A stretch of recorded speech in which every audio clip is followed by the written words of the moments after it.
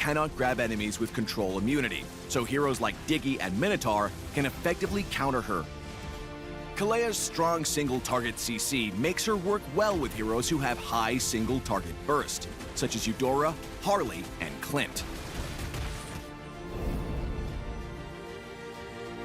In the early game, use Kalea's excellent support capabilities to assist the side lanes lock down targets for kills while using her passive to heal allies. In mid to late game teamfights, Kalea and her team should avoid poking with the enemy team, especially against supports like Florin and Rafaela. Kalea can initiate by diving into the enemy team and using her ultimate to slam key enemy damage dealers into your team for a quick kill and numbers advantage. Kalea, the Surging Wave, will be arriving on March 19th. Participate in the limited time event to get Kalea for as low as 0 diamonds. Pick up her Shimmering Wave skin for just 51 diamonds in the first 14 days. Come, break some waves with Kalea. And until next time, we'll be seeing you in the Land of Dawn.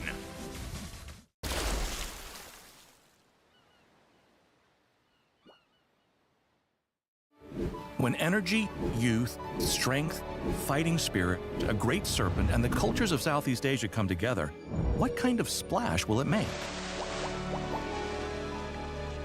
A girl born with the power of the great serpent and an indomitable fighting spirit.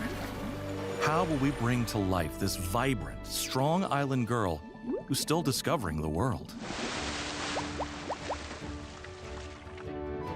Kalea's personal story is very much based on Southeast Asian cultures and myths, where nature plays an important role. The ocean is an inseparable part of life and an important element in local beliefs. And among them, sea serpents or dragons stand as a symbol of the ocean's might. With Kalea's story, we aim to incorporate more local folklore. As an islander, Kalea loves everything about her island home, especially fresh coconuts. To emphasize Kalea's connection to the Great Serpent, we used S-shaped designs in her overall appearance. In terms of Kalea's color palette, after exploring various options, instead of deep ocean blues, we went with aquamarine to capture Southeast Asia's vibrant coastal waters. For the overall music arrangement, we used a percussion ensemble called a gamelan to capture the island atmosphere with phone-in gongs to simulate the sound of water. Other instruments like the angklung, bass drums, slit drums, and woodblocks set the rhythm, creating vibrant beats that bring out Kalea's lively and playful spirit.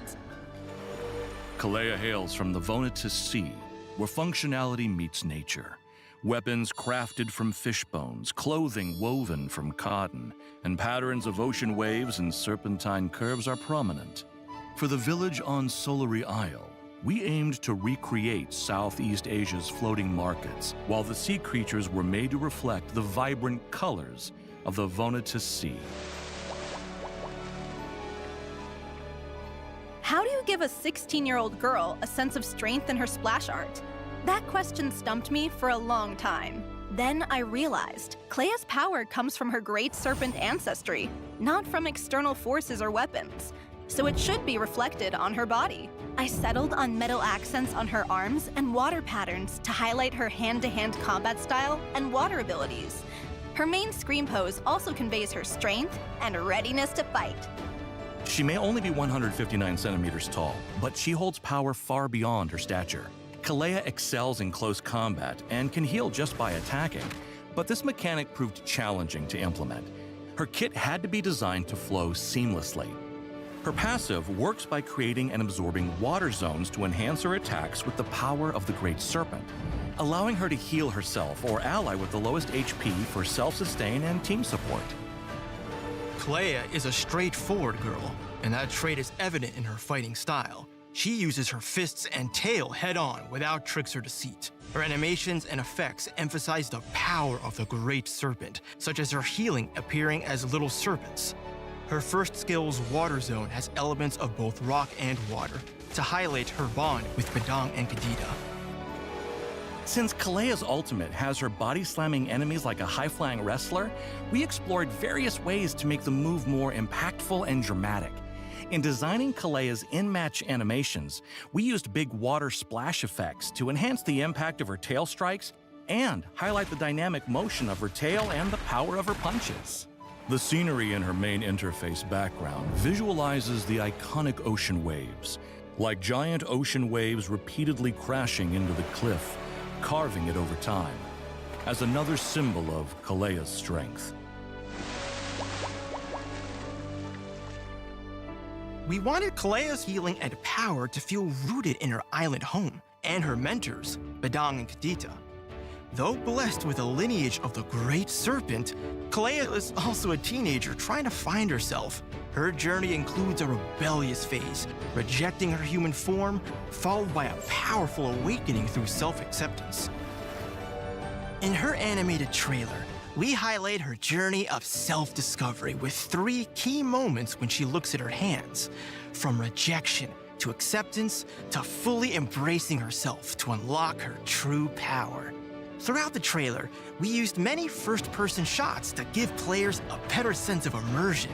The final scene with the sea monster has multiple layers of significance. Through Kalea's perspective, stylized visuals show that she's not just defeating the sea monster, but also overcoming her nightmare of never becoming the Great Serpent.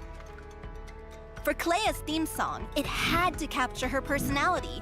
The music arrangement portrays her growth, starting with flowing melodies that depict her carefreeness in the Vonidus Sea.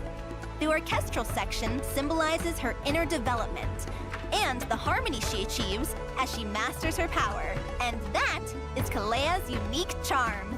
We hope to explore more fascinating cultures in MLBB's future hero designs.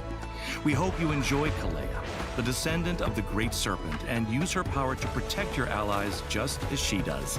After all, with the power to smash into enemy lines and peel attackers off your carry, what can't she do?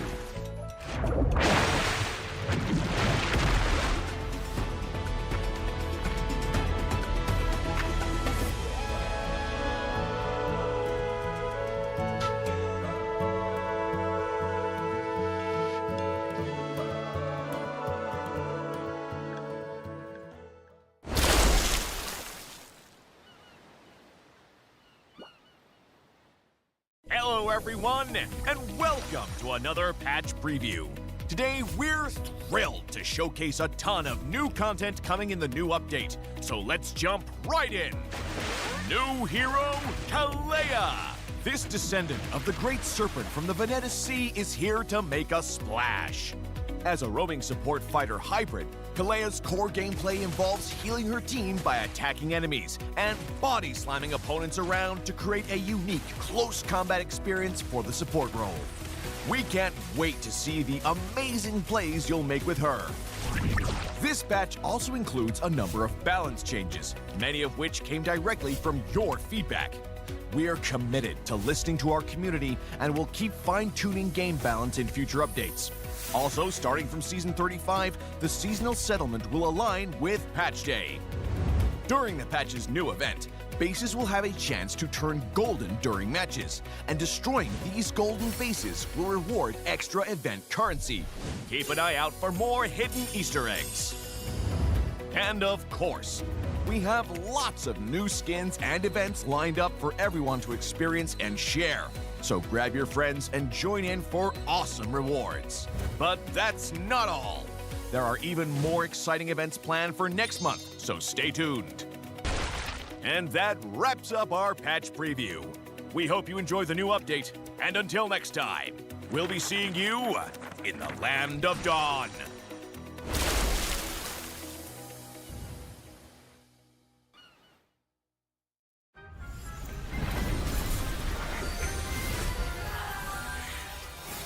What shadows will I find lurking in your reflection?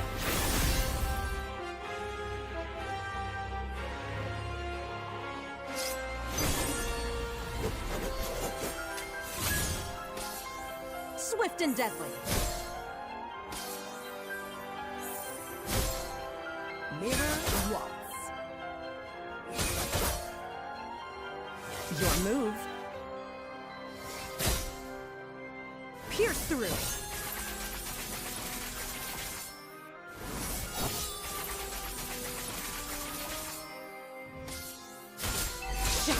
hide my brains. Sharp as the truth. Care to dance?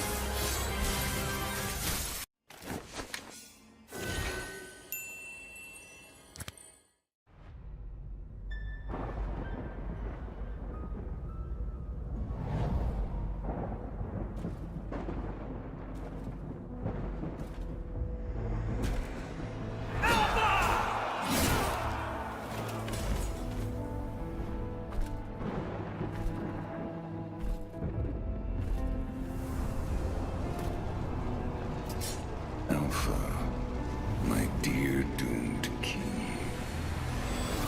The time has come to cast away that frail mortal shell. Join me in eternity.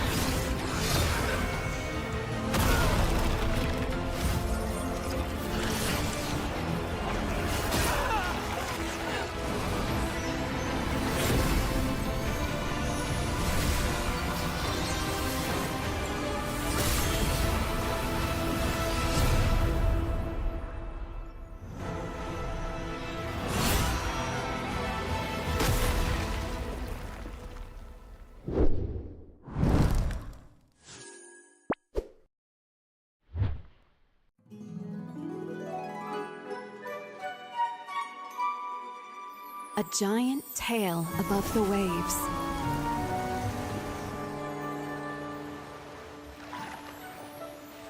Is it a sea monster? Or is it... Kalea!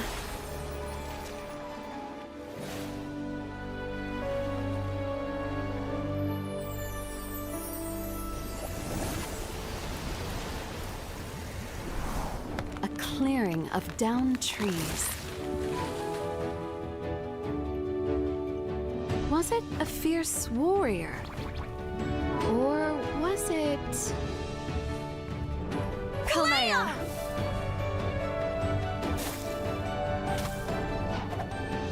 Yeah, definitely Kalea. If you encounter danger by the sea, just shout the Great Serpent's name.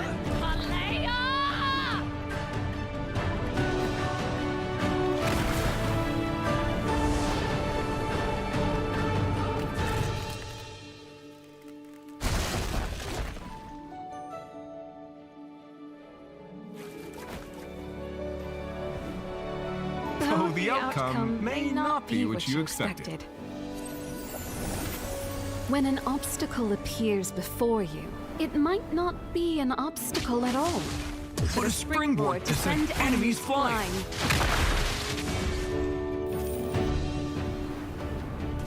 Fists aren't just for fighting.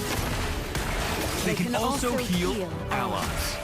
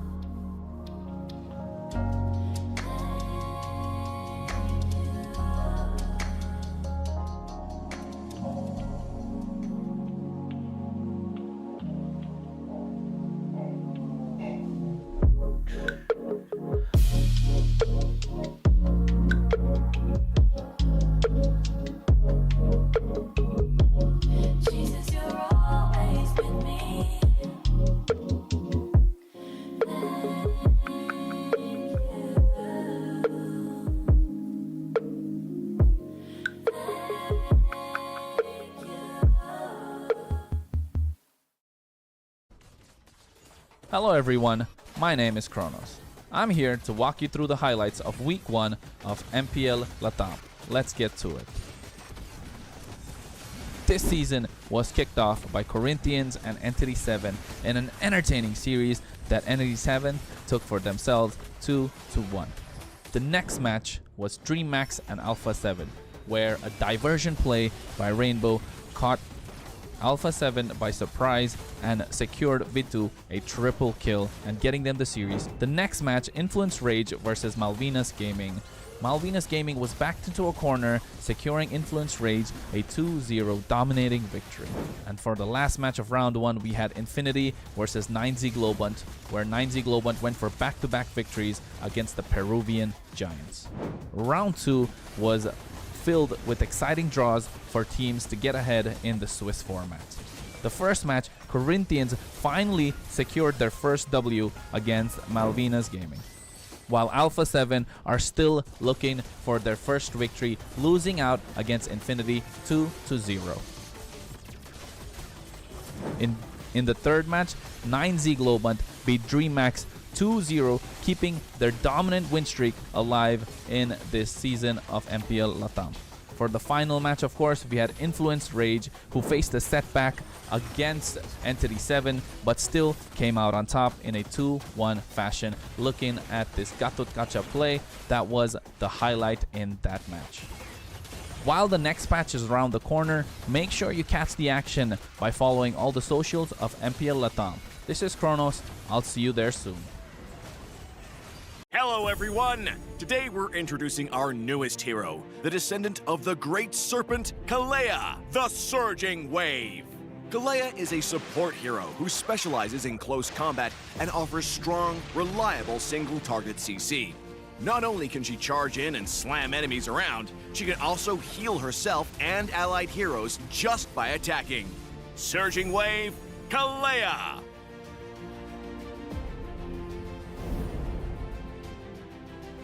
Passive, Surge of Life. After casting any skill, Kalea creates a water zone at her current position. If Kalea casts a skill within a water zone, she will absorb the water zone to enhance her next 3 basic attacks, with different effects such as healing herself and nearby allied heroes. First skill, Wave Breaker. Kalea slams her fist into the ground, dealing physical damage and slowing nearby enemies. Second skill, Tidal Strike, Rolling Wave. This skill has 2 parts. In the first part, Kalea dashes forward and grabs the first enemy hero she hits, going airborne and slamming them down for physical damage. If Kalea hits an obstacle or the edge of a water zone during the dash, the second part will trigger and Kalea will leap into the air. The skill can then be cast again to dive at the target location, dealing physical damage and knocking enemies airborne. Ultimate, Tsunami Slam. Kalea grabs an enemy hero with her tail and jumps into the air before slamming down in the chosen direction, dealing physical damage to the target and nearby enemies upon impact.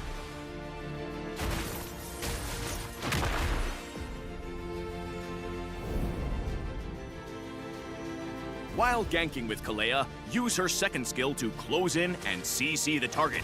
Then use her first skill to activate her enhanced basic attacks and unleash them on the target. In teamfights, Kalea should prioritize enemy mages or marksmen. Use her second skill to dash into an obstacle near the target to launch her into the air. Then dive down to CC them. Follow up with her ultimate to slam them into your team, and use her first skill to trigger her passive before finishing them off with her enhanced basic attacks. Kalea excels at single-target CC, making her a highly effective ganker when coordinating with teammates. However, Kalea's short attack range and lack of poke means she needs to end fights quickly, or she'll end up being kited by ranged enemies. At level 1, upgrade...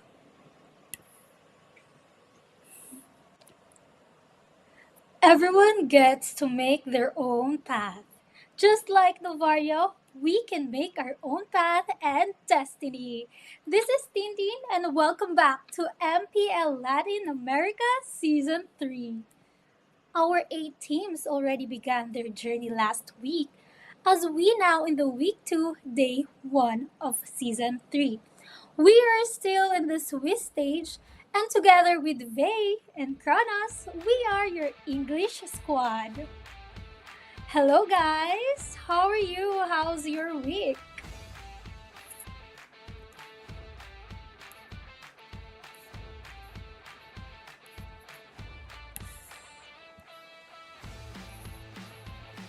Quite well, to be honest. For experienced week number one for MPL LATAM season 3 was so fun. It was quite exploring to see a lot of teams who have acquired new players from the previous teams. It's just a bit of a mix and match here and there. Still on the meta, but quite interesting to see. And I will be looking forward to look for new heroes, or probably one of the Yes. updated heroes later for week number 2. How about you, Kronos? Hey, it's exciting times, and I think the weekend's just started, so that means a lot of action in store, of course, for MPL Latam. And we're right here, and I think all the teams are excited. I'm looking forward to it. Yes, this week is gonna be so exciting because we have a new patch, new heroes, and I heard there are gonna be new players. Ooh. Ooh. Some teams will surprise us with their new lineups. Hmm. I think this new lineup's definitely something to watch out for, right? Yes. I suppose. Mhm. And MPL LATAM is brought to you by the following sponsors. Community, a platform that is offering esports competition, professional and automated payment solutions for community. Host tournaments for all types of games, especially Mobile Legends Bang Bang.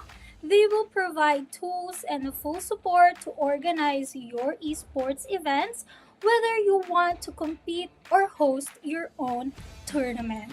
Visit communitygaming.io right now.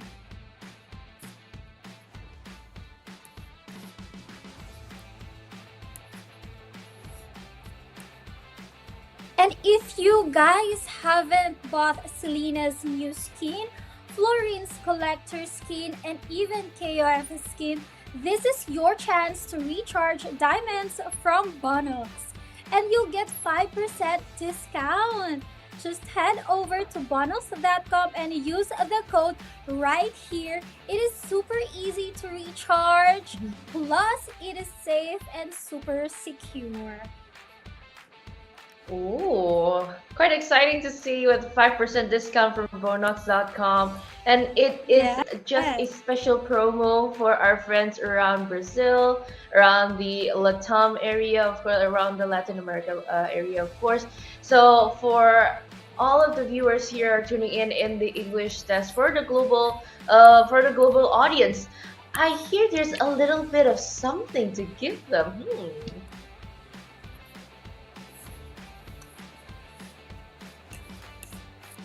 In our Brazil and Latin channels, we have lucky diamonds for audience.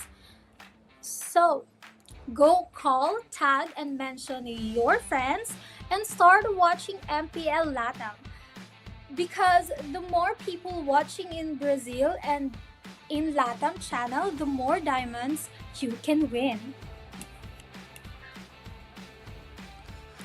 You know what? I want those diamonds just because the KOF skins are up. Yeah, I like to me play the Cho too. and the Gushin, right? Who doesn't like the Cho and the Gushin? Those are skins that we Yes. want, especially those effects, that sound effects, those music in the background. I feel like whenever you play Gushin or Cho, that skin makes a difference, guys. If your friends tell you that skin doesn't make a Yes. difference, they're lying to you. The KOF of Chu is one of the best skin in Mobile Legends. I know. Right? Do you agree? Yeah. Yeah, just And have you seen Selena's new skin, the Zenith? It is so good. She's Oh so my goodness, every time you beautiful. transform, you get a nice glow in your screen. I thought it was a Yes, it's glitch and so I started banging my phone on magical. the table. Yeah, I thought it was a glitch, started banging my phone on the table, then I realized, oh, it happens to everyone. So like, okay, I kind of broke my camera, but it's fine, it still works. Yes. Go recharge now, guys, to bonox.com.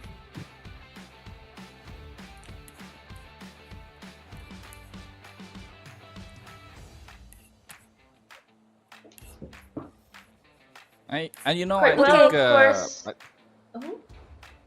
Okay. ladies first. What do you think of the Okay. new patch now, Kronos and Vey? What do you think I of the new think patch? I think the new patch is kind of interesting, right?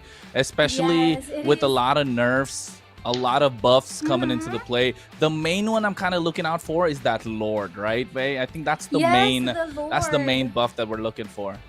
Mhm. Because after 18 minutes, the Lord will respond faster than before.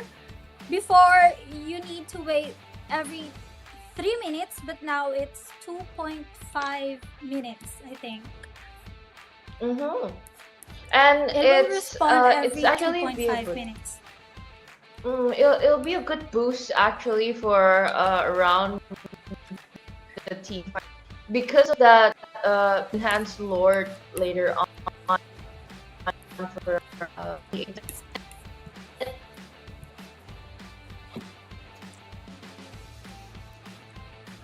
The emblem changes, the other item ways on changes. the Yeah, it'll Yeah, it'll give a lot of effects.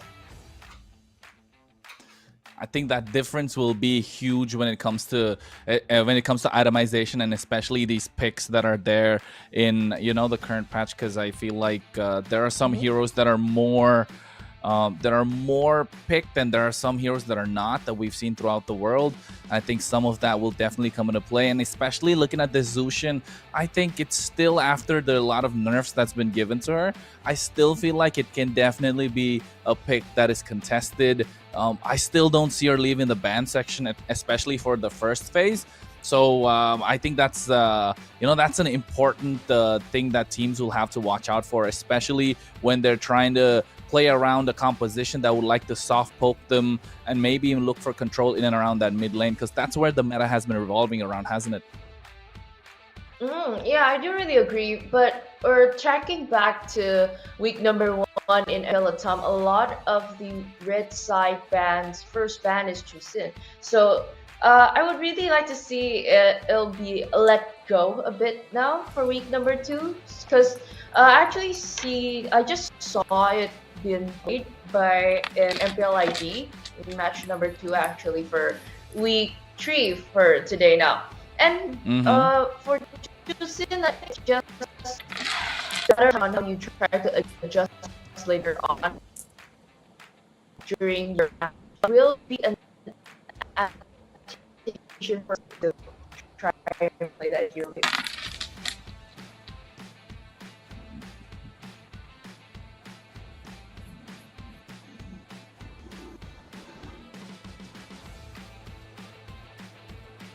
Yeah, I think that new Zushin, right? I'm still figuring out a way to kind of pronounce that word. It's a little bit different, but of course I'm still trying to find my way around that. But apart from that, I think it's just the fact that even though it's been nerfed, it's still such a strong power pick. And then I think right now teams are looking to, like you mentioned before in the first week, the first ban is always that hero, right? That's what they always look to take out. And right now, if they kind of bring it back, there's no practice playing that hero or playing against that hero. So you don't really know what to expect. You don't know what the damage calculations are, especially if you're a roamer and you're looking to pick them off. You pop on a Purify, and then that hero is going to be impossible to catch on. So I feel like even with the assassins on the rise, a mage like that in the mid lane, looking to, I like to call that lantern flare like a disco light, where you're just popping that and just walking around. It looks like everybody wants to keep dancing around in the land of dawn. So it's going to be exciting to see that change, of course, and definitely the one for the Lord. The Lord is going to be something that's gonna be a big difference, a big game changer, just because of the fact that after 8 minutes, it's gonna be evolved nonetheless. And it's not going to be that level 1 Lord that we're used to seeing. And we're going to look at a direct 18-minute evolution. It's that golden Lord shining. You know, it's going to be a different ball game, of course. And you're going to see a lot more either extended team fights or a lot more fights that will be ending up a lot faster. From what I can see in the arena here in Indo, a lot of the team fights actually happen during the Lord Dance, so it is more prolonged that we've used to. Usually it's just hanging back and forth, and then one big fight, it's just done. But somehow, because of this valuable update, a lot of the teams and a lot of the players start considering to try to take or drag the Lord Dance or take the control yet. Just leave it at first, and then probably can try to steal it in. So there will be a lot going around that area. So I would really like to see how MPL LATAM would perform later on. Yeah, I think it will definitely that extended bit of range, that extra bit of range. You know how Teen just started with that Novaria quote. You know, I think Novaria definitely could be a difference maker, trying to snipe those lords from afar. And I think definitely these, like you mentioned, these Lord fights are going to be much more extended. It's going to be going on to a different length, of course, and also since it's the second week of MPL LATAM, these teams are definitely looking to take momentum into their way. It's going to be a big factor because there are some teams that are going to go head-to-head who have not yet lost a game. And one of them being 9Z Globen, who are dominant in their first week run, coming on a 4-0. I think that's going to be a big factor playing into the fact that they're going to be on a strong foot. They're going to put their best foot forward and try and take even this week's games. I do really agree on that. Looking at the Swiss bracket, one is going home until legalization phase. So letting them go through all of this will try to find their footing. If you win more points, you rack up more points, you can later on go to knockout stage. If you can't do so, you have to go down. And you have to go through that regulation bracket. You're probably home there, so it's hanging on thread. So you don't really want that for your team. Yeah, I agree. I think I definitely don't want to be on the losing side. I want to be on the lower end of this entire Swiss format because every single team wants to make those slots, right? Let's not forget that the winner of MPL LATAM Season 3 will be getting a direct slot for the MSC, of course, and the runner-up will be getting that slot for the wild card as well. So I think for teams that have done it before, teams that have players that have been on those big stages, they're looking not just to take this to victory in MPL LATAM, but want to transition their momentum moving forward as we hit that MSC slot, right? So at the moment, I think MPL LATAM definitely something that they're looking for. And most of these teams right now, given the fact that the patch has changed, the meta has not yet changed completely, but definitely on the rise, small tweaks here and there. And I think we were discussing earlier as well, we probably see a lot of Farsas. At least I think there are going to be a lot of Farsas and Valentinas. You mentioned about Vexanas. So I think definitely these are some picks that we need to watch out for. And of course, our surprise, player that are going to be added on, like Tintin mentioned, in some of these teams where they've kind of changed their players. Those are the ones we'll be looking to play we are maybe all a different style. about that. Like what Kronos already mentioned, because of this shifting meta, we'd like to see how they play out. But first of all, we need to see our days get our here 5 p.m. for Latin time. If you're in Southeast Asia time, you'll probably be around like 3 a.m. 4 a.m. And the next matchup of the day will be in Entity 7 versus East.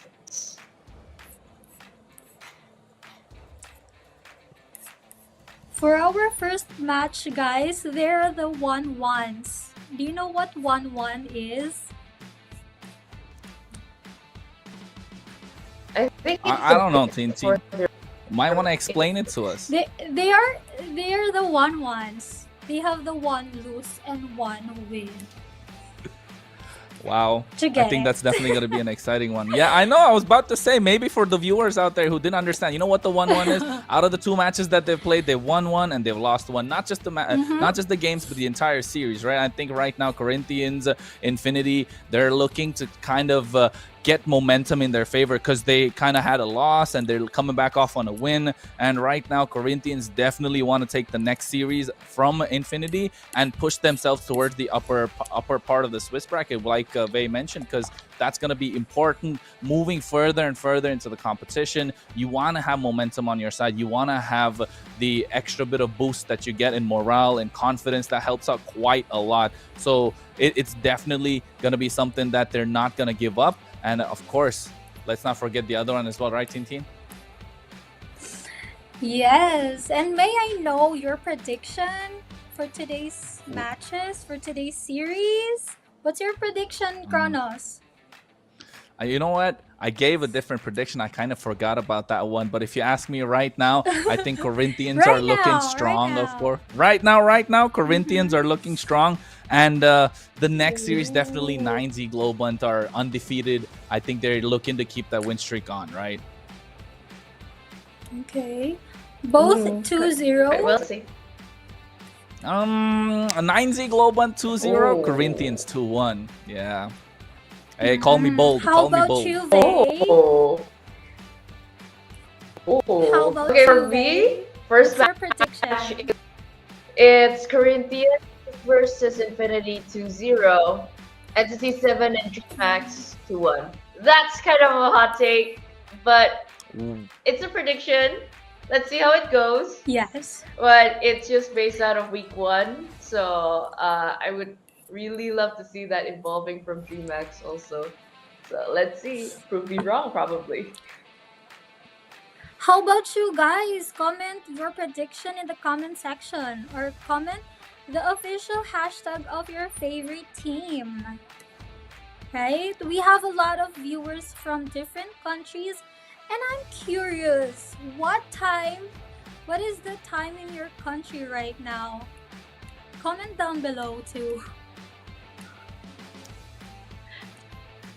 Comment your time. And we're having a head Together with your count. We're having a prediction. head count. Yeah. I think we're having a head count. Hey, is it breakfast, is it lunch, or is it dinner? Because that's what I'm concerned about. Because you're gonna be watching MPL LATAM with us anyway, so grab that popcorn. You know, if it's nighttime, make sure you grab your dinner. If it's midnight or it's like 3 a.m., 4 a.m. like it is for them, you got to make sure you grab some sort of snack. You kind of keep you up. Get your coffee, get your tea. You know, some sort of caffeine that will keep you up, right? And make sure to mention and tag all of your friends so you can get a chance to win 8 diamonds. Right? Ooh, I great want those prizes. diamonds. Yeah, because like the more viewers on stream, the more diamonds you guys will get. So I'm actually looking at the comment section right now. There's someone here for 2 a.m. There's someone here from 3 a.m. So I think around Southeast Asia is still here. Ooh, I see a lot of Kronos fans here. Wow, first day debut for MPL LATAM. Kronos. Hey, What do you gotta say for your I'm humbled. viewers? Hey, I'm humbled. Thank you so much for the support, guys. But of course, at the same time, let's not forget, you're right. You gotta get more viewers in. You gotta make sure you want that bigger diamond pool that you want to take out from. Because let's be honest, we all want those KOF skins. We got new skins up and coming, so might as well fill the bank a little bit. Try and get your savings and your piggy bank's gotta fill up. And then when it's right about to blow, that time you can just get those skins for yourself. And let's not forget, like the stream, share it among your friends, and get ready to watch MPL LATAM Season 3. And of course, during of our viewers wanting to find a lot of diamonds in their views, I would like to see also if you get the chance to have diamonds, or probably later on in the English stream, just specifically for the stream, watch it. Don't miss it out, because there is, if I'm not mistaken, there's 6 skin codes for this weekend, and around a lot of people could actually grab that first. So don't forget to also tag MPL Brazil and also us, probably to see if what your lucky skins that you get redeemed out of it.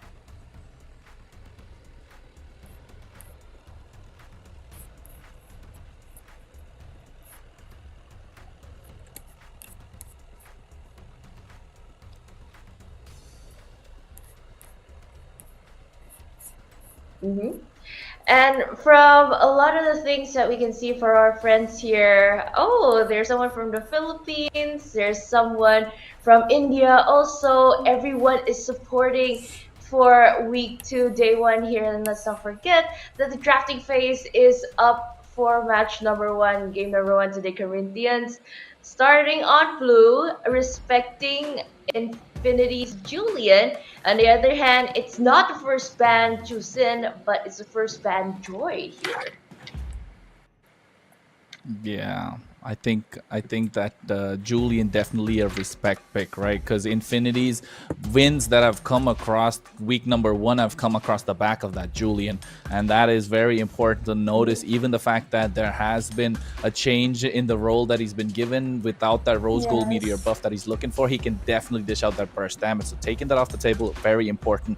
That Joy taken off, and of course respecting Corinthians' outplay potential coming in from that diversion, taking away that Lu Yi, and hey, do we really need to talk about his Moskov? Of course, we need to talk about it. It is just that powerful, and a lot of marksman's options that we can also band out, probably around the Harith or the Granger that you can close off.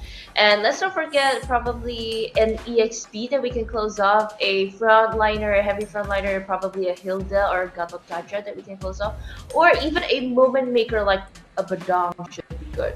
But let's not forget there's a Matilda, one of the movement makers here in week number 1 that shined so well in a lot of the teams that I can actually bring it up with the combination between a fighter jungler and also the Matilda is just closed off for now. I think it'll go head to head from both sides of the junglers, can go to assassin picks because so far Suyo is still open.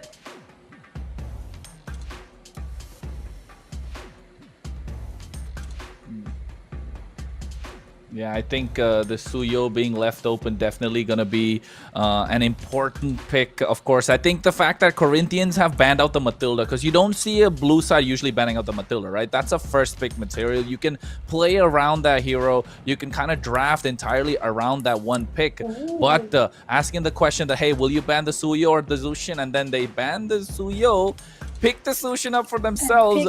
And now again... Yeah, it's the question, right, Teen? Is it something that they've practiced quite a lot, knowing that it's always been banned out for the good part of my memory? And I mean, I might have the memory of a goldfish, but oh my goodness.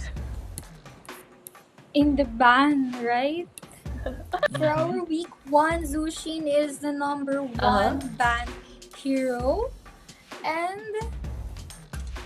now Zushin has adjustment. Is it gonna be still okay or still OP, or there will be changes for this Zushin?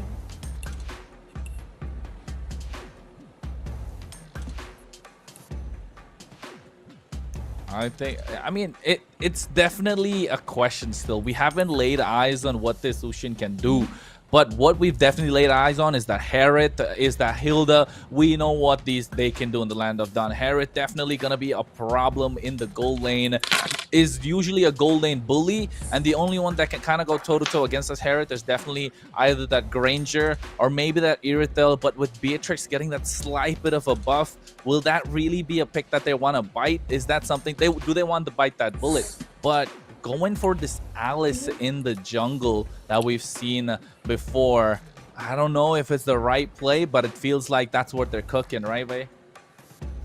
For now, I think for Corinthians side, they would try to pick up the Alice because in week 1, day number 2, if I'm not mistaken, they won because of the strategy. But with the going up against a composition where a lot of the heroes are not as tanky as Infinity's draft right now that we can see there's the Hilda, there's the Alpha pickup, and also the high mobility Harris that you can probably have a very good combination in. So it will probably work as long as the Badong can put in that fist break and combination between the fist crack to most of the damage dealers later on Infinity. So probably it'll be a good sustaining Alice, but since Infinity saw that there's an opportunity, they need a high burst damage hero, let's just close off the carry, let's just close off the Granger. But on the other hand, we can see from Corinthians, they just close off a lot of like support heroes that we've seen also perform very well in week 1. So I think the problem here is that since Angela is picked up by Team Infinity, I think Corinthians can pick up Bruno if they want to feel good about that, or probably you want to take a bit of a pick quite hard. But a Beatrix might work as long as you can keep a safe distance. Yeah, I agree. I think the Beatrix can definitely work. But you know what I'm looking at a lot? I'm looking at a lot of sustain coming in from the side of Infinity. They have the Angela's hard guard. You have Alpha that has, you know, is going to go for the War Axe. Harith has the shield when he's going around. Hilda's going to be running into these bushes. A lot of regen capability. And definitely on the other side, they should be prioritizing the anti-heal as soon, I mean, at the first go. That's what they should be looking at. And now they want to use the AOG from the Gacha that's going to be there creating that space. But the 1-1 Teen, oh my goodness. The 1-1. And the big question is the Gatot will be Luis or Jesus? Or Badang will be Luis or Jesus? Right? These two heroes are both flex. I think definitely. But I think Jesus will be the Badang and Luis will be the Gatot Kacha. Yeah, I think definitely. I'm really not sure who's gonna pick it up, either Luis or Jesus, because yes, it's a different ball game. And right. And I think at the moment with Jesus. Both. I think with Jesus making his way into the squad, of course, at the moment, it will definitely be something that we'll be looking forward to. And I think it might be Badang Rome. Only time will tell. Because, ladies and gentlemen, get ready for Season 3 of MPL LATAM. We are week number 2 in. And this is your Swiss format for match 1. Corinthians on the blue side, Infinity on the red. My name is Kronos. Joining me, of course, on the desk is going to be Vey and our host, Teen. Vey, what do you think is going to happen in this one?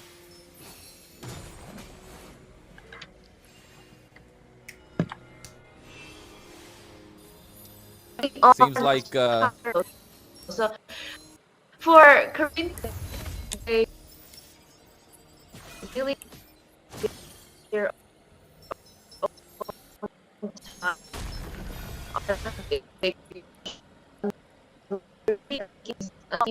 It's quite good for them.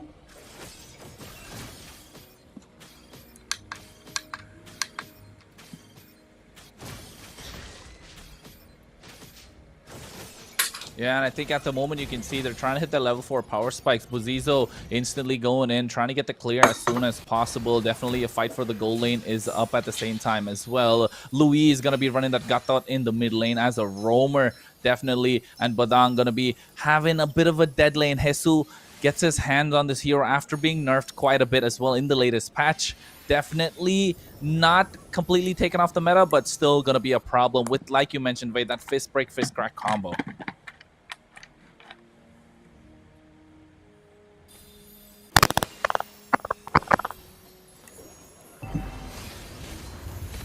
Yeah, and I feel like right now at the Turtle is up, of course, 2 minutes into the game. As you can see, the head-to-head between Frostlane and as well as Leonel from both these teams at the moment. Definitely the gold lane is what they'll be watching out for, but here you can see the Lantern Flare picking them up, and Rusi over here going into the back line, trying to deal a lot of damage. Turtle secured by Infinity, of course, and right now Infinity have a slight bit of an advantage, but not something that Corinthians cannot come back from. Great early start for Infinity, of course. Yes, it's not too much big of a gap here for Team Infinity so far. On top of the gold lane, though, it would be a problem if Dune keeps suppressing Upatsi. But we know that if you go ahead and also the Harith, you gotta play with a little of grace and also space, so you don't get to two from the Harith. But on the bottom side, though, I can see that Busio is just fine. You'll probably rack up points first, so just go first. And then I think the key for Korea is try to drag it to the late game, because you need here just sustaining later on. Ooh, the gold lane battle, of course, Upatizi versus Doom at the Harith right now. Upatizi kind of low. Louise, knowing that the rest of Infinity want to get that gold lane kill on the first bout, especially this first blood, looking to get the advantage and extend it further. Frost lane right now at the moment trying to get the poke on towards Fanboy and ZZ. They have a very tanky front line. Behesto goes in, but the AOG connects at the same time as well. They have the hard guard on towards them. He goes with the Spear of Alpha after using the Zaman Force down as well. And you can see Buzizo in the backline with the Blood Ode, trying to dish out the damage, but not present at the moment. You need to farm up, Alice, and that is first blood in the hands of Infinity. Again and again, a lot of the times Infinity just scores their early game momentum so well, and even get one of those lizards, the lava golem, and even going straight to the turtle. And so far from Corinthians, they don't really have that firepower yet, because again, that what I've talked about before, the way that Corinthians can win this is how they drag it to the late game. The way that they can try to fight this is actually wait for Upatsi to gain that momentum spike, or probably power spike items that actually can help during the team fight. Because looking at the Infinity's lineup, I feel that it's just more solid and it's better for from the frontliners or even to the back. And even though a bit of a problem here, caught in the middle of it, Rusi's still able to survive throughout all of that. Yeah, I think definitely able to survive that one. A tanky Hilda indeed. Right now, Doom trying to make sure he gets a little bit of advantage in the goal lane, is one level up against Upatizi. And at this moment that they're trying to get control of the river, but Corinthians are not finding a way. Infinity definitely with this tanky Fanboy, this Hylos making his presence felt in and around the map. Definitely a problem. Hesu does have a faster rotation compared to the Hilda so far in the game. And again, the attention turned towards the gold side.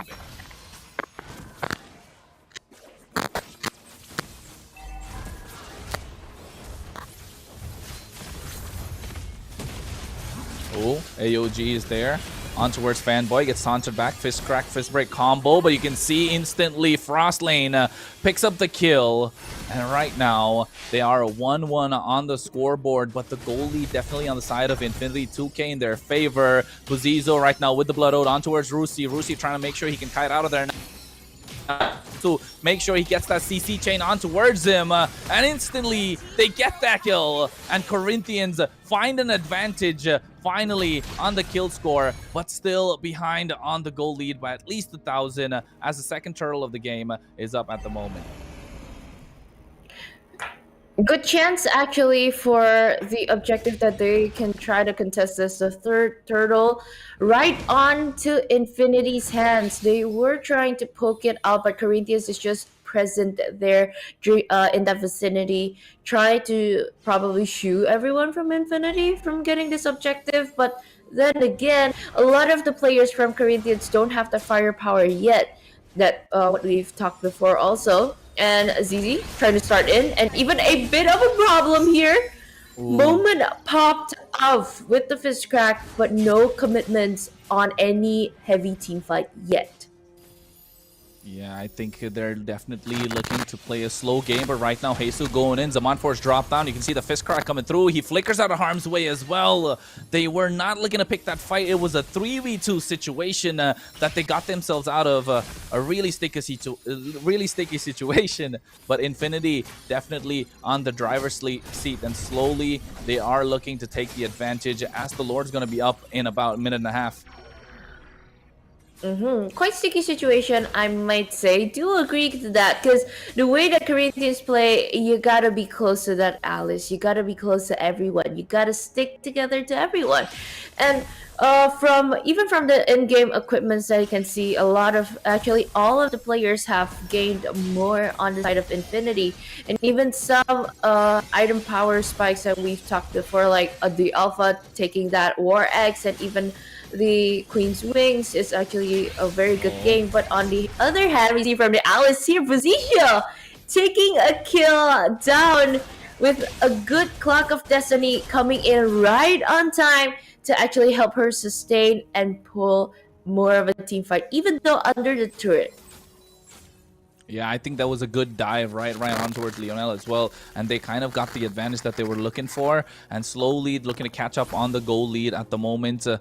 But definitely a neutral objective that they want to contest. No team has yet taken down a single turret at this moment. They're still fighting for river control 9 minutes into the game, and I think it all comes down to the fact that the tanky frontline presence on the side of Infinity are definitely creating a problem, being a nuisance for Corinthians to actually be able to do anything at this point.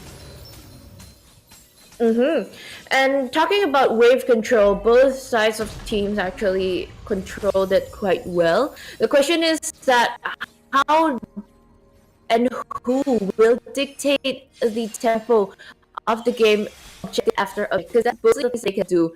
And since they have Infinity also has another advantage where you can see the Angela can go and play for the far lane first and can teleport anytime with the hard guard, because at the moment right here, Fatboy opened up the glorious pathway just to slow down, but not there yet. Buzizio getting that Lord quite well, and even the Zealot Force popped on. It's just not enough to force everybody up for now. But Lionel, first one down, and Team Infinity, 2 people is just bursting too much out. But Doom taken down, also trading with 1 Fortree. Yeah, I think it was a really good trade coming through, right? They only sacrificed Louise. That's basically the roamer for the price of 3, and even got the Lord in their favor, taking down the mid lane tier 1 and now the tier 2, while the Lord is still marching down the bot side, looking to take the advantage, making sure that they get at least 1 inhibitor in this siege that they're looking for. And definitely Corinthians have turned the tide around after having a slow start in this game, now looking to take the advantage. And so far, the minion waves walks in so well. Mid lane, you try to distract it. There's no more passive for the inhibitor. On top and bottom lane, it's just freezed so well and timed perfectly, actually, for the Lord to just march in from the bottom lane. Everyone in Infinity will try to focus in on that, but on top, Corinthians gets the chance to just push in and turn down passive. And I'm actually shocked where the bottom lane turret's passive is not broken up. That shield is still standing strong for Team Infinity. And because of that momentum gain, Corinthians now has more gold for each player of the match. Yeah, I think definitely saving that turret passive at the moment, kind of giving them the advantage, another lifeline until the 12th minute. But at the moment, if you take a look at the itemization, the Badang definitely has his core items at this point. He's going to be a problem with those low cooldowns. Going to be chain CCing the opposition, of course, especially Buzizio, now ready to dive into the back line with that Queen's Wings, with that Dominance Eye, is going to be a factor. That the anti-heal that's going to be present, and even Frost Lane going to be a problem with that Glowing Bond. At the same time, right now, you can see they go in, the chain CCs there. Mega kill in the hands of Buzizio. Okay, finally taking a kill from there, and even Upatsi getting the Holy Trinity for the marksman. is just so great going for Corinthians right now on 12-minute mark. 7 for 2 kills, and so far all of the turrets for Corinthians is still standing strong, unlike Infinities, but the pressuring is still giving good vibes here for Corinthians, I might say that. Even though they try to push in here and there, but since the pressuring is just so on from them, it's very online for Corinthians, they can actually control this tempo for once.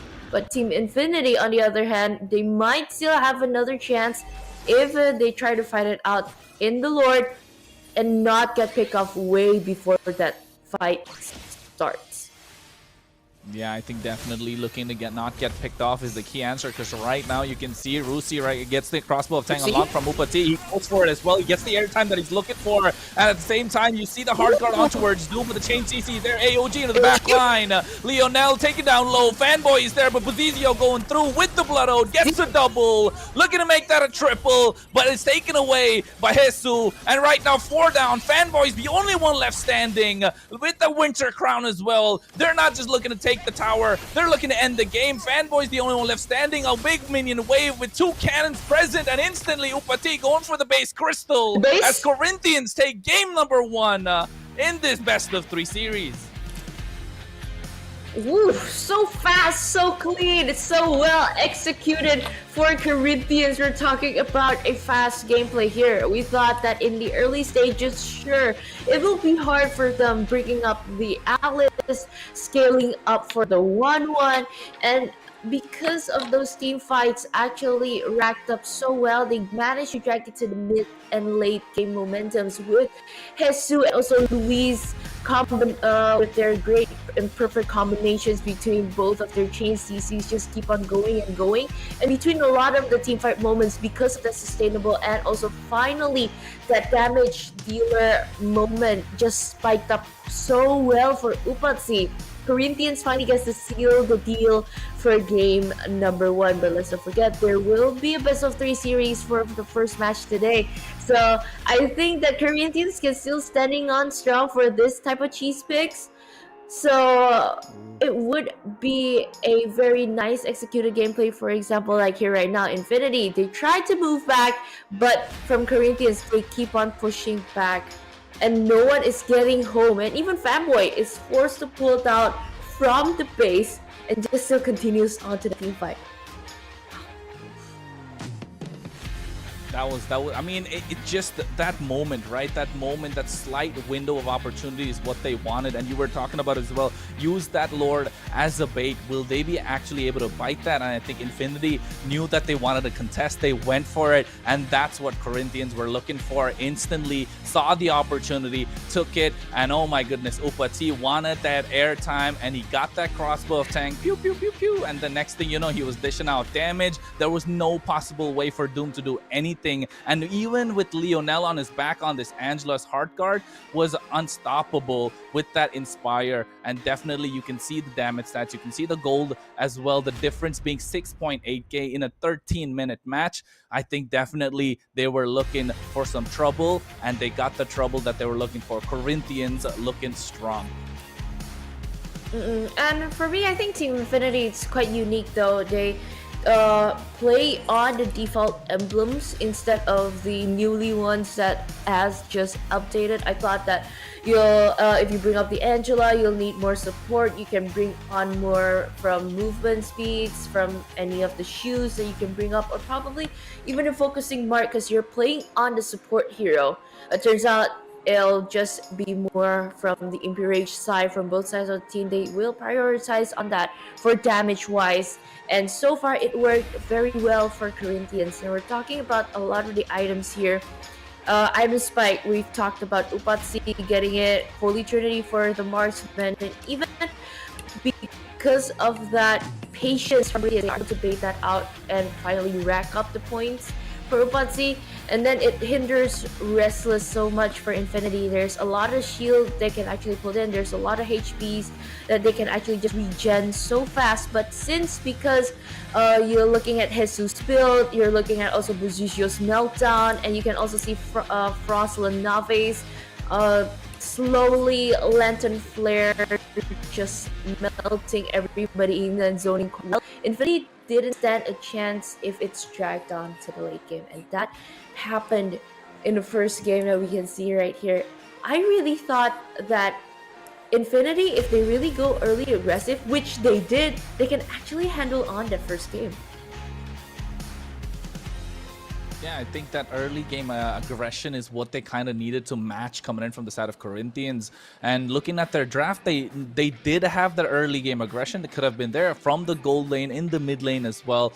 And for the better part of the first half of the game, you know, it's like that meme that we see. They had it in the first. They had us in the first half. Not gonna lie, that's what it felt like, because Infinity definitely did. And just that one moment, that one slip up that they had with this Gotcha just jumping in Luis and Jesus, the combination, this chain CC definitely was a problem. But of course, the MVP of the game, Buzizio, after farming up, hitting that level 4 power spike, went into the back line with that flowing blood and chain CC'd them, and making sure he was in their face, dishing out the damage while they couldn't do anything to him at all. And a lot of times that we can finally see that Buzizio shines so well. It's just ending up being a frontliner for their team, and finally, okay, I could just go forward. I don't even need that flicker. Let's just go forward. I can finally tank. Okay, Upatsi finally has his damage items. Okay, damage in, just entry, and I'll just be there like a pillar. I'll just be standing there slowly and then sucking everybody's blood with that blood oath. Everybody is just my power bank right now. Yeah, I know. It's just like, you know, once they're online, I don't need to do anything. It's just 1v5 play. I can do it, guys. I got that confidence. I'm going to jump into the back line. And next thing you know, Buzizio definitely a problem with that Alice. And it's those cheese picks that we're talking about, right? And I think Team definitely, you think they're going to be another cheese pick for game number 2?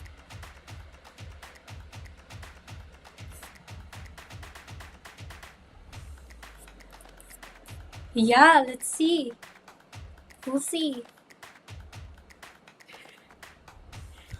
I think at this point, it should be a respect ban, but we also don't know that if Corinthians would always want to use that strategy of a lineup, since it worked so well.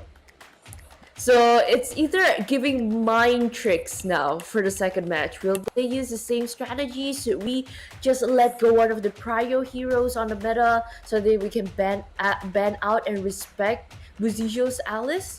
Probably let go the Granger, or probably some other heroes that we can see, because like most of the bans in the first game was so targeted just for one role. I think, is it a good chance for them to just give it up for now, Kronos? I mean, it's not just the fact that they might want to respect banner, right? Because I feel like it was definitely a cheese pick, not something that you see quite often. And I don't think they're going to pick it up again, because yes, they used it. We've seen an Alice being used earlier in the MPL LATAM Season 3 as well. It's just I don't think it's a pick that they kind of need to look out for instantly.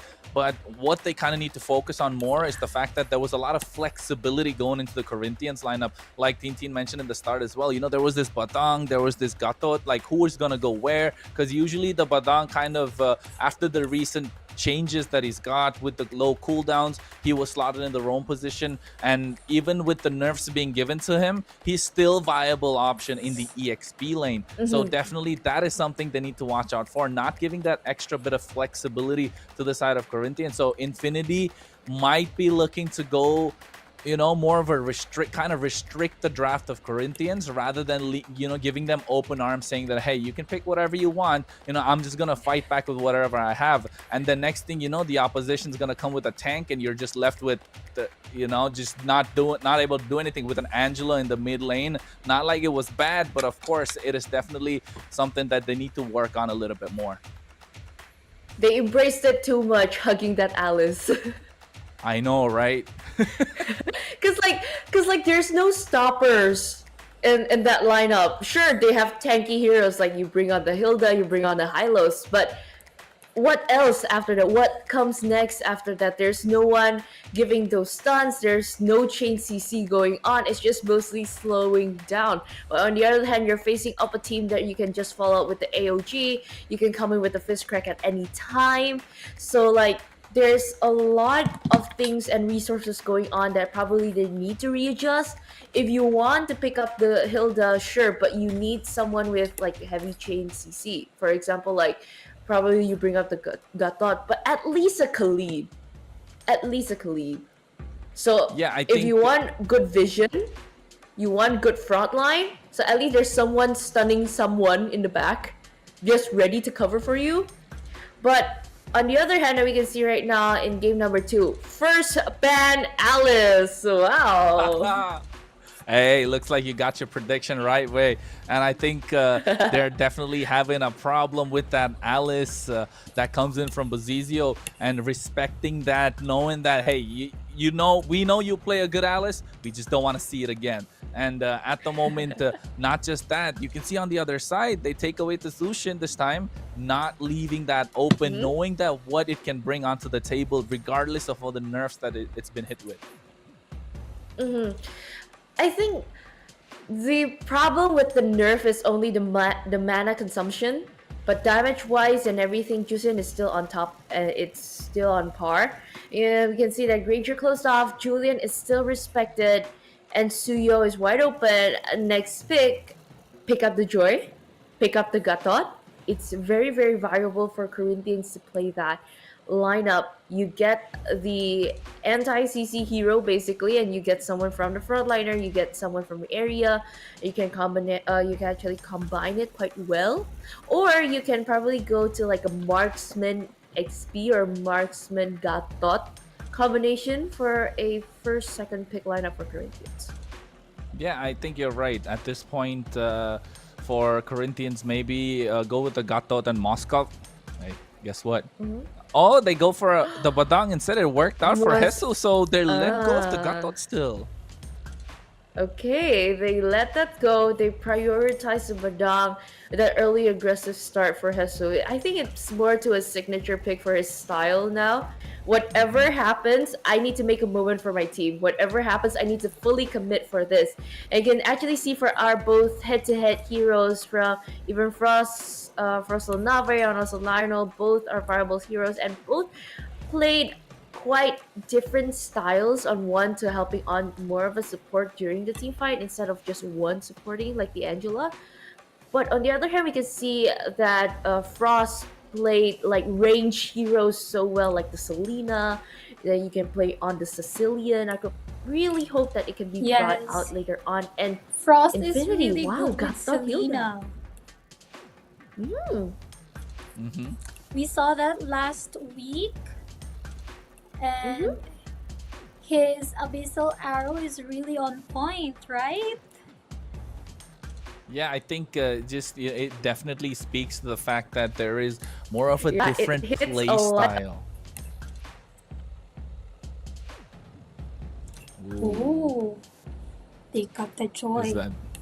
It's that joy that they get picked up. And I think it's very it's considering the fact that if they did not go for the joy, it would have been banned out in the second phase of the draft, of course. And at the moment, they definitely look like a much more solid draft for Infinity, just because of how Corinthians were able to take game number 1. So this time Infinity looking at the fact that, hey, we didn't have a lot of crowd control last time, so getting it this time in their favor, definitely with this Gatot pick, I think they're looking to work wonders around it. But looking at the second phase bans, Tintin and Vade, they got that Iritel banned out from the side of Corinthians, and the side of Infinity looking to choke down a little bit of that mid lane options. Okay, goodbye to the Sicilian, goodbye to the Irithel. Still, so far, both respecting both sides of the heroes that are played by the two other players later on. I think for Corinthians next ban, you can still focus in more on probably one of the mid laners. You could ban out the Vexana, it'll go great with the Gatot or even the Hilda trying to provide vision. And turns out it was a fair miss. They're afraid of the sustaining team fight or the sustain ability from Infinity to prolong more of a team fight later on. And last ban from Infinity. What's good? Take away the Hylas? I think it's got to be a little bit more of a damage. Oh, Ooh. they suspect this Badang to go into the roam, so they ban out the glue. Yeah. Ooh. Pick up the CC.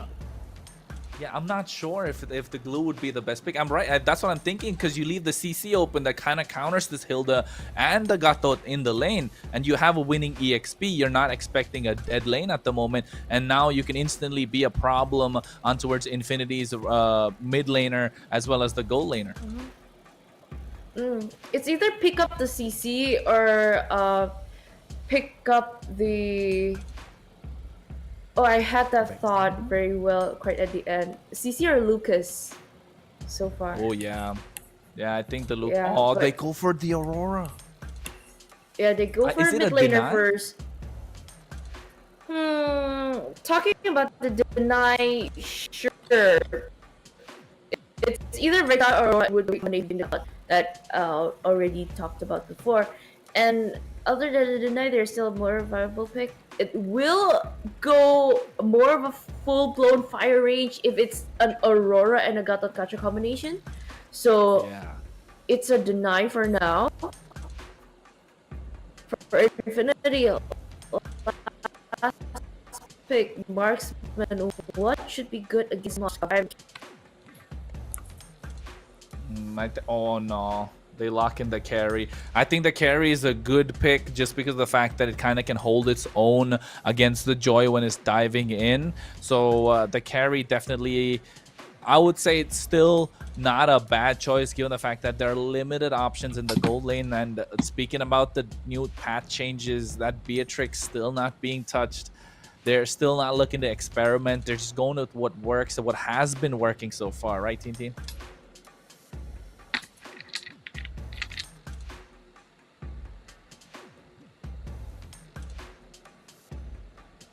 Well, also given the fact that there's still a last pick left from the side of Corinthians, I think at the moment Buzizio looking for... I mean, Buzizio's already got his hands on the Joy, right? They're looking for a roam option, and they lock in that Cho. So we're gonna see a lot And of... it is gonna be a Cho roam, right? Cho. And the Yeah. Cho is one of the signature hero of Luis.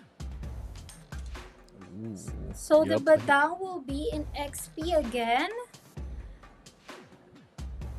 Yeah, I think definitely the Badang gonna be an EXP lane pick, and like you mentioned, there's Choa, a signature pick of Luis. Of course, he's not just played at the MPL LATAM. We've seen him playing the same in the M series before as well, and he's definitely gonna be he's definitely going to be on the hunt in these team fights. He's going to be looking to pick them off. And of course, at the moment, we are going to head into straight game number 2 between Infinity and Corinthians with the picks that's on the board. You got the Hilda, the Suyo, Vexana, Gatot Kacha, and the carry for Infinity. And Corinthians looking to make this a 2-0, while Infinity want to pull one back and take it to game number 3. Because, ladies and gentlemen, get ready to go into game number 2 of match 1 of week 2 of MPL LATAM Season 3.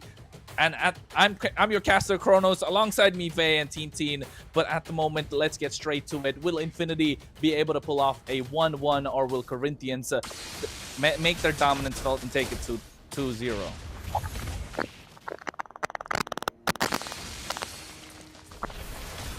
Okay, quite well. Looking at both of the drafts, I feel like the second game is more balanced than the first one.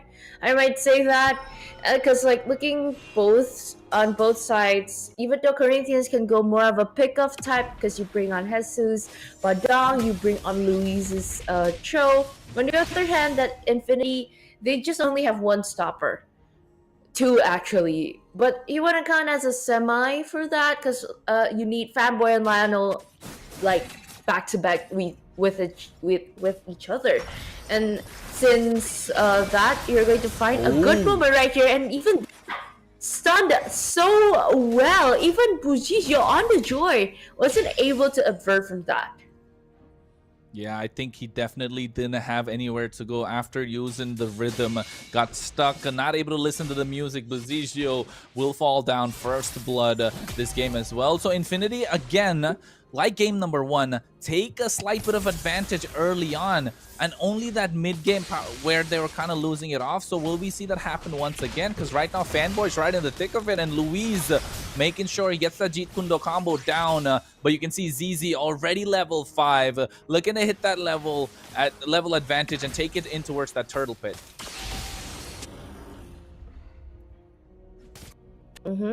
And other than that, we can see that it'll be a fight here in the turtle pit, because like both EXPs are not in the level 4th yet, except for Jesus, who is going to be roaming around quite well area.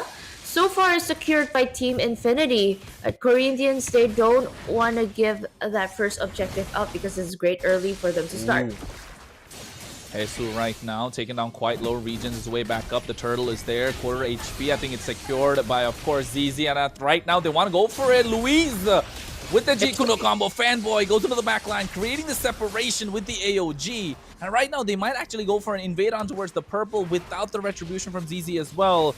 So no presence from Buzizio, who just stole their own, but you can see with that Frigid Glacier, here comes in Rusi, picks up a kill, but Luis kicks him back and takes one as well. So right now Buzizio making his way, and I think that was a give and take from both sides, but definitely Infinity coming out on top, Vay. I do agree with that. Infinity coming on top, because even though both of the buffs are traded out, both purple buffs up, but ZZ got a kill, a rack up point for a jungler, and with that early advantage, it's playing well so far for ZZ.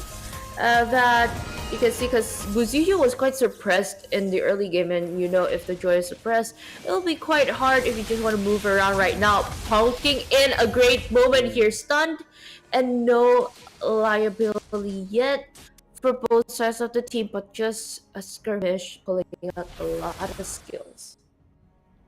Yeah, I think they just want to say hello to each other, right? They're just, hey, hi, nice to see you. We're greeting each other in the land of Dawn at the moment, and then just use all their skills and run away. No casualties over there. But of course, looking at the equipment that's been picked up from both teams, you can see Rusi going in for a little bit of those magic defenses early on, trying to sustain Buzizio and Frostlane Eve. So definitely gonna be a little more tanky against this Joy, but Luis will be looking to pick somebody off. And right now, Upati is the target. Fanboy went in with the AOG as well, and they disperse just on time for the turtle as well, Vay. But I'm actually sad to see that one of the utilities from Team Infinity needs to be on cooldown, because you popped in quite early. There's a chance that the Moscow will be teleported quite well, as you've seen before, and since it is a very good information for Corinthians to know that, hey, no more AOG. If we want to fight right now, we can fight it right now. Ooh, Luis taking so low, flickers his way out as well, so no engage full present right now with this turtle coming through. Rusi gets the damage down on towards Dembo. SOD connects on towards the turtle, but it's free once again for the side of Infinity, who have got 2 neutral objectives in their hands, a 3,000 goal lead almost, and now they're looking to convert that into these turret structures where they're trying to get one after another. Looks like top is already secured. Will they be able to get the bot one? ZZ doesn't want to go for it. And so far, for Corinthians, they're still able to handle throughout those minion impacts sent in by Infinity. But from the side of Corinthians, they really gotta be more patient. You miss out really just for the Joy. How they play in the first game that we just saw. Yeah, I agree. And after that first game result, I think they definitely looking to change that tide this time around, Infinity. And now the aggressors on the front foot that we didn't see at game number 1. But guess what? They get that fist crack on towards Lionel, get a little bit of a poke down. And Jesus has been really good with these rotations coming in from the EXP side, actually leaving the lane for Buzizio to take up as well. So after the 5-minute mark, really well played, good map control coming in from Corinthians, while Infinity are still on the advantage.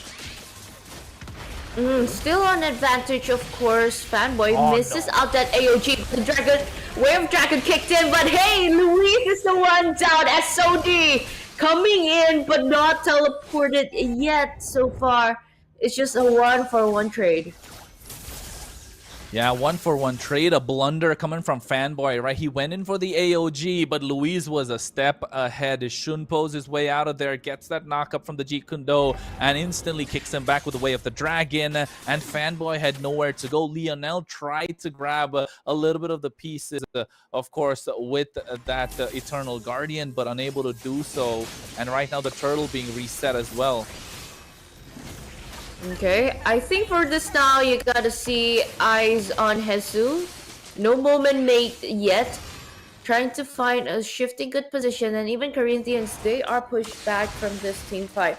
Again and again, Infinity gets a lot of objectives and even created a 5k goal lead. Finally, in the 7th minute, this is just a bit too much.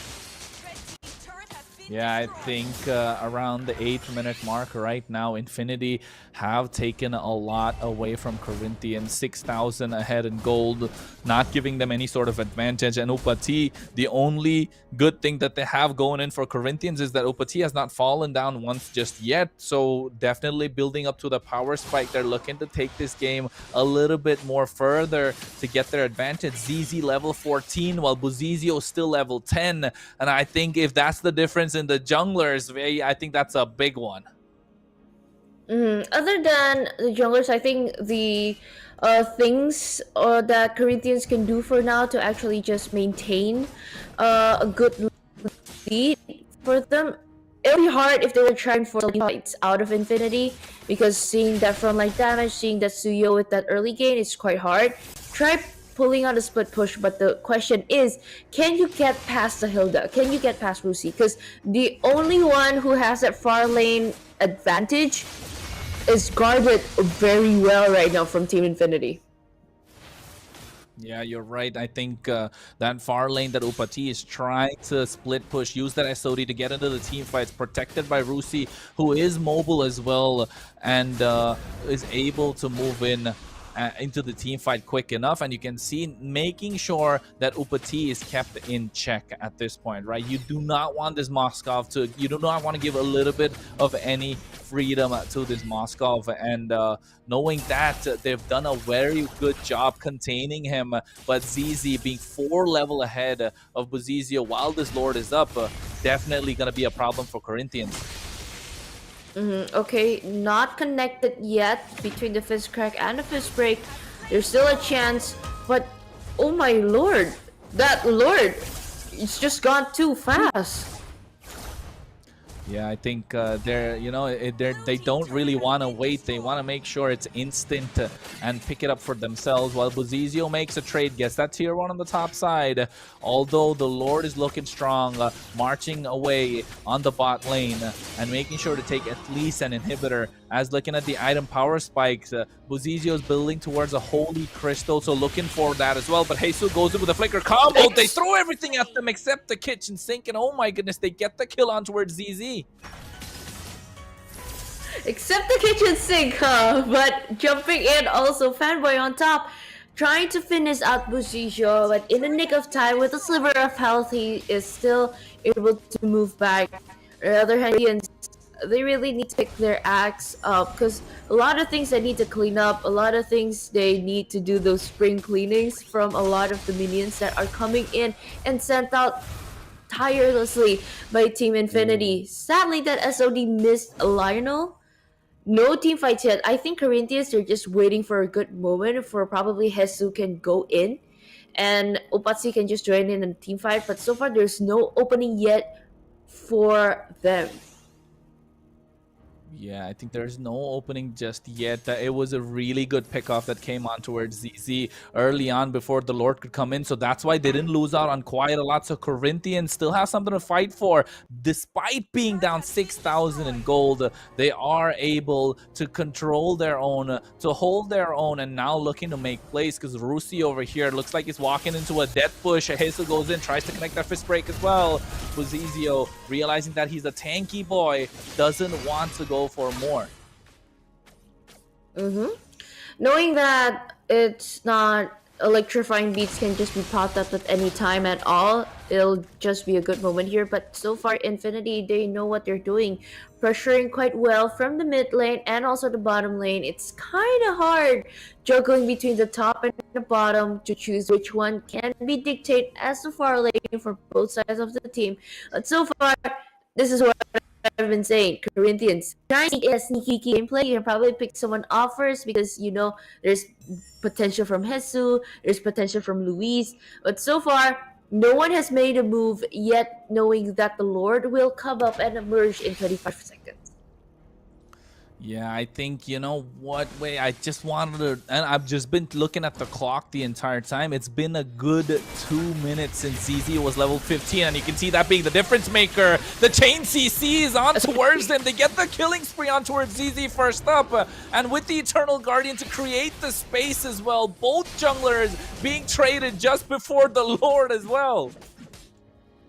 Okay, no retribution power, which is good. Upatsi got the SOD to the backline. It's just a direct hit to Doom and also Lionel. The question is why he didn't teleport. I think a lot of the resources from Corinthians are also out for now.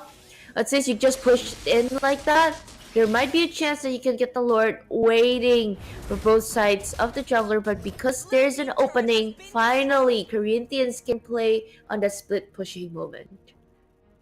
Yeah, I think they are looking for that macro advantage. The map was a more blue, looking a little less blue on the top side, but still that bottom V is looking strong for the side of Infinity. And now the Lord is there, looking healthy, looking pretty, just standing there, waiting for either team to come and ask them out on a date. But at the moment, we'll not find out who it is because Upati is having this far lane looked at by Infinity, and now they definitely have to pay attention, and instantly it could turn this 4v5 into a 5v5 if the SOD connects. And really good Lord Dance played by Corinthians, and I think this goes to show the experience they have in play. Experience indeed from the way they try to communicate on which they want to try to initiate or not.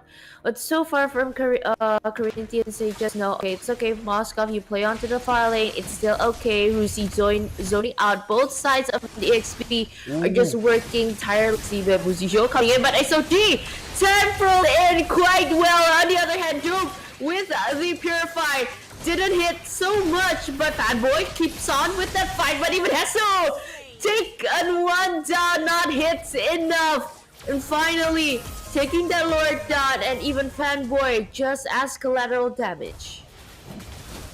Yeah, I think that was really well played from Infinity, right? They went in for it instantly. They saw their opening. They saw Buzizio was a little far off and instantly burst down the Lord. Got it in their hands.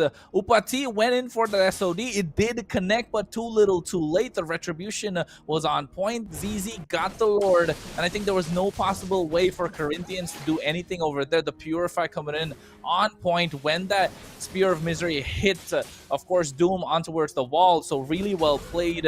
And now with the macro advantage, Infinity with the Luminous Lord looking to get an inhibitor at least.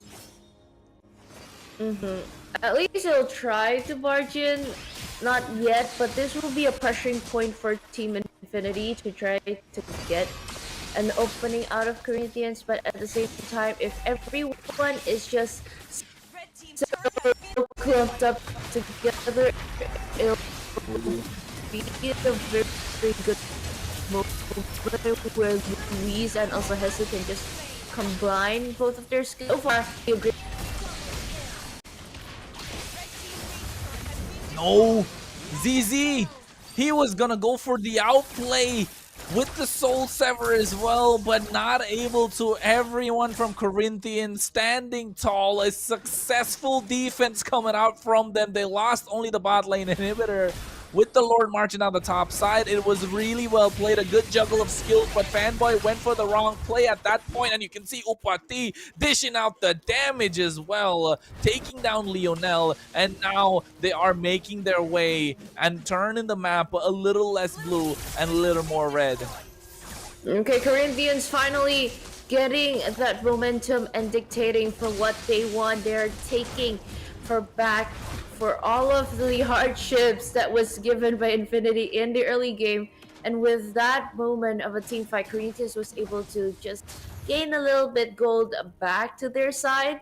So at least there's a gain from there, from both sides of the team. You can see it. Even Hesu just tries to stay around from that area, and Buzijo getting that Divine Glaive. Both mages are just stacked up with penetration quite well, and it will be respected, of course, against Fanboy on Sarusi's build. And I think, again, if it's the late game, it's not about items, it's about how and who gets to picked off first. Oh, that was looking a little dicey for both teams. The fight was split into two, and they didn't know who to go for. But the poke is there with Eternal Guardian coming in as well. AOG trying to connect in towards them. They catch Frost Lane. The taunt goes in. The damage is there. They take the shutdown onto Frost Lane. Louise is next on the chopping block with the mid lane minions looking strong. They're looking to end the game. Upati is the one on the top side. SOD connected. Will he make his way? Jesus with the fist crack combo. But the damage is way too much coming out from the side of Infinity. Nobody falling down. Upati with the Wind of Nature, still able to survive. The minions are still crashing through. Infinity looking to end the game. Everyone's still present. The taunts going in. No way can they survive. The base crystal after a big shutdown. They get this score 1-1, and seems like we have a game 3 on our hands, babe. Okay, equalized quite well and executed in a clutch by Team Infinity. You almost get that moment, but turns out, nope, it's mine from the start, it's mine to finish, Infinity said. And looking at a lot of the highlights, majority of the time Infinity, they get to secure like a lot of objectives first on game number 2. They get that early position, they get that early power spike.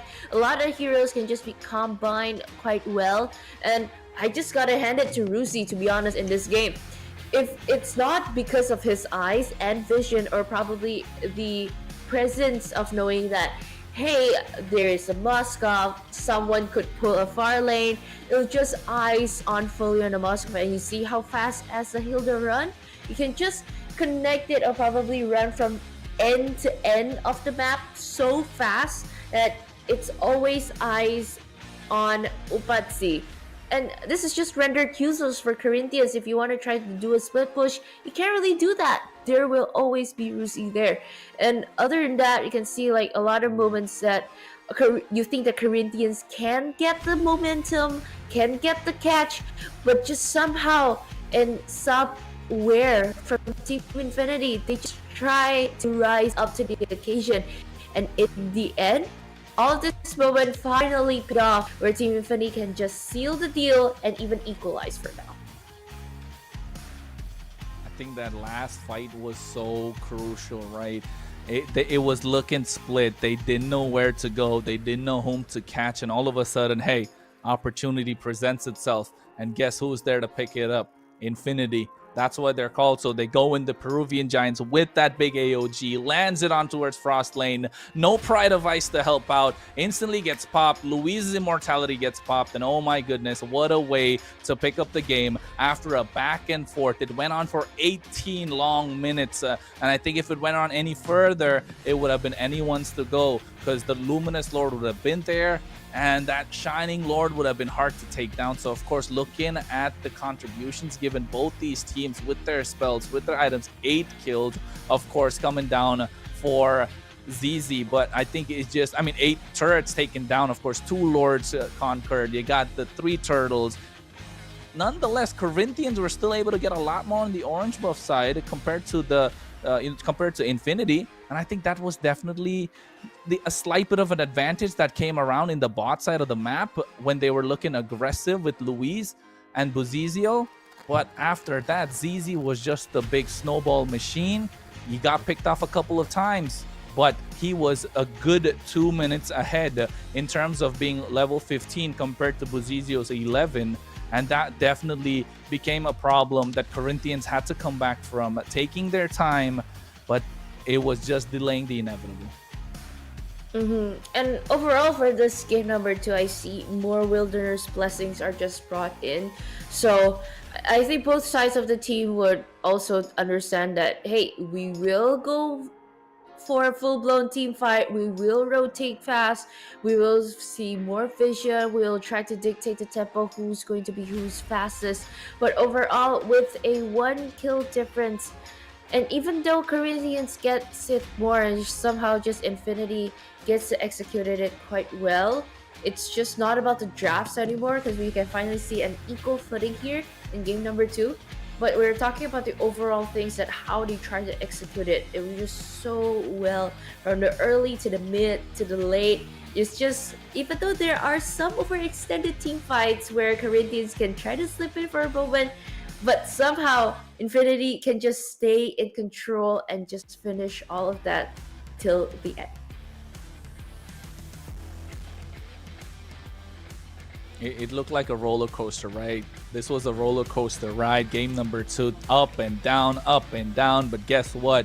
Finally, Infinity sent Corinthians to their doom, with him picking up the MVP. Of course, 2-0-3 on that carry, and you can see these speedy light wheels being a problem. The combination of the Cho was definitely there, but the Gatot Kacha being a big difference maker to let Doom be unlocked, and the support coming in from Leonel's Vexana as well. So, oh my goodness. And this play, Doom left untouched.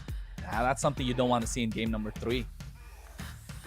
Okay, so no wonder in game number 1 you respect the marksman so much.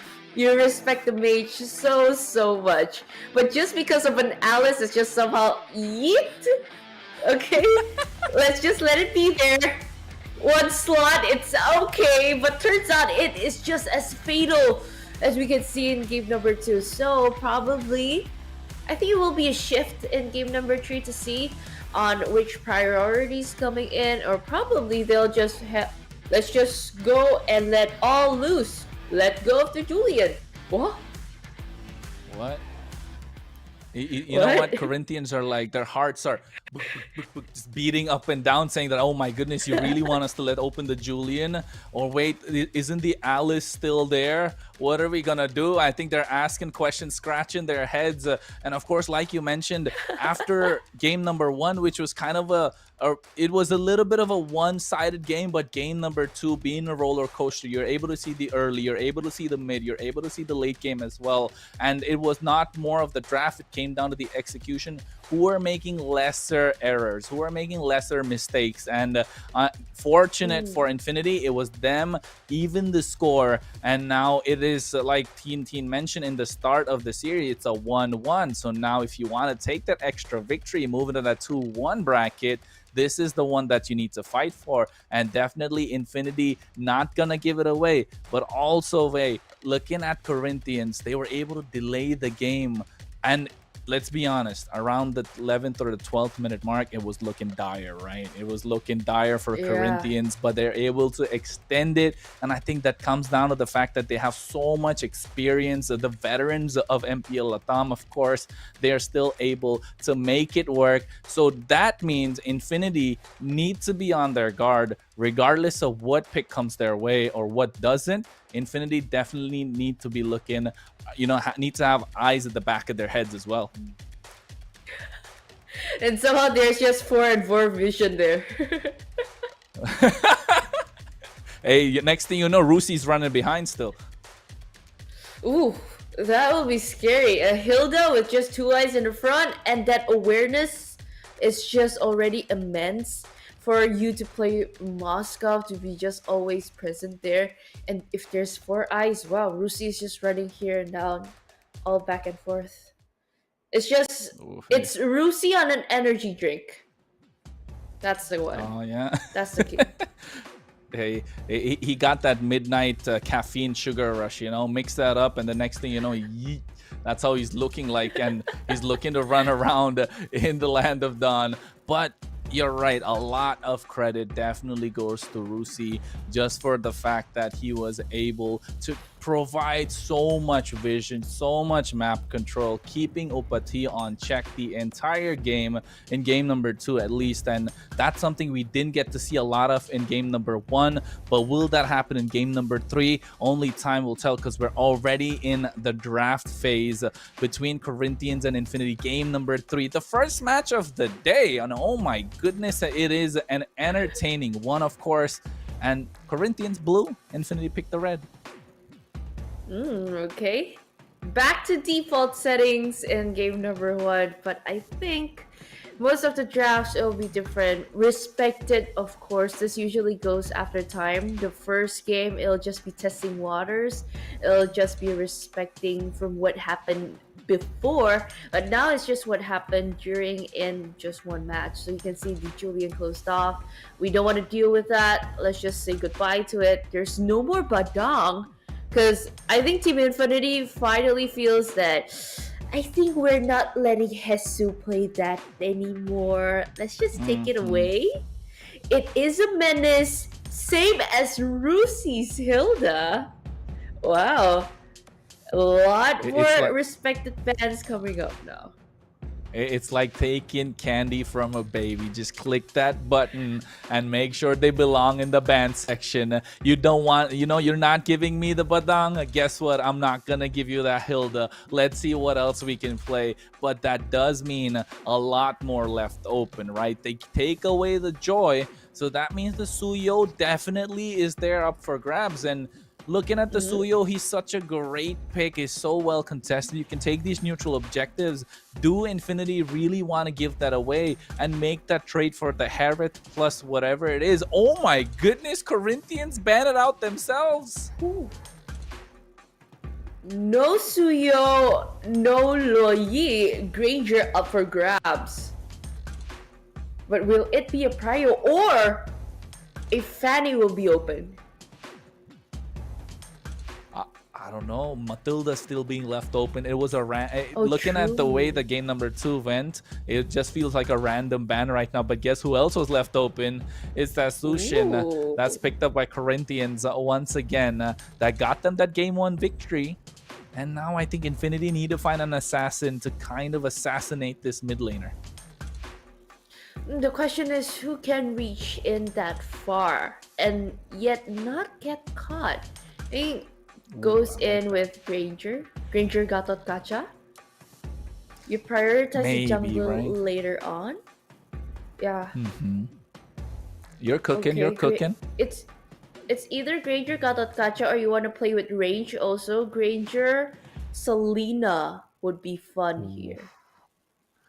What if they go with the Granger, Selena, Baxia combo? Next thing you know, they're gonna put Corinthians' backs against the wall, and then they decide that let's just go with something that would work. Let's just go for the glue. We were talking about it earlier before the match started, talking about how this glue can be a problem. And guess what? Rusi's like, you take away the Hilda, I got the glue. Now, who else are you going to pick up? But that means they're going to be really tanky, especially with that split.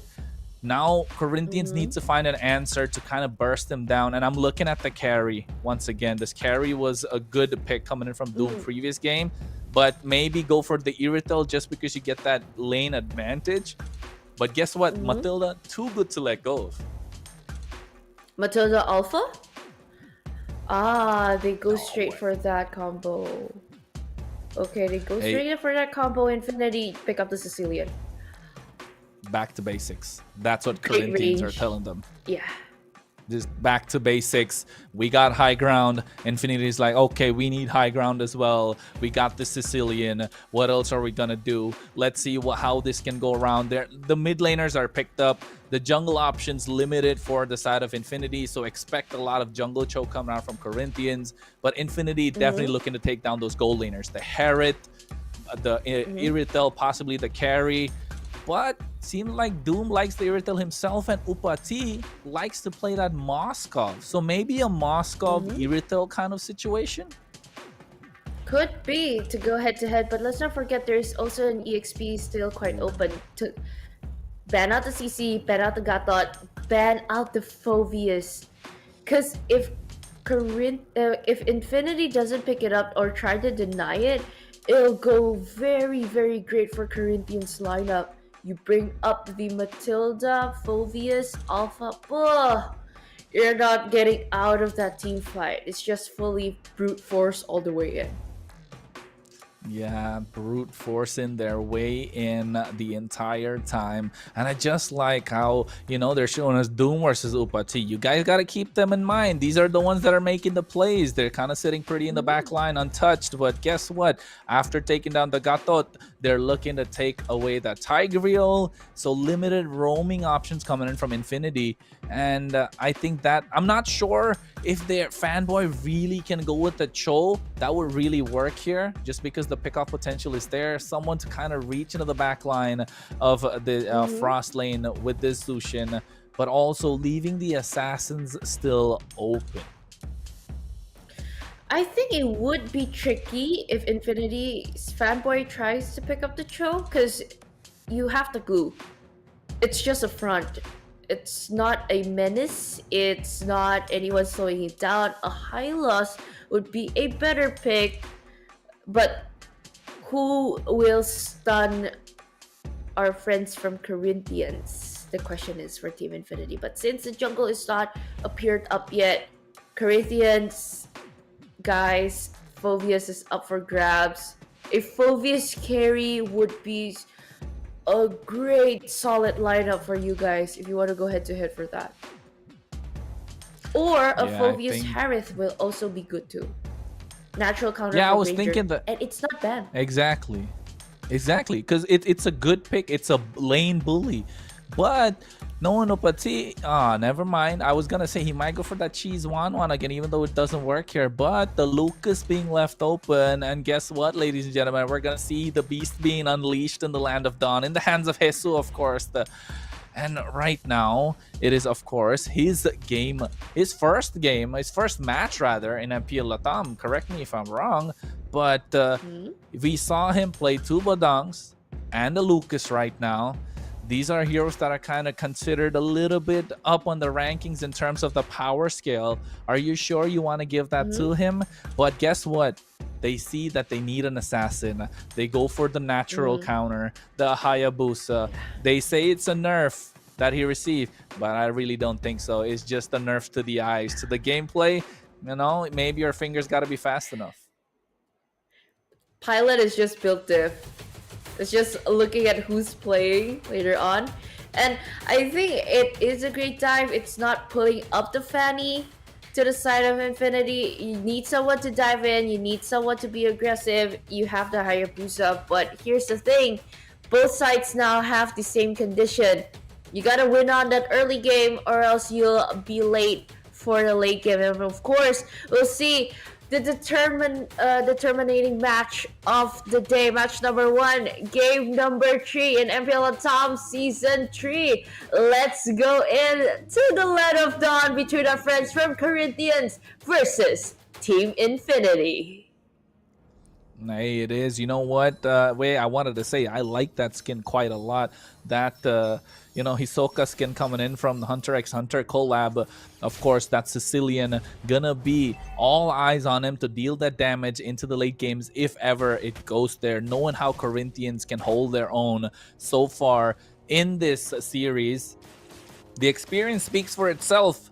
But will the domination from Infinity try and kind of continue? As you can see, the so-called Ube strategy that's been built around before, Corinthians are looking to play around that style.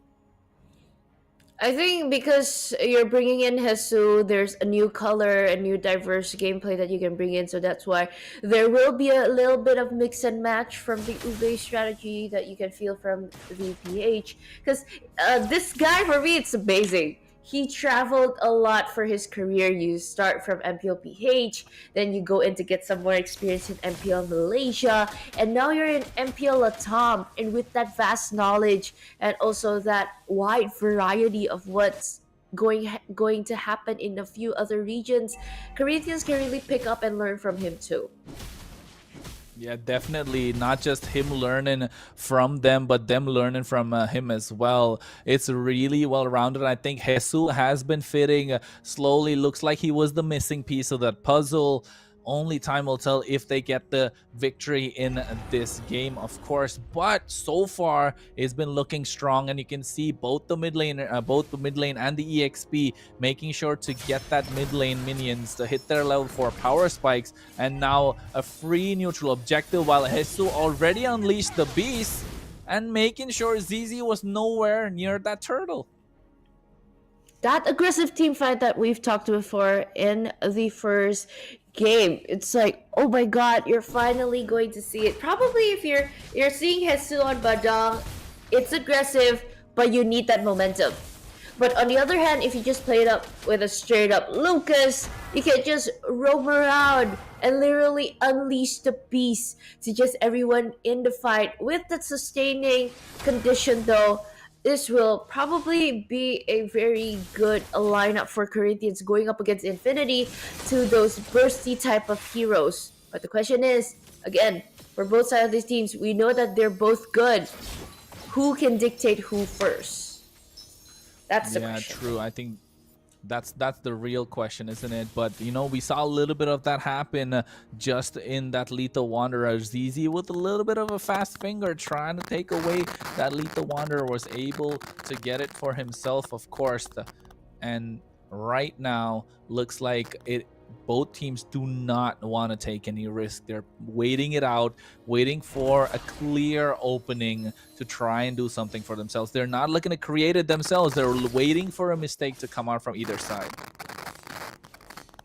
Okay, from each side so far, Infinity is pressed down quite lots.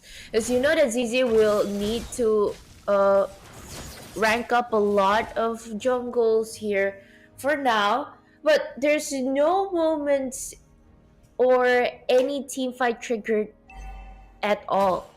I mean, yet for now. Because you're going to see the turtle is going to pop up in a few seconds. But I feel that since this is game number 3 and this will be determining like who will be who in the brackets later on in the Swiss brackets. So I think both are just toning down the tempo first. We don't need that team fight if we don't need it yet. Yeah, I think that's true. That, you know, none of these team fights are opened up yet. They don't need them. You don't want them. Let's not force the objective, right? That's what it is. But you can see this Ube style working out, and Jesus just being a menace, trying to create the separation. ZZ, even after the quad shadow, really well played from Corinthians, delaying the take of the turtle, knowing that he can come in with that quad shadow, press that retribution, and steal it away. So really well played. Corinthians keeping a cool head, understanding when the time is and when the opening could be to pick up a fight. I think something good about Infinity's lineup that I can say, it's just wait till the mid game. At least you can see the Granger and the Hayabusa can shine, because you see both of those heroes already obtained that Hunter Strike. You already got that early power, but they don't want to force any team fights or any risky plays yet, because if you really try to force it out against Corinthians, it won't be a good chance for Infinity if they want to try to juke it out in the early game. But since you gotta play a little bit more patience, I think it would be a good game for Infinity if they keep this tempo or tone for now. But what it's not good if they pull this too far.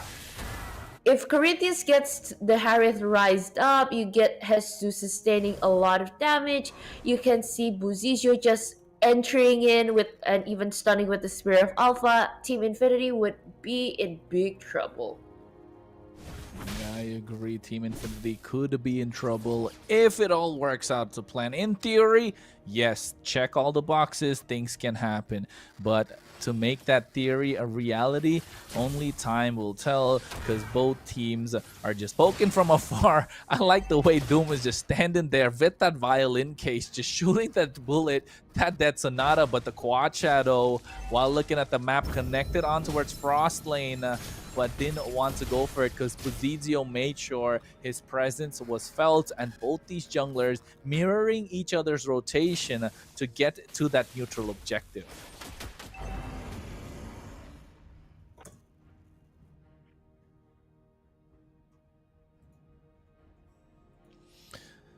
And I think right now, Buzizio, make sure he gets the turtle. You can see Glorious Pathway being used as well. Upati went in with that Zaman Force, but First Blood, Jesus gets taken down by Doom.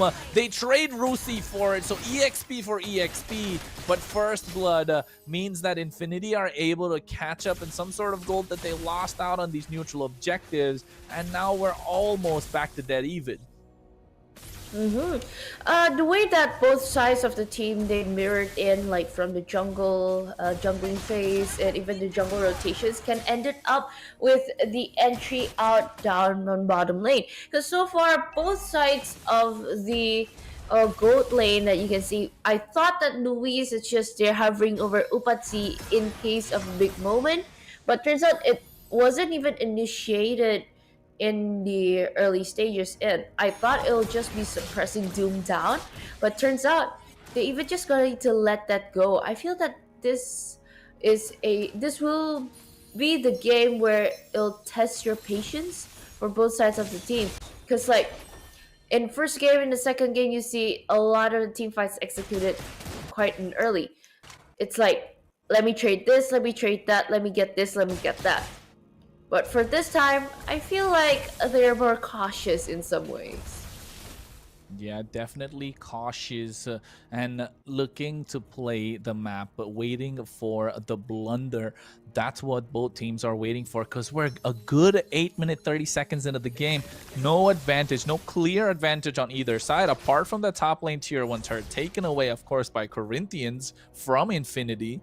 Still not going to be enough, because they're looking to play that lore dance once again like they did in game number 2, while both the junglers are on the far lane. And now seems like Buzizio trying to camp ZZ. Is he going to be walking in towards that death bush? Realizes that it's not the time. But hey, Faye, this could be the opening that they're looking for. He goes in. Just to poke and force out that Quad Shadow. Nothing extensive yet. What is extensive is here at the bottom lane, pulled in with the Zaman Force even triggered out quite well. Frost Lanave forced to be back. And so far, Team Infinity with just the Glorious Pathway forced up. Corinthians, finally, they get to team up on that Lord objective, but ZZ coming in. Okay, Shadow Kill coming in. Wow, with the guiding wind finally going out, and even ZZ trying to find a good gameplay here. Fanboy taking a lot of damage, but Hesso still in the front, finding moments for Corinthians. And so far, Team Infinity, they just really need to back down, and they are not giving up, but even setting up and returning that Lord for that rightful place. Yeah, and I think they're trying to fight for control, right? They're trying to dictate the pace of the game, Corinthians, but still not able to get that clear advantage that they're looking for, because as soon as Corinthians were dictating the pace with Hesu, they come back Infinity with the Vengeance as well, looking to make sure they get some sort of advantage, and that's the beauty of the Lord Dance. The longer this goes, the more concentration you can lose, and that's why you can see ZZ goes in for the Quad Shadow with the Ogi Shadow Kill on towards the rest of the back line. But able to make his way out of there as well. Corinthians stand strong, and now they might get their first advantage, opening that mid lane tier 1 turret. Jesus unleashes the beast, but only to run away like a beast with a tail tucked between his legs. And now Infinity get control of the Lord Pit slowly and surely with Doom present. They're trying to take it, but ZZ in the far lane still trying to make that macro play happen for Infinity. And so far, with that beast still sustaining, it is going to be a very big homework for Infinity. How do we deal with this? What's the formula that we can deal with this? Because so far, even though Hesu has the big power, or Corinthians has the big power later on during the team fights, but Team Infinity, because ZZ is on the Hayabusa, the high mobility hero, and you can see it'll just be very, very fast to just clear here and there. On the other hand, Corinthians, they need to send out 2 people, because if it's just Upatsi there to clear out or play to the far lane, ZZ can just easily take him down. But on the other hand, here we see a bit of a fight here. Rusi taken down quite easily. A lot of team fights, and even the Max Feast open up. Hesu down. No more frontliners, and even Buzisho, no more retribution power down, even to pulled in Fanboy. Bit too much fronting. Still gets a chance to Patsy. Almost take a Doom down. Okay, finding a good moment. Pull in a Doom! Saying goodbye to that great last hit! Z gets the Lord quite well, and even a finisher here for Upatsi. No. Quite a ballsy move here for Lionel and ZZ. Both taken down, leaving just 3 people for Team Infinity to finally push in and close the gap. Yeah, I think that was crucial. A very extended team fight coming in from Corinthians and Infinity, of course. But guess what? Upati was left unchecked without the Purify, because there's a lack of CC coming through. We asked this question in the draft way. Who's going to be the one to stop them? Who's going to be the one to lock them down? And you can see that they're paying the price for not having an instant lockdown on the side of Infinity, because Upati will drop in the Zaman Force, dancing around the opposition with that disco light, that lantern flare coming in from Frostla Naive. So it's leaving that opportunity for them to dish out the damage and have these extended team fights with their low cooldown skills being a problem for Infinity. And even though they got the Lord, they were not able to press the advantage because they lost out on ZZ, and they lost out on a lot more than they wanted to in that singular fight. And other than that, looking at the equipment builds right now, I don't think that it is a good investment for Team Infinity's Doom. Stacking up with that Sky Piercer right now probably can finally pay off now, but Fanboy too much in the middle. Buzizia taking down just like that. Upatsi with the trade, with the frontliner, which is good. Rusi needs to move back, but Corinthians are still able to handle the situation for now.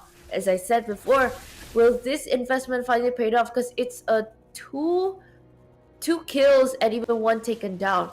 So far, probably the stack is around like 16. Yeah, I agree. I think that investment definitely should be paying off sooner or later, but finally they make a good trade for Infinity, right? They give away Fanboy, take away Buzizio, and now they're also steal away that purple buff in the hands of ZZ. And now ZZ has more of an opening as the map is a little more red than it used to be, and looking to pick off either Upati or Frostlanave. So I'm trying to get the pronunciation down, but oh my goodness, the way that they're playing in and around the map, Infinity definitely have the number of Corinthians. What's unique is that both sides of the team, ZZ opted out for a War Cry and Buzizio for an Impure Rage. No one is using the Killing Spree, even though it is a great combination for their type of heroes if they really want to try to activate with the latest update emblems for that. Because right now, you can actually enhance your damage, physical damage spikes if it's a 90% HP down from the opponent that you're heading on. It's not just the old one. The old one, you gotta secure a kill first, then you'll rack up the damage. But right now, it'll just be slowly closing in for like Corinthians closing in right now for Team Infinity. Yeah, I think the neutral objective is the one that they want to go for. The Lord half HP right now. Louise is kind of low. Does have the Guiding Wind to help Buzizio get away as well. The Lord at quarter HP. The top lane being sacrificed. The Lord reset once again. The Lord dance of a lifetime. 16 minutes into the game.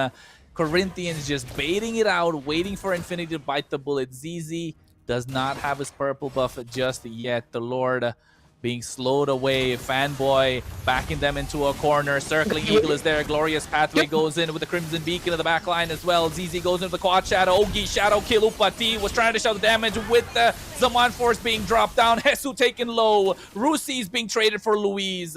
And both teams back off. Reset the Lord. And again, we'll have a Lord dance just to get this neutral objective. Roamer for EXP, and it is a very great gain for Infinity. At the same time, since no frontliners yet for Corinthians, I don't think they can bite onto this game because it's just Fanboy and also Hesu there for the fight. Sure, you can front it, but there's no one going to go crowd control over it. On the other hand, Corinthians, sure, you can front it, but whatever happens if we cannot finish this team fight, how do we get out? Because there's no escape route without the Matilda, without Louise. Even though the Guiding Wind was used as an initiation early on, so far Corinthians, they started in and baiting out an alert and Team Infinity. They get control of that area so far right now. Ooh. Sanguine Claws on towards Hesu. He's slow. They unleash the beast as well. Finally, ZZ gets a retribution, but you can see the split on top of Ezio. Winter Crown, but he will go down. Circling Eagle is there. Upati with the Zaman Force as well. Doom taken low. They pay the price. 3 for 2. Upati left unchecked once again. The 4th is down. Rusi's the only one left standing. Upati gets a double kill, but the minions marching on the top side. Corinthians will have to answer, preventing the recall from Rusi, but still give away an inhibitor. They're trying to take a little bit advantage in the map. The two lanes being pushed in, but Rusi delayed, and now we'll have to recall, but they have to answer with the Lord. In the top side, they're looking for the end way. Upati does not want to recall. He thinks he can take the game away. Zaman Force dropped down. The base crystal left exposed. Corinthians go bold from the mid lane and take control and take the victory and make this series 2-1. Both sides were on a clutch when finishing this game, but a good call played by Corinthians of not sending anyone from Team Infinity home. Sadly, Rusi was just spotted out and there was no one other than the damage dealers going back and just finishing on that base. And from what you can see here now, it's just not about the team fights. It's about the momentum that we talked before in game number 1, in game number 2, and so far it's just so well executed in game number 3. Between Team Infinity and also Corinthians, they rise up to the occasion, and so far the way they rise up was just so immense that the team fight that you see that is just prolonged quite well. Upatsi finally gets the gain. You can see the Zaman Force just popped out right there.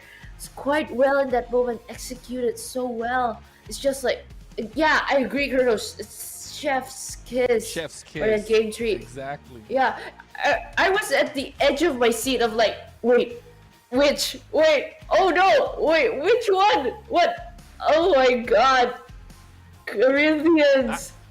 They finally get it done. I think it was also Luis, right? You gotta pay a lot of credit to Luis. He delayed this fight. He delayed his engage with that circling eagle to the utmost end. And you had Frost Lenawe just jumping in with that Crimson Beacon, holding the fort down with that lantern flare, slowing them down. And that's a Hayabusa against Azushin. And I think for a mid laner to get control of an assassin like that in the midst of a team fight is unheard of.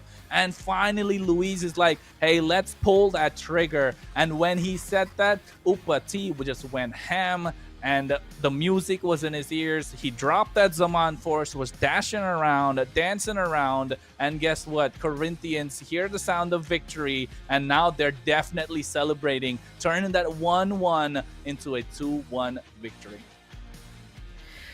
And it is just so amazing to see how they try to execute the play, how they try to maneuver around, and even with a new player coming into to their team, it wasn't a hindrance for them. It's actually welcomed so greatly.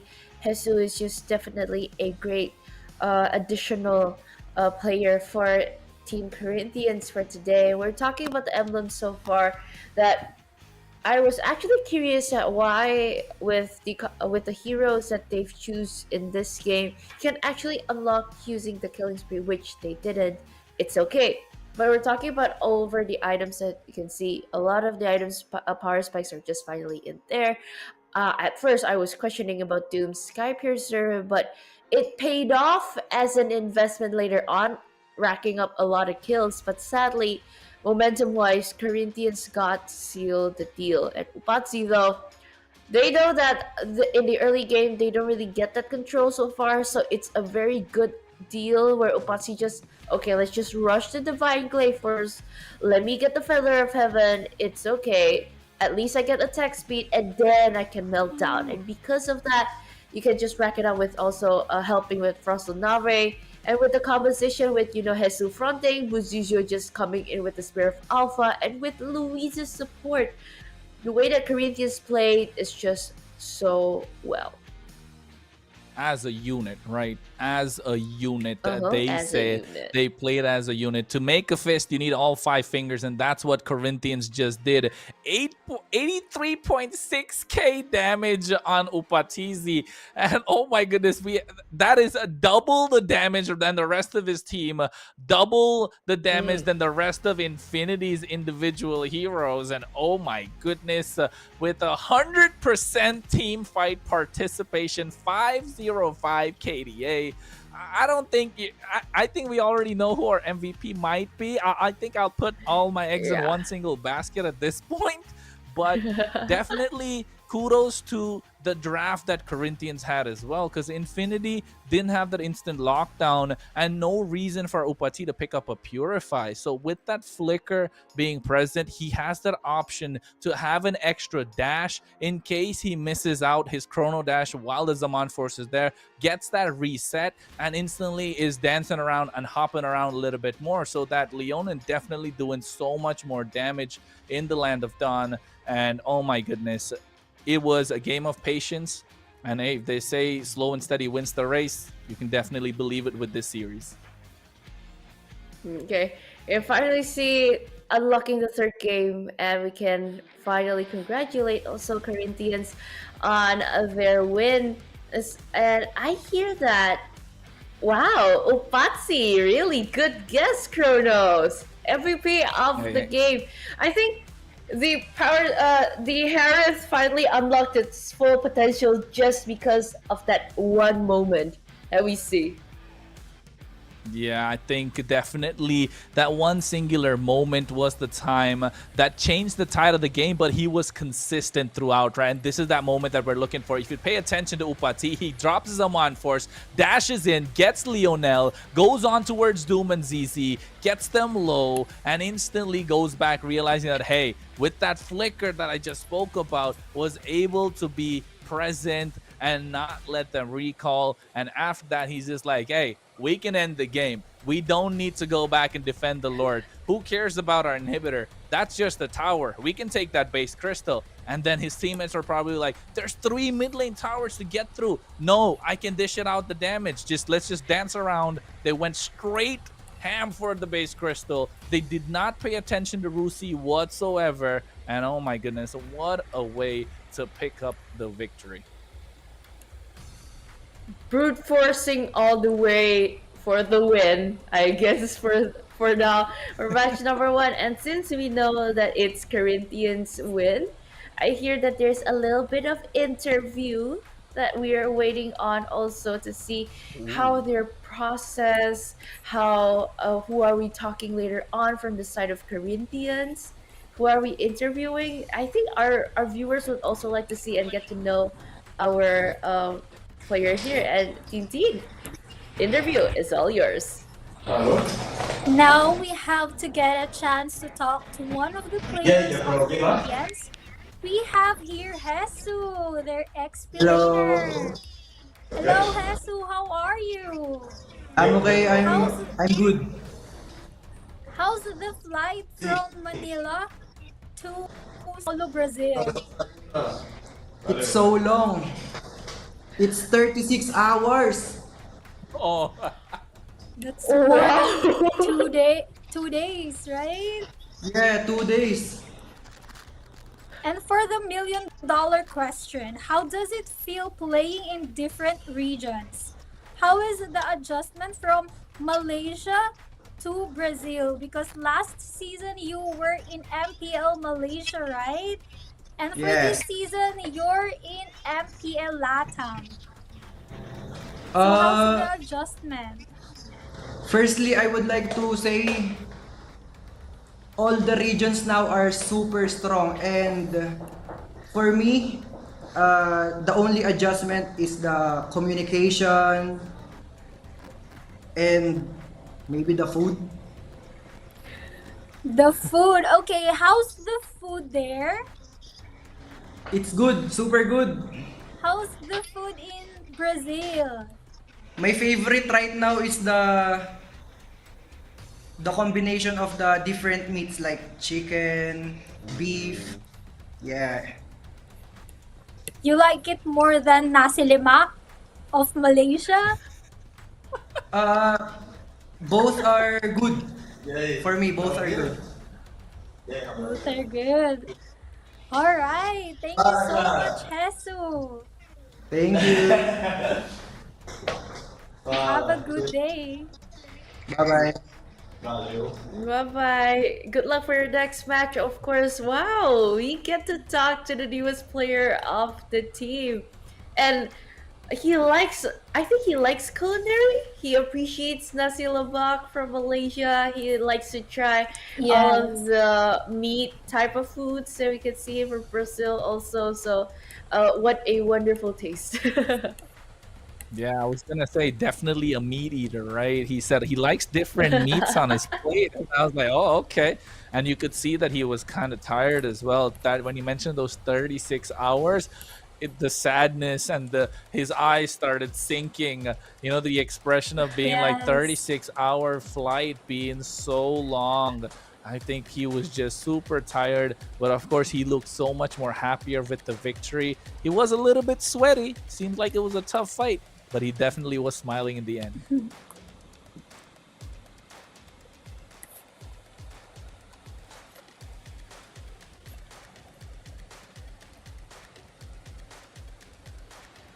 And after our interview with Jesus, also getting to know him, and also from from the side of Corinthians, of course, a victory for them and a victory for our viewers too, because you guys get to have a code for one of the skins redemptions for today. So guys, redeem it now as fast as you can, because we will be sending them out throughout the day, and this is our first code of the day. So BP624EQ9L. Is that a 9 or a G? That's got to be a 9. It's a 9. It's got to be a 9. 9. Okay. It's a 9. Okay, guys, no typos, because if you have typos and you're not the quickest, I don't think that you'll get the code, but don't worry, we will still have more throughout the day.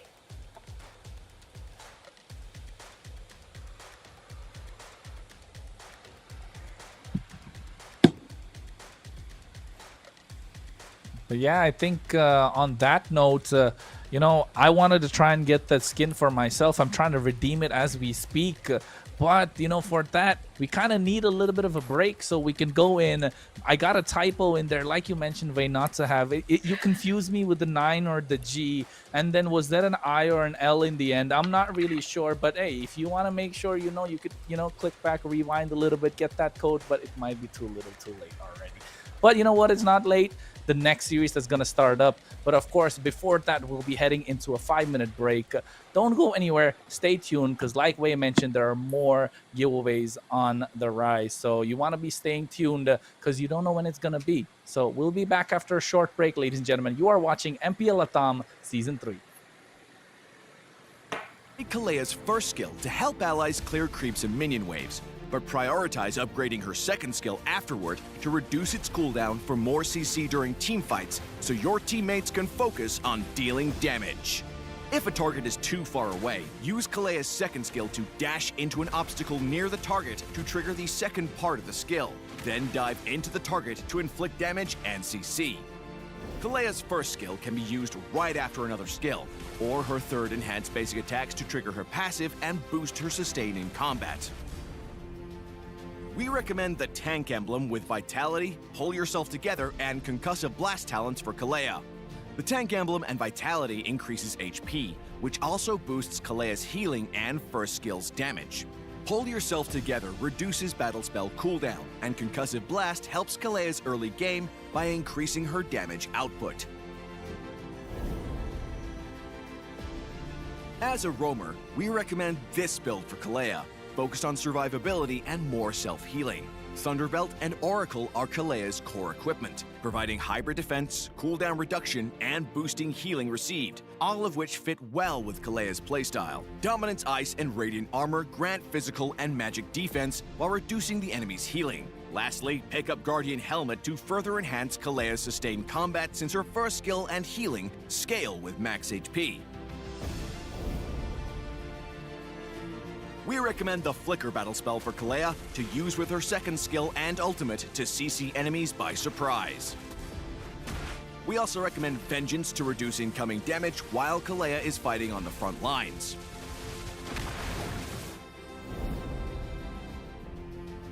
Kalea is good at dealing with heroes who lack mobility, like Layla and Chang'e.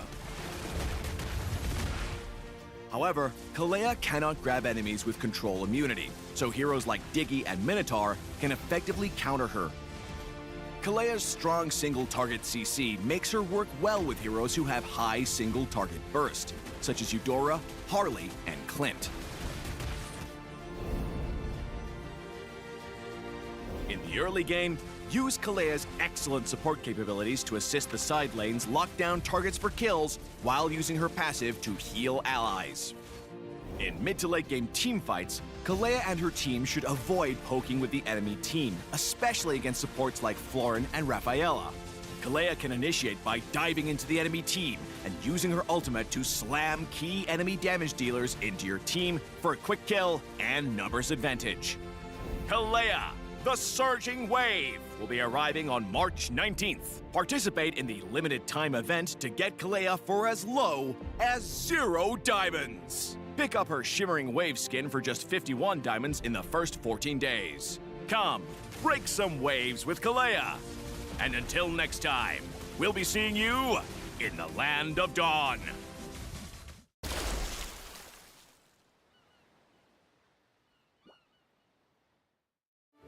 When energy, youth, strength, fighting spirit, a great serpent, and the cultures of Southeast Asia come together, what kind of splash will it make? A girl born with the power of the great serpent and an indomitable fighting spirit. How will we bring to life this vibrant, strong island girl who's still discovering the world? Kalea's personal story is very much based on Southeast Asian cultures and myths, where nature plays an important role. The ocean is an inseparable part of life and an important element in local beliefs. And among them, sea serpents or dragons stand as a symbol of the ocean's might. With Kalea's story, we aim to incorporate more local folklore. As an islander, Kalea loves everything about her island home, especially fresh coconuts. To emphasize Kalea's connection to the Great Serpent, we used S-shaped designs in her overall appearance. In terms of Kalea's color palette, after exploring various options, instead of deep ocean blues, we went with aquamarine to capture Southeast Asia's vibrant coastal waters. For the overall music arrangement, we used a percussion ensemble called a gamelan to capture the island atmosphere with bonin gongs to simulate the sound of water. Other instruments like the angklung, bass drums, slit drums, and woodblocks set the rhythm, creating vibrant beats that bring out Kalea's lively and playful spirit. Kalea hails from the Vonatus Sea, where functionality meets nature. Weapons crafted from fish bones, clothing woven from cotton, and patterns of ocean waves and serpentine currents. And we are now back for our second series. And for the second match, it is NTT7 versus DreamMax Esports. Are you guys Hey. still awake? Of course, we're Comment awake. down below what time in your country right now. Comment in the comment section. Yeah, I would like to see more of a head count. We're quite diverse, and we're actually live from the official Mobile Legends YouTube and even the MLBB esports. So from these two platforms, I think that it'll be quite well to see all our friends here, and I think it's slowly emerging to the morning here in Southeast Asia. So I would a lot more people should be more awake for now. So let's see if our viewers will go up even higher. And of Yeah. course, if you haven't recharged diamonds for KOF, Selena's Zenith skin, Florine's collector skin, make sure that you will recharge your diamonds in bonux.com. And use the code down below and you'll get a 5% discount. It is very easy to use, super fast, super safe, and super secure.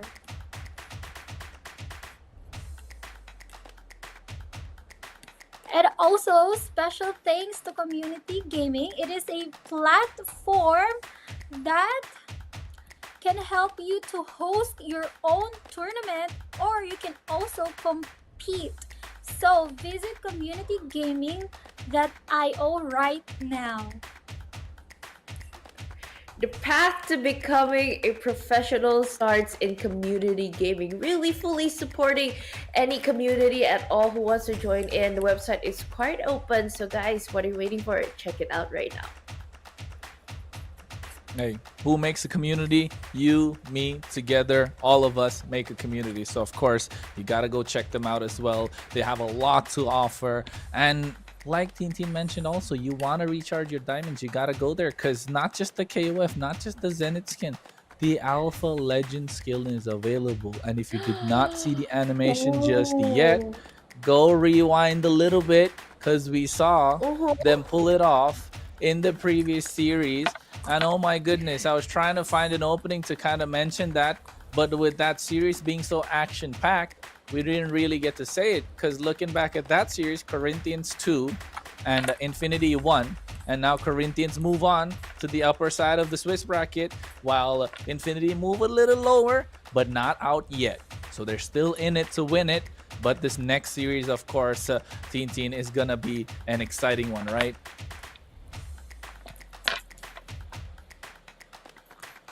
We're picking up Entity 7 and also DreamHack.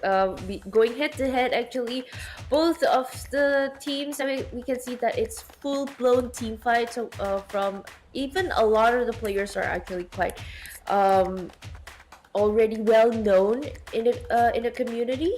So of course that from how they grow and how their journey going on to as the pro players, we as a community would also like to give back. Also, guys, you guys are watching right now, I know you're waiting for a skin code, so get your phones out, get ready to redeem, because this is our next skin code. WVNGE7Q9L. You know what? Don't mix up the G's and Go get it now. I was thinking, is it a possibility to actually redeem, you know, maybe that legend skin as well? Hey, who knows? Only you can find out. Go redeem it quickly, because it can be either that or maybe not. I'm assuming it's the MPL skins. But hey, you want more? You gotta find out. You gotta be quick. You gotta be fast. People say you got fast fingers if you play Assassin. That Fanny, Gushin, Hayabusa, all those 10,000 rank games that you put in, when this is the time to show and prove yourself. Like, plus the Ling, oh my goodness. You know, that fast fingers, this is your time to prove it, to pick up those skin, get and redeem those codes, of course. Okay, and we're talking about the next game. DreamHack and also Entity 7. We from the three of us, there are some favorites, there are some new players that we've seen on the game, but we're talking about the team head to head from both sides of it. we're talking about Rainbow and Soche as the players who are in your screens right now. You can see so far for both sides of the team, damage per minute is leading for G-Max from KDA. It's from Entity 7. On the other hand, that for gold per minute and even Lord control rate, it's almost the same, but still in favor for G-Max, and the team win rate for an overall fight, it's still an Entity 7. So, even though both sides, they have their little perks here and there, but I might say those leading points are not as far as you think. Close, really close, really tight, right?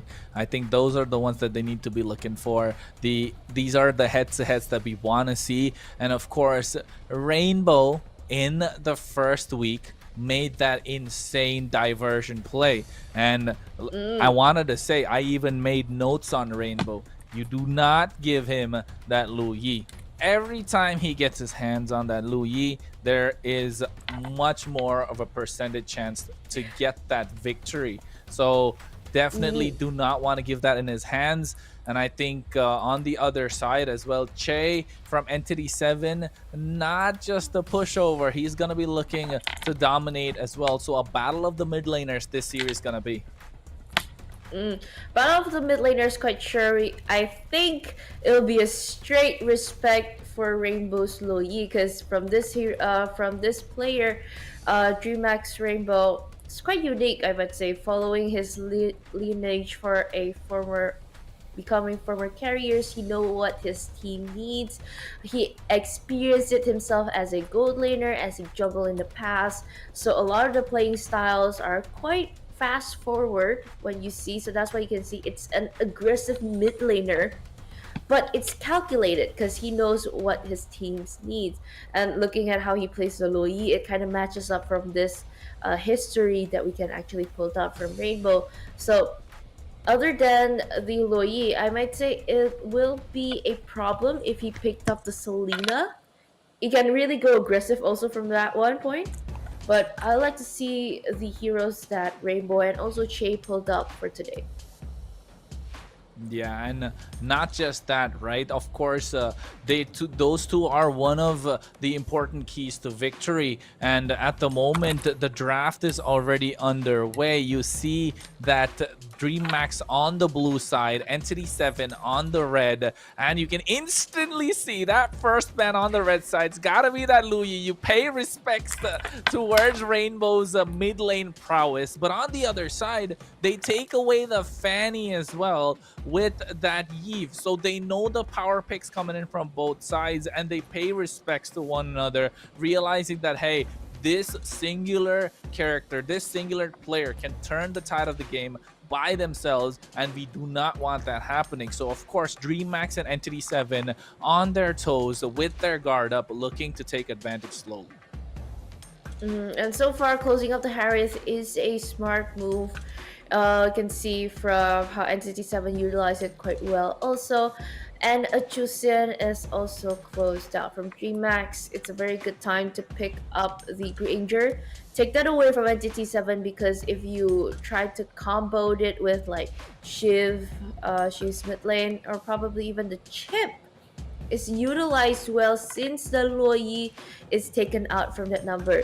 From what I can tell from week 1 also, Entity 7, you gotta secure a good jungler for Garu. For example, you can take the Joy for right now, because he performs better in those aggressive types of assassins rather than those typical fighter heroes. So as long as those things are just picked up, I think it'll be great for Entity 7. And if Vixana Granger priority right now, there might be a chance that DreamHack can secure a Joy for this match, for Aurora.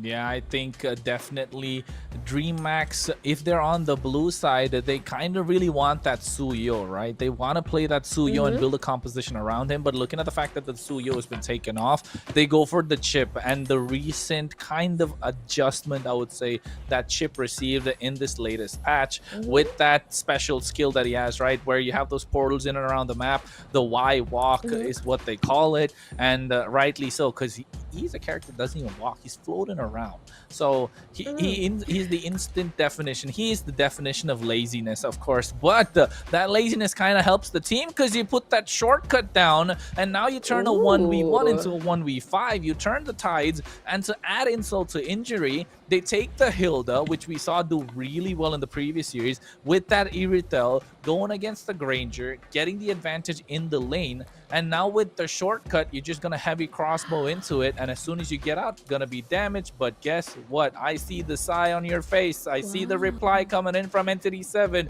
They got the real man. The one that doesn't hide in the bush. With that Tiger Wheels implosion, looking to make the difference. A counter to the play of the shortcut. And how you devise later on will be about timing, because you're going to see like equal footing. Once you open up the shortcut, everybody just goes in. The implosion, you need to time it quite well because there will be a delay in that animation pose. But seeing both sides of the hero of our players right now, you go head to head between Garwe and also Aurora. Three heroes that you can bring out quite well. It's the highlight of, you see a Fanny, you see a Suyo, you see a Nolan, you see, and also some similar heroes from that. You both played the Joy very well. So since the Joy is still up for grabs, Suyo is sadly closed out. Fanny is also closed out. I think even the Joy right now just closed out. Viable option right now should be a Nolan, probably a Julian if you want to go for an assassin type of pickup. But so far, Valentina is closed down. I smell a little bit of Farsha might come up from DreamHack. I was just gonna say that Farsa add on to that extra bit of mobility, get that feathered airstrike, the high ground, the poke is already present with this Hilda, and you have the shortcut to kind of just move you around the map, even though you don't have the wings by wings. Without the Valentina being present, it is a really good pick there. Yes, you're going to have a problem with the Vexana's Deathly Grasp. Yes, you're going to have a problem with the Tigreal, but the Farsa still will do wonders, especially after that insane buff that she received. Going to be dishing out so much damage. That feathered airstrike, going to be nuking missiles in the back line, of course, but they need someone to finish them off, right? That's the real question. If they're going to pick up this Farsa, who's going to be the one to finish them off? And like you mentioned, the Assassins, Julian now, no more a fighter, an assassin still left open is a good pick, but is he the best one to pair up with the chip? We'll find out. The Alpha is still left open for a fighter, so the Alpha definitely a good one, but the bands being that Selena, that Hayabusa, making sure to take away mobility from the side of Entity 7, because I can see a good, really good Farsa coming out on the other side. Julian locked in for Entity 7. I thought they would actually want to pick up probably CC or probably Gatakacha first. Farsha picked up from DreamHack, and would Aurora want to go for Nolan for this one? One of the signature picks that was picked up also from week number 1. And since there's no Suyo, there's no Fanny, a lot of the items already out. Even there's no Hayabusa. Want to go head to head with the Julian, you also need a burst damage to actually enable. And someone who can actually just outmaneuver it away from the Tigreal or even the Eternal God from Vexana. And turns out you want to go for sustain. It's an alpha. Good predict there by Kronos, of course. Last pick for Entity 7. What's next? What do you think? It's gotta be a CC, right? I see the CC being a significant threat, not just to the fact that you can kind of beat the Hilda in the lane a little bit, but also poke down a Rainbow and V2 in the back line. The Irritel's gonna be super mobile, and yes, you're gonna have the heavy crossbow, but guess what? The Vengeance is still always a problem, and you just want to be on top of the Farsa the entire time. You do not want Rainbow to play the game, because once Rainbow has spread his wings and is ready to fly, you're gonna have a problem. And guess what? They're gonna pose the problem with the son of Julian, or rather the son of Terizla being the Julian, and the Terizla is gonna fly into the back line with that flicker penalty zone. And is it a good answer? I think they're lacking so much mobility from Entity 7 right way, but they have really powerful ultimates. Yeah, powerful ultimates, if they get to execute it quite well. I feel that the draft is just really very, very targeted onto like, okay, we're facing a chip. Okay, everybody is going to be there. I think we can execute this quite well as long as the chain CC is timed between the Terizla and also the Tigreal well. And on the other side of DreamHack, early is good. Late game is also good. Both wrapped up quite well. So it's leading on who will be more aggressive on the early game later on. And so far, looking back at week number 1, no alpha is as aggressive as you're playing on the jungle. We need that early aggression. We need to see that perform. And if it's performed well, we can surely see the first point being taken out. Okay, for match number 2, MPL LATAM Season 3. Game number 1 between DreamHack and also Entity 7. Who will win? So guys, comment down below in our YouTube chat. Who do you think will get it? Yeah, who do you think will get it? Because that's the big one in this one. You want to get the momentum on your side, of course. And I think DreamHack, the aggressor in the EXP lane, Black, going crazy on towards Marquinhos. And that's the problem when you have a Terizla against the Hilda. You're not really able to clear the wave. Yes, you have those powerful level 4 ultimates on your side, but lacking mobility. But that just means that the positioning from Entity 7 just has to be on point the entire game. And Aurora, with the help of course, Blink, will be looking to avoid that. Okay, and looking at the audience predictions, a majority number are supporting DreamHack right now. So let's see. As we've seen, it's live. It's a live tracking, so should be quite accurate for now. A lot of people are siding on DreamHack because you see a lot of players are actually quite famous in their communities and also regions and also experienced teams. So let's see how they try to execute it against Entity 7, because it's just a heavy team fight, heavy chain CCs that we can see performed from Entity 7. I just really don't know how they will try to eye out or even target the Farsha or even the Irithel for this type. Ooh, Marquinhos swinging a hammer, making sure he makes his presence felt before this turtle fight. You got to keep your eye on this Terizla with the flicker, the penalty zone. While on the bot side, Joelzinho looking to get that level 4 power spike. He has the implosion ready. So now this is where Entity 7 are going to be a problem, right? And you can see Balak here instantly go in, but the implosion is there. The feather strike, and he pushes them back. The damage is done already. First blood in the hands of Aurora. Garu not really able to do anything. He did get the turtle, but they pay the price as they lose 2. Oh my goodness, DreamHack is in an early run. Even though Garu got the turtle first objective, they got 2 kills. And you gotta turn down Marquinhos, you gotta turn down another player, which is a very good early for DreamHack, especially when you're bringing up the alpha. And this is the early aggression that I would realize between the games. Especially Blink is able to just turn on the shortcut at any given moment. And of course, there is a longer cooldown after a few updates way in the past. But as long as it's utilized well and how fast it's rotating, it can be supported well by this team. Yeah, I think definitely the rotation speed is what they need, right? And given the fact that Entity 7 have a lot of big fat ultimates, they're looking to position themselves better, and that's what they did in that team fight. But unfortunately, were a bit the bullet in terms of yes, they got the neutral objective, but were they able to convert that into something else? They were not able to. And DreamHack, with the mobility in their hands, were able to take advantage. And now Blink here, with that change made to the portal system that the chip can provide, will definitely be a problem, because at the moment you can see that penalty zone on towards Aurora. Marquinhos using it defensively. That means that's not going to be available for this turtle fight again.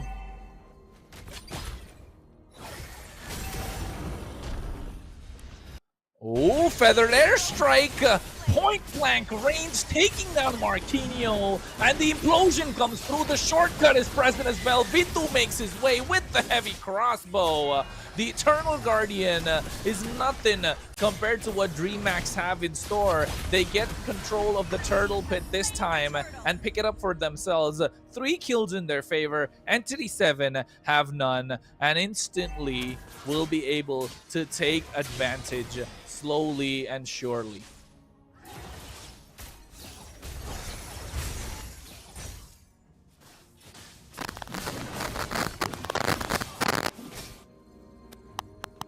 Right now, DreamHack ahead, but you can see that Rainbow has been dominating the map so far. 3 kills on his way, takes down Che, and this battle of the mid laners right now is a difficult one. Really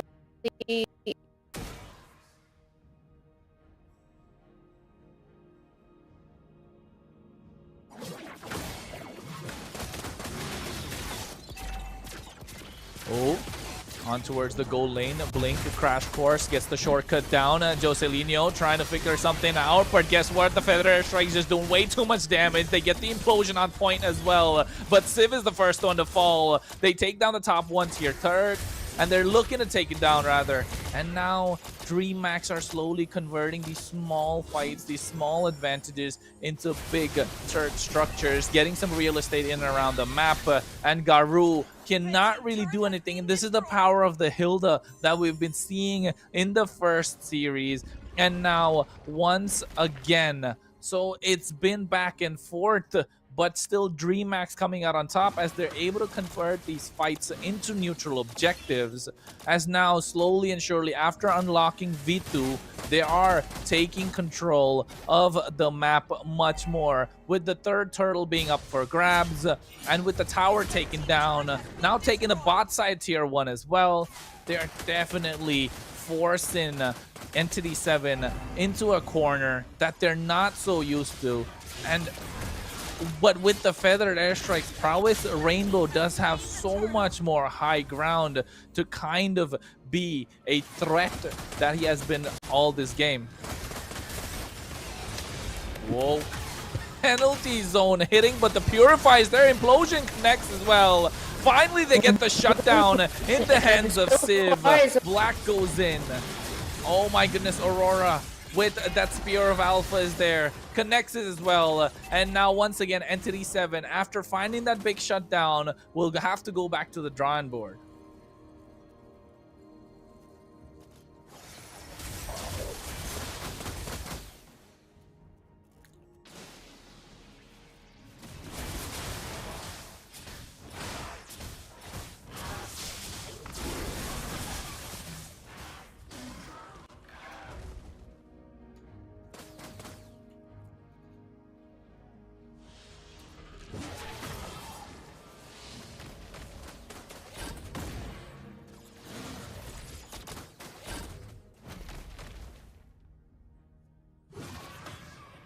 And now, seems like they're trying to fight for control again. Entity 7, but pushed back. DreamHack are the ones who have control. And it's with Blink, but you can see Joelsinho with the implosion, but Aurora comes through with the Spear of Alpha. Shortcut is dropped down, and instantly Garou has to go back with the Enhanced Sword. They take away the tier 2 on the top side, and now trying to pressure the mid lane as well. With Black just clearing the bot side, keeping Marquinhos in check. And now you can see Marquinhos the next one on the chopping block, forced the Queen from V2 to take him down. And now they get the bot side tier 2, leaving only the mid lane standing tall for the side of Entity 7. But now, with the Lord up for grabs, the play of a lifetime should be coming through from Entity 7, as DreamHack will be looking to secure this objective and further their advantage, further their aggression, and try and seal the deal with the 5,000 goal lead in their favor, 7-1 kill score, and now with the Lord in their hands as well.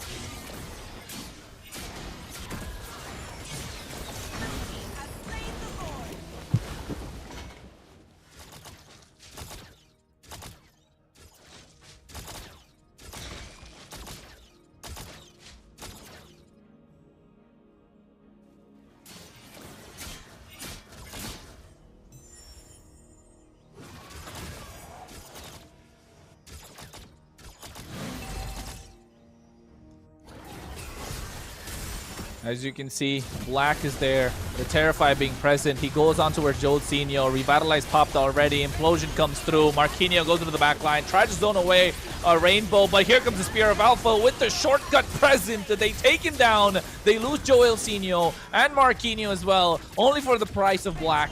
And now they lose out on all the towers.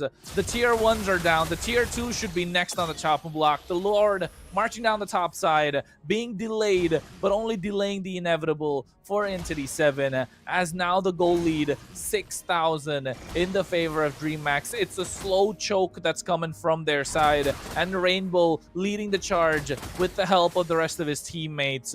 That mid lane presence of the Farsa was just a little too much. As you can see, the Feather Strike going through. Garou has to go back with the Enhanced Sword as well. And now the Lord being taken down. All the tier 2s conquered. DreamHack definitely looking to take this game slowly and surely. But now, with the most of the map blue, Entity 7 are looking to slowly open it up for themselves. As you can see, Jolcinho checking the bushes, gets the Implosion on towards, and Purify coming through from Blink. Now that's an expensive spell, but Shortcut still being present means that they will definitely be a threat now without the Implosion on the side of Entity 7. And so far, it's just giving them like probabilities of hanging thread. They're just looking for my momentum, just trying to rack up goal, but at the same time, DreamHack just take away from Entity 7 quite well. Like with the coming in, well, it's got a full content there, but sadly, Jolcinho taken down quickly and heal. Not like the cured quite well for DreamHack. Yeah, I think the DreamHack finally were able to get a little bit more than they wanted as well, right? They're there, they're present, they're not losing out on any front at this point. Goal lead being extended to 7.5k in their favor. Now the Lord are going to be up for grabs, and Entity 7 will definitely want to contest. But I don't think that they have the advantage to just contest. Question is, okay, the chain CC, they have a good draft to it, but there's no damage yet from either Garou or even Shiv. As they need to pick who will get the stack, who will get the gold. At this point around, you cannot afford. You need everybody to farm. If you give it to like everybody, or for example, the shortcut just comes in and just hunts them down. It can be well secured by pushing Entity 7 back to their bases. It's just rendered helpless.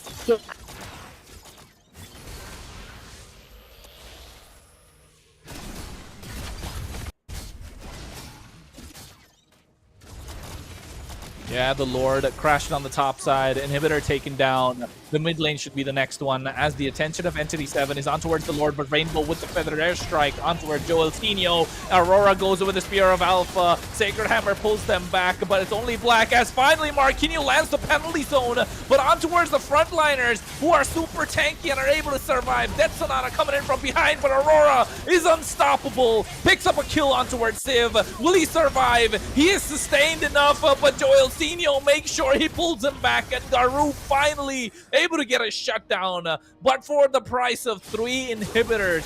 Only the base crystal left exposed for Entity 7. DreamHack have done their job, have found what they were looking for, and now will only slowly wait and choke out Entity 7's resources and make sure to secure the game after having an 8k goal lead.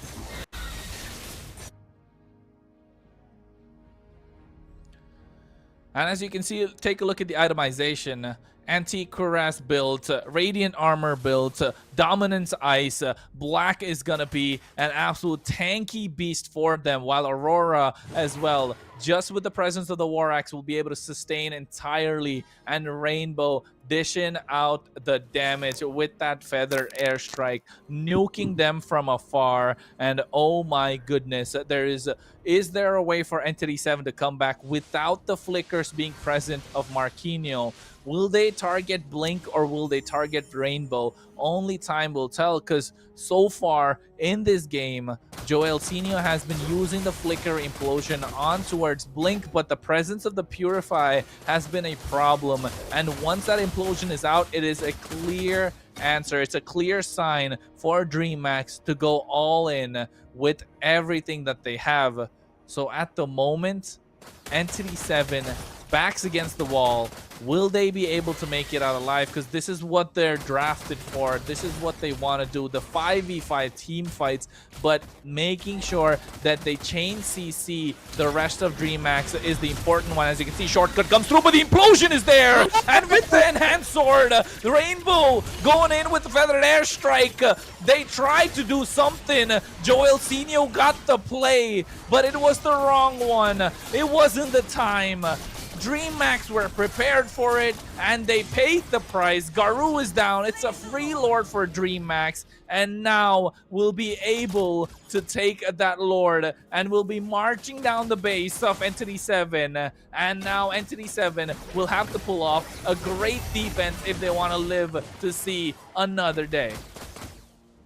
Okay, last chance, of course. Entity 7, they gotta defend this very hard and also pressure point well from the bumping it in. Though there's implosion, even though there's a quite good follow-up from Marquinhos, but turns out it's just not enough. Blasting everyone, leaving them to go back and just regain health. Rhapsody coming in, but even the Death Sonata is not enough to kill anybody down with the shortcut. Joelsinho is just down for that team fight. Marquinhos, too much fronting. Base is quite open.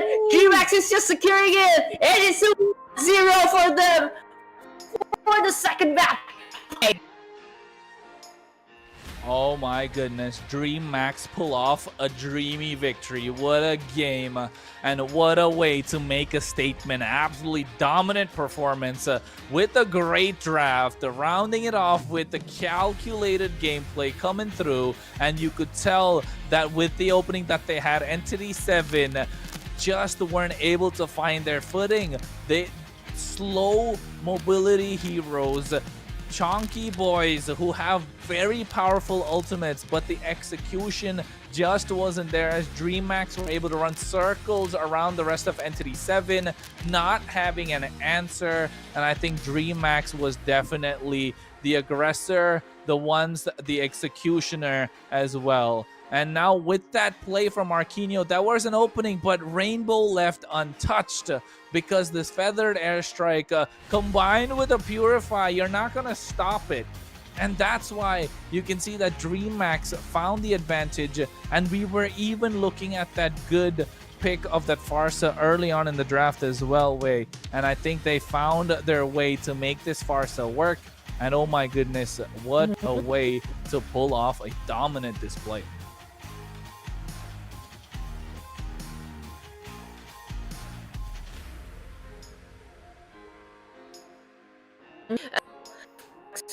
They play a lot of games with on for then it's the best number that you can see that, but we're talking about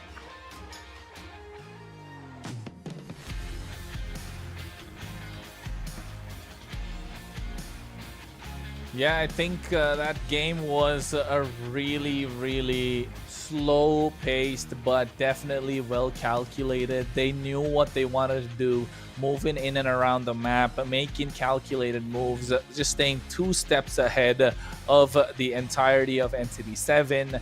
And Entity 7 really tried with what skill sets they had, right? They tried to make something happen with the ultimates that they had, with the skill, with the heroes that they picked up for this game. And you could see that even the emblems that they chose definitely made sure that they wanted to pick these team fights. But unfortunate for them that DreamHack were just a step ahead. With 3 Purifies being present, it just nullified the effect of that implosion, nullified the effect of that penalty zone, and there was no possible way for them to penetrate and catch Rainbow in the backline without V2 even doing much in this game. I think DreamHack definitely found a way, and Entity 7 needs to find a better answer for the next one.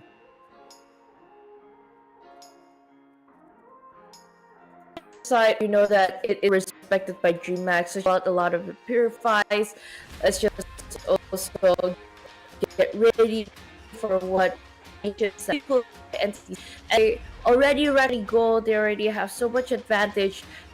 Taking 2 hits for these ultimate types from Entity 7, they can still take the hit and then trigger the Purify. Things were performed by Entity 7 are quite close by timing. I might say that. We're talking about overall, since I also agree with Kronos, where Rainbow, no one can reach him. Like, the only one who can reach is probably a Death Sonata Bullet, or even Juliet, Garu, when Garu's playing.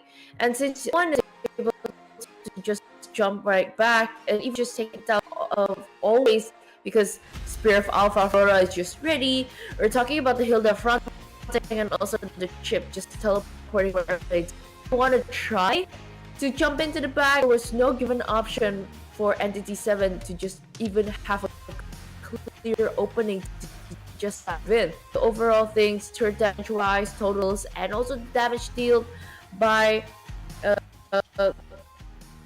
DreamHack just number 1. Really can't wait.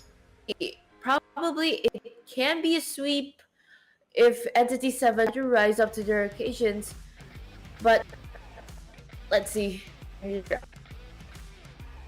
Hey, all that said, the MVP for that game, of course, V2 307. Most of the heavy lifting was done by Rainbow, but V2 definitely dishing out the damage, left unchecked, present in almost every single team fight, and you can see picking up crucial kills, making sure to kite the entire composition of Entity 7, and now running circles around them with that beautiful Ducati skin as well. So at this point, the draft from the side of Entity 7 really needs a lot of work, really needs a lot of answers for against DreamHack, because if they, like you mentioned, if they keep this up, DreamHack might just be able to run away with. So Entity 7 definitely need to step up and find an answer and make sure that they don't give away the victory so easily.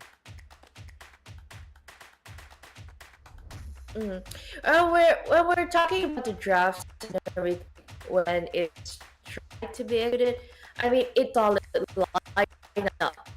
But you got out drafted, where a lot of heroes that can potentially pick up is still like.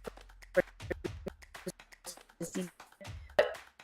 I'm just curious with those options are still open, so probably they can learn from that. Probably you can try to pick it up in the second game. We don't know, so let's see, because there's still a lot of meta heroes that you can pull during that drafting phase.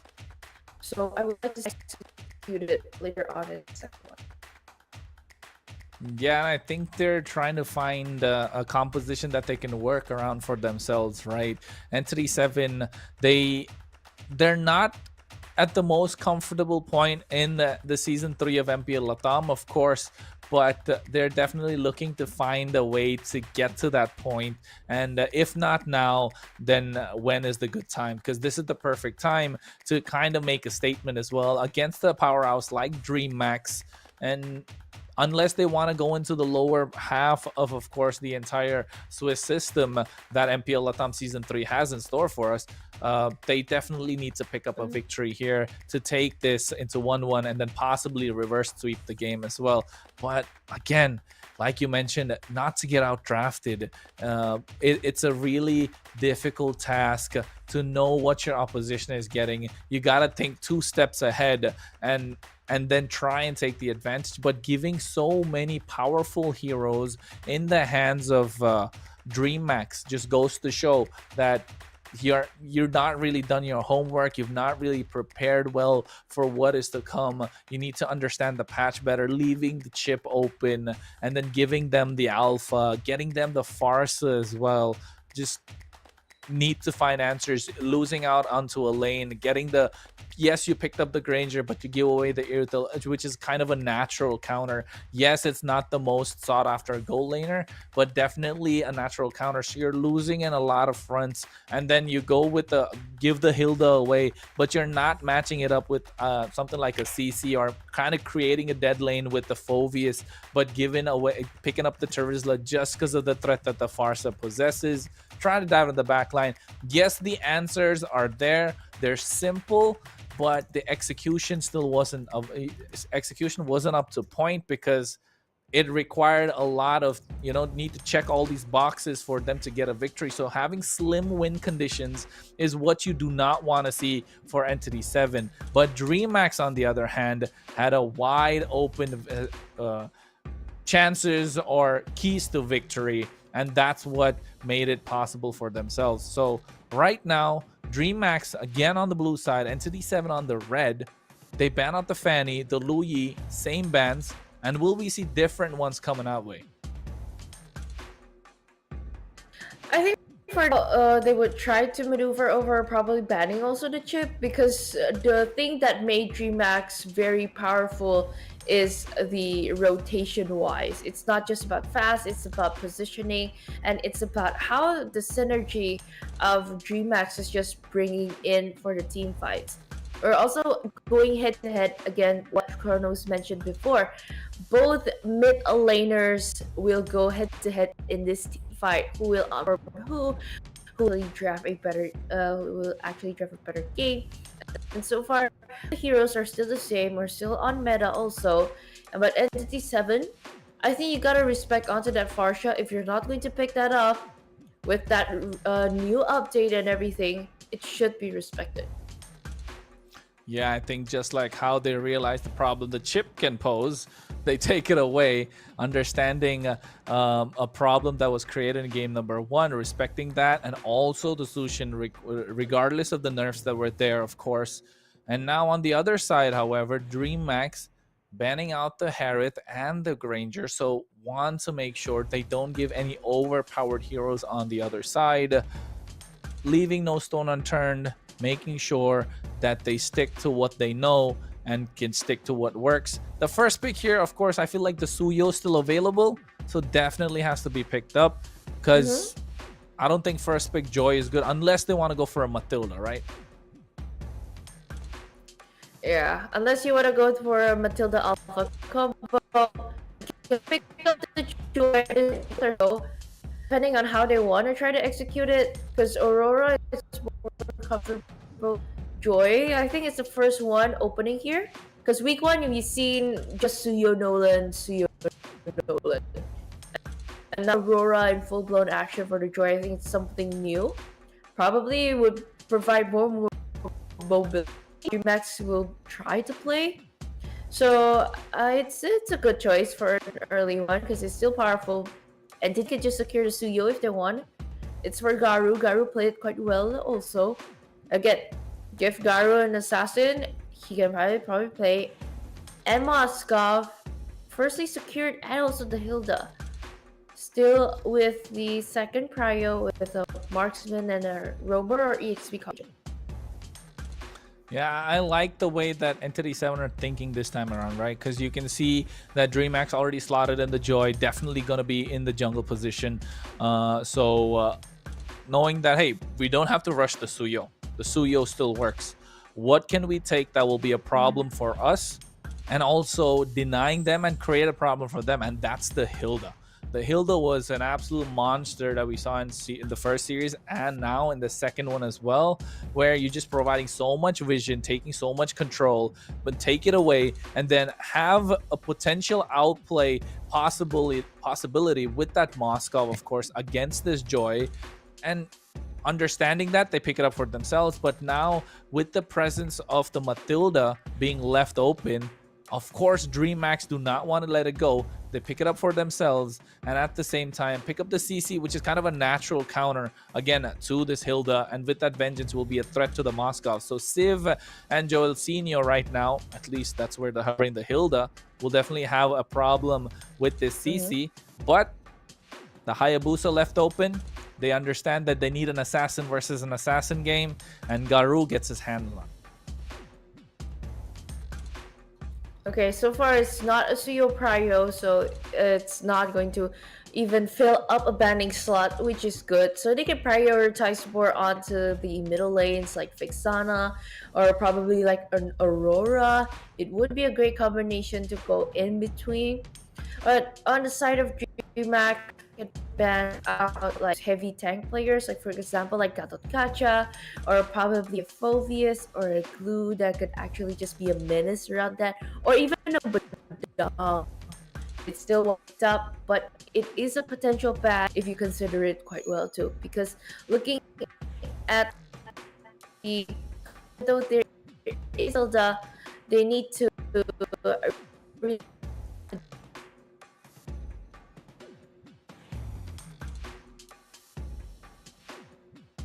yeah, I think understanding definitely the Farsha turns off. They know the potential. Let's just close it up, and even Claude is just taken away. Yeah, I think I like the Farsa ban just because, yes, the Joy kind of counters the Farsa in a way because you're able to dive in with the electrifying beats, but you still don't want to force that occasion, right? Because you have a Moskov that could be a problem. So why do you want to present the problem to yourself? Take away the Farsa, take out the Valentina, and now taking away a little bit in the goal lane. I think it's probably like a target ban on towards V2 as well. Yes, the Irritel is left open, but I think the Irritel here still works wonders for V2. He had a great game number one, the MVP, of course, with that Irritel. So I don't see why they don't pick it up. But at the moment, maybe trying to go for a Gatot Kacha, like you mentioned, but they definitely want to go for the Aurora, preventing the full dive that DreamHack have on their side.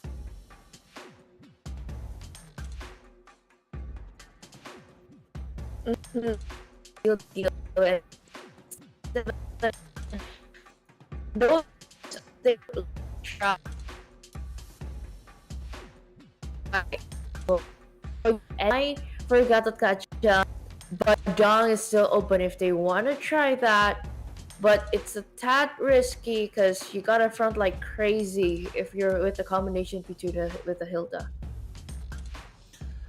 Yeah, I think the Gatot Kacha definitely has a lot on his plate right now, right? But this is a mid lane Matilda. That's what this is presented with. It's a hybrid mid lane Matilda, which we've seen quite a lot of people run, of course. But yeah, the Hilda, the Khalid, I'm not really sure if this Matilda is gonna have a great time. It's gonna have a lot of utility on the side of DreamHack, of course, but the early game threats coming in from the side of Entity 7 definitely gonna be a problem. So early game aggression, kind of matched with early game aggression. But what we should be looking out for definitely in this one is those level 4 power spikes. That first turtle fight is gonna be a big game changer. I think that there will be a potential that the CC could be a mid laner too, but seeing that Rainbow is on the mid now, you're right. They are going to be full blown for this team fight this time, even though there's a lot of heavy CCs that you can count, a lot of the team fight executions that we played up. But laning wise, you can see it will be a bit of a problem against the Aurora set before Chrono. So let's see how all of this go. Will it just be a clean sweep for DreamHack Esports? Or it can be equalized against Entity 7. LATAM Season 3, Week 2, Day 1. Let's see how it goes for DreamHack versus Entity 7. Yeah, I think definitely DreamHack Esports looking to take it a 2-0, but Entity 7 otherwise. And instantly you can see the threat and the map presence coming out from Joelsinho on that Khalid being a problem with the CC chain present with Che as well. That Frosty Breeze with that Raging Sandstorm and that Frigid Glacier will be a problem. But mid lane control weaker on the side of DreamHack because the clear is just not present at the moment. And so far, it would be a problem though if they try it well. But since Entity 7 is on the Khalid, presence-wise, it would be better against DreamHack because they don't have someone as fast at that. Meanwhile, because you're waiting on the CC if you're trying to go in, but even a team fight right here, the invade potential of Entities right now because they're on a Hilda. Yeah, I think right now definitely that level 4 power spike is what they're looking for on both sides, and EXP lane is the target. They do not want to go for the gold lane, right? Because they understand that Bruno and Moskov can have their own fun time. They want to unlock this Hilda as fast as possible, take control of the map, and you can see instantly go on towards Blink as well. The map being opened up so much for Entity 7, and seems like they might want to steal away this bear creep at the moment. They're contesting it, goes for it. Quad Shadow is there as well. Garou takes him, but first blood in the hands of Marquinhos. Okay, quite good. We can see Entity 7 fighting back in game number 2. And so far, because of you're bringing up the Hilda, you're bringing up the Khalid, the vision, the way that you move and rotate will be way faster against the lineup with DreamHack that they're brought up. And so far, Frigid Glacier just again, and even a Raging Sandstorm fully committing it with the Ogi Shadow kill. Sadly, it's just taking Aurora down. Not a full commitment against V2, but still a great leap for Entity 7. Yes, definitely a great leap indeed. They got 2 kills on the board, so the early game draft is kind of working out for them. This is what they are supposed to do, and this is what they're executing so far. And you can see Marquinhos this time around goes on towards the orange buff. Aurora with the electrifying beats, trying to get a fast clear, has the rhythm, and Black actually forcing them back as well. Garou wants to go for the purple with the rest of his team, but very well protected by Blink. So far, map control still in the hands of ND7, and DreamHack are looking for that opening and a chink in that armor where they can hammer away. Hammering away, I think it's the only way possible for now, but coming into that dive, even triggering that vengeance quite early, only Shadow kill, fully committing Black. it, but Black... No! Oh my goodness, not he committed survives yet. this. Yeah, he still bit of survives HP. the slower health. Okay, AOG even jumping in, turning it away. Oh wow, but the Glacier turned Garou down. Even Black gets to survive with a bit of a regen for my HP. Marquinhos tried to go in and finally taken down just like that for a 1v2 trade. It's still a good trade for DreamHack. Oh my goodness, right? That was a highlight play indeed. Black able to survive despite having the Ogi Shadow kill, despite having Marquinhos throw everything at them. Survived, forced the error coming in from Entity 7, and guess what? Garou bit the dust, Marquinhos was just so tilted at that point, saying that, hey, if I'm going down, I gotta take this guy with me. Finally paid the price. But oh my goodness, DreamHack turned it around and now have a little bit of confidence and momentum on their side, but Entity 7 still have the map control. And so far, because of the map control, again, on how fast they can just maneuver around the map, Entity 7 is so far having a very great early game, which they can handle in the second game of the day today. Yeah, definitely looking to try and take and turn into an advantage. Entity 7, Raging Sandstorm on towards Vito, but AOG coming in. Frigid Glacier is there from Che as well. Vito just survives with the slightest bit of HP. That's the second time it's happened to Entity 7. And if I were them at this point, it would start getting on my nerves because DreamHack are finding a way to kind of keep Entity 7 on the edge of their seat. Yeah, the burning effect from Che is not as bold yet, so it couldn't be a finisher so far. But DreamHack should be on the alert to look out on how Entity 7 can just combine their skills together and utilize, and with that poke potential they can actually bring out. The equipments here so far, it's just on the corrosion side and also the golden staff for the Moskov. No power plays yet, and yeah, burning effect is there, but it's not enough to execute anyone yet for the Aurora because the glowing one is just secured as the first item other than the shoes. And so far, even the Hayabusa doesn't really deal as much damage because you're going to that first respect item because you're knowing you're going up against a Matilda, you just bring out the Sea Helmet first. And then, I think next should be onto the War X, but a great target here. Flickered even forced out. A way expensive thing to note out way before the turtle is going to pop up. Marquinhos getting them low. Blink has to revitalize as well. I think that was a risky play, but having his teammate have his back, Garu was present at the right place at the right time, so Aurora didn't want to commit any further. And now you can see Garu having the space to free farm and get this last turtle in his favor as well. And now they're looking to contest this purple buff, making sure DreamHack are always on their toes. Of course, contesting it quite well, and a turtle slain by Entity 7. Both retribution powers are down at that moment.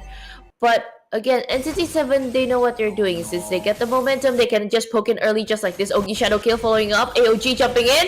Didn't hit anyone yet. Raging Sandstorm coming in with Jolcinho on the edge. Aurora frozen in quite well. The other hand, V2 on the bottom lane. Almost taken down on the, but on the other side. Wow, Aurora down, and 3 people from DreamHack, they're just sent home like that. Yeah, oh my goodness, that was a quick fight, right? That was absolutely fast. Yes, you could see that AOG trying to create the separation, didn't catch anyone, but made enough space to make sure there were no more casualties from the side of DreamHack. Aurora was caught between a rock and a hard place by Che, who was playing the Aurora, froze them, making sure that Frigid Glacier, that chain CC that we spoke about earlier from that Raging Sandstorm as well, the follow-up was absolutely beautiful and taking him down. So there's Joy definitely not able to play the music, not able to hear the sound, the electrifying beast that we want to see. And Entity 7 have found a way to turn the tide around and now have complete control of the game, taking 6k gold lead in their favor. And now slowly, after taking more control of the map, they're looking to take down the tier 2s and then even the Lord. And looking at Entity 7 on how they handled themselves so well, where you can see the Moskov is just there, you get a lot of the items ready that can go into either a Haas Claws or even a build-up for a malefic gun. And since there's a, even just for the Moskov, the 2.5 gold lead, I think it's just way too much for just one hero to come in. And when Moskov has unlocked all of those power spike items, it'll just be so easy for Entity 7 to just entry in, even force up a team fight, or even zone down now and just finish up the Lord in a jiffy. Because look at the damage. Look at the Moskov's damage dishing out. It's just not enough to secure a kill from the bottom side because everybody's just too busy. But SOD connected quite well. Rainbow almost being turned to, but just securing the Lord and playing in the patience quite well. Entity 7, I think that's their key to victory.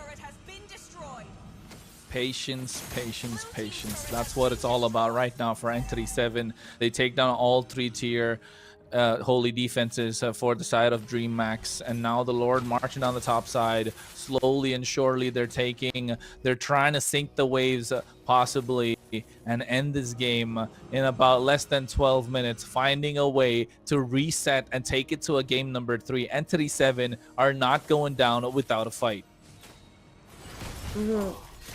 Turns out pressuring quite well from the mid lane. On top, they just let it go first. They just let it go march in. On the bottom side, Entity 7 tries to push it. G has a bigger problem they need to handle on. They need to clear up the minions, but the question is, everybody's just trying to barge in from Entity 7. The Lord is just marching on top, and they are just ready for this fight. Yeah, I think already crashing in, taking away the inhibitor. Next one is the mid lane, and you can see instantly Aurora is there. Ogi Shadow Kill expended already to go into the back line. AOG to run back. Aurora is there. Electrifying beats, but the damage from Civ is way too much. Raging Sandstorm connects. The Frigid Glacier is there as well, but the base crystal will be the target. Not just yet. Black buys enough time. Aurora comes through with the electrifying beats. Civ still left untouched. No casualties from the side of DreamMax. Joel Senior is the only one that fell down, but enough space created for Civ to take the base crystal. Entity 7 make it 1-1, and we have another BO3 on our hands. Free hitting at its finest.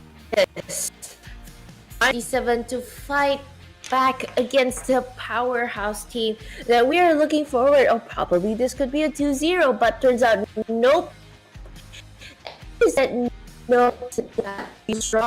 Best of 3 series for a reason. We can unlock a third game. We will. Well, and the way they manage is just so good. Looking at the drafts, they they give up a change from them, and Entity 7, they just managed to do so well in the second game. They finally unlocked the full potential of just going for the team fight. We get the early, we leave the pressuring still there, and just wait for the Moskov to, okay, let's just enter in with that team fight. We can finally win. We can finally take the power spike. We can just barge in. Everything is mine. It's a 1-1. It's very straight this time. It's not a one-sided game. It just shows that they have their own power. They just need time to just develop it quite well. Yeah, I think DreamMax just didn't have that opening, didn't have the time that they're looking for. They didn't have the space to kind of create that advantage to get to their own power spike, like you mentioned, Wei. And that just Entity 7 just made sure to take this game as fast as possible. 11 minutes, and that's the power of this new Lord, right? That's the power of this Lord being able to charge in towards these structures and take them down slowly. And now with that change being made in this game, you can see that games are either ending super fast or are going the distance, and that's what's happening right now in MPL LATAM. We've seen 3 games go the distance in the first series, and now in the second series, both games kind of going a little quicker than we expected. And definitely this time, Entity 7 evening the score, but also making sure they have another chance to kind of get ahead in this stage of MPL LATAM. I think they're just prolonging their breaths just to see what will happen in game number 3. And we're learning it from the overall things and what happened in match number 1 also. First game, second game, aggressive. It's a full-blown team fight. But the third game, though, is just approached so cautiously. The thing is, of these teams, they really know when they can put on the pressure, when they can go aggressive. Will that happen in game number 3 though? Or we will also tone it down a little bit. Let's just play on the momentum a little bit. Let's just slow it down. Let's just play it more cautiously. But again, for what I said in first match, it is also very, very risky if you try to play on that type of strategy, because you gotta find that good moment. You gotta find that sweet moment where you can just, okay, my time to shine. It's my team. It's my team now. It's my time to shine. If you don't find that sweet spot, it's just a slip up after that. Yeah, I think also, I mean, both teams will definitely be looking for that in game number 3, right? Like you mentioned, they want to take it cautiously. They want to take it slow because they understand the series is on the line. And I just took a look at the itemization that Aurora had. Wasn't able to complete the boots even. I think that just goes to show how well of a choke was done from the side of Entity 7 with that early game draft, with that Khalid being present, with the change CC possibility from that Aurora, and also having, a good damage dealing backline with Civ on that Moskov. I think it was just a very well-rounded draft, a really good execution, having the Hilda to add insult to injury as well, just being a menace, being in the front lines, being a problem. And speaking of the Hilda, guess what? Marquinhos, our MVP for that game week. Well deserved indeed, the way you just zoned out quite well with the combination between Marquinhos and also the Khalid. It's just so well paired up. Both are visions, both have the raging power to just like storm running here and there. Because again, from DreamHack, you take away the Loi, you take away the chip. No one holds on to the, or even the Hilda. This time I think it's not outdraft, but it's out rotated by the other team from Entity 7. When they because they can set it up before, because if they did, it's just a smooth game for them. But if you take those things away, they're just like, I think I want to try to tempo, but this is not my normal tempo. Where should I find a sweet spot? What should I do next? Because if the enemy spots out there, there's that one of flinch it out of the way, just get it out of the way. Somehow DreamHack is just like, I think we're going to play defensive, we're going to play defensive, we're going to play defensive, but there's still turnaround point from that. So they just got taken over with, and that is just what happened in game 2. Yeah, I think it just came down, from what you're saying, it definitely came down to the mental of DreamHack, right? Instead of trying to take a step forward, they were like, hey, we're getting cornered by all sides. But what they forget is that while they're getting cornered and attacked from all sides, they also have the same area to attack towards. So not able to seize the opportunity, rather.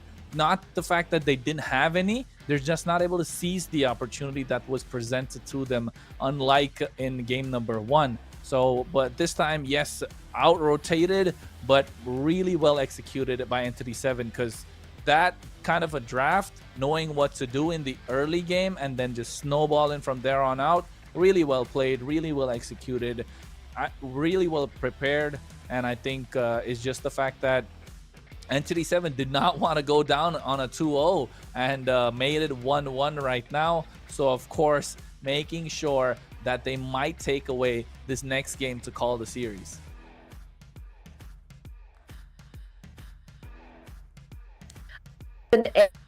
At least it's a 1.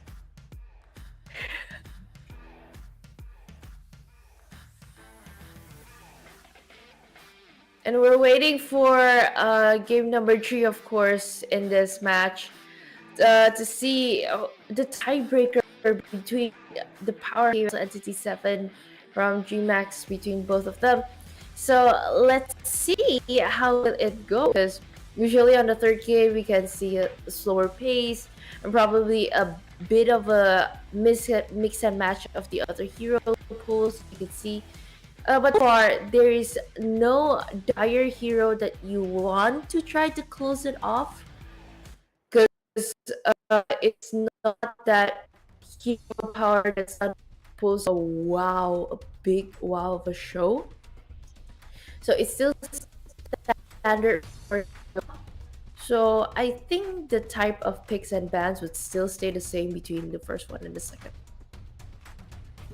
Yeah, it could, right? They're definitely paying respects towards each other's hero pool, and that Lu Yi and that Fanny. I don't think we're gonna see them out of the ban section this time again.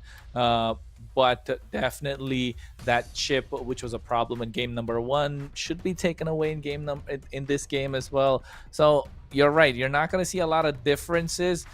We call. Hey, call me, call me someone who can predict the future. I don't know, I forgot what they're called. Kind of feeling doozy at this point because of the fact that this game has been going back and forth, and now 2 assassins taken out from the side of DreamHack. They've gone for the blue side once again. Entity 7 again on the red. So you got the 2 heroes that we don't want to see, that have a lot of mobility. The Lu Yi, the chip taken off. But now, what will these third bans be? Because the Suyo is still left open, and I do not think that Entity 7 want to give that away to DreamHack. I think they would prioritize on the either that would be a menace later on, but Yves turns out. Okay, so bad area, so probably someone with a greater slow later on. So Gatot, a very good pick on the early.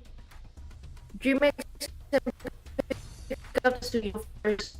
Ranger later on. It's gotta be. 2 combinations could be quite well executed. I think it had to be that Suyo, right? That first pick. The first pick had to be that Suyo. I think maybe go for the Hilda Harriet or maybe the Hilda Granger here as well. The Granger does well to kite away the Suyo rather than the Harriet. So maybe the Granger with the Hilda would definitely work. The Gatot is really good as well. But the way that this series is going on, the way that day number 1 of week 2 has been going on, Hilda has been such a problem for every single team. But guess what? Civ's right. Why fix what's not broken? Go for the Moskov again, go for the Hilda again, and let's see what DreamHack can answer us back with. Okay, I just wanted to say deny the Khalid so Entity 7 won't have that vision other than the Hilda. And then you just secured in the Granger Khalid quite well.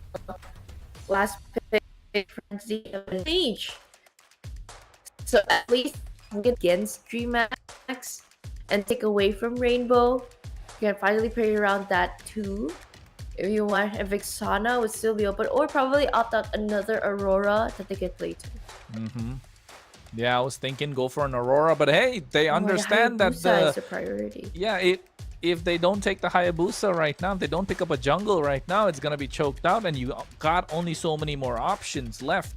So going for the Hayabusa, Garu was good with the Hayabusa. Picks it up for himself.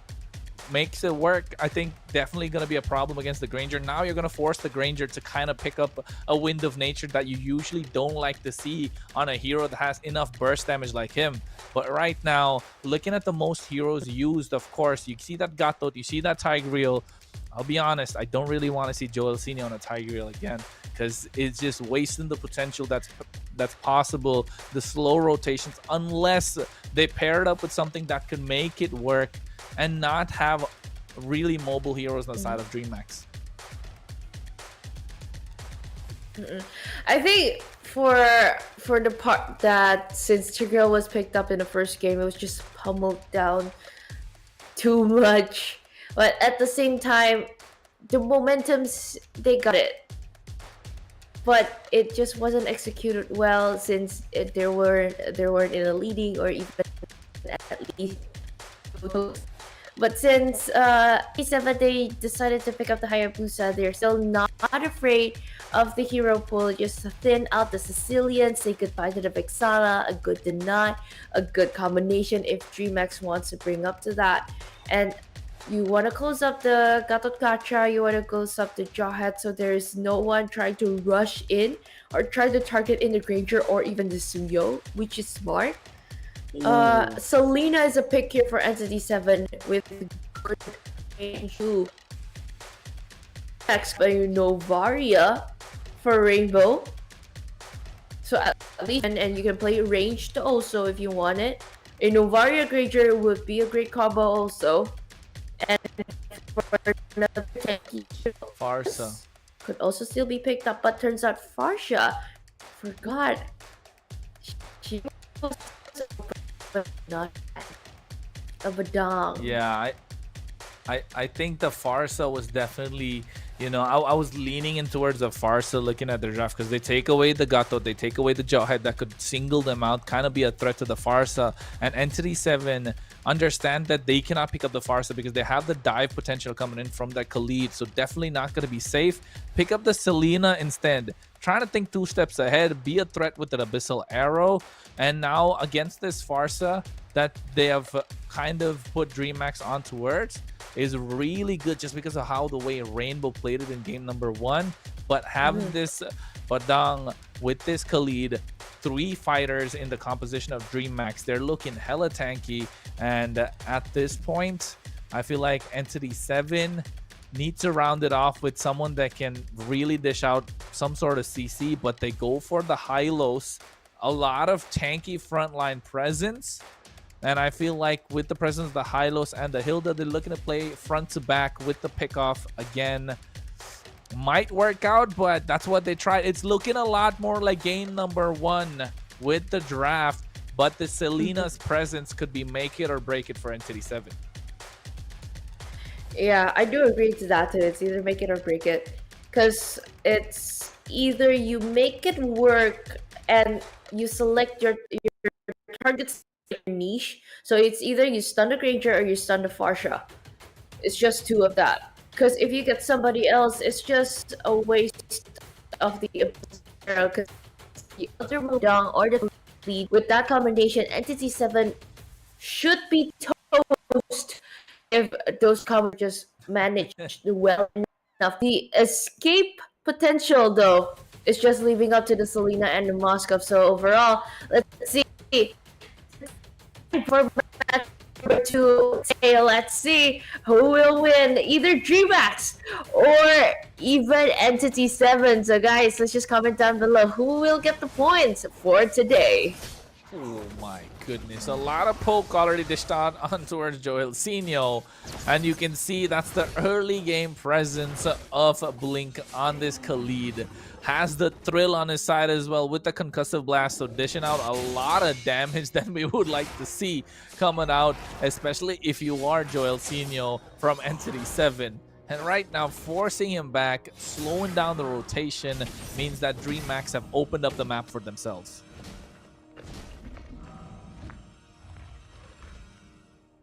And so far, you're looking at the potential where both sides try.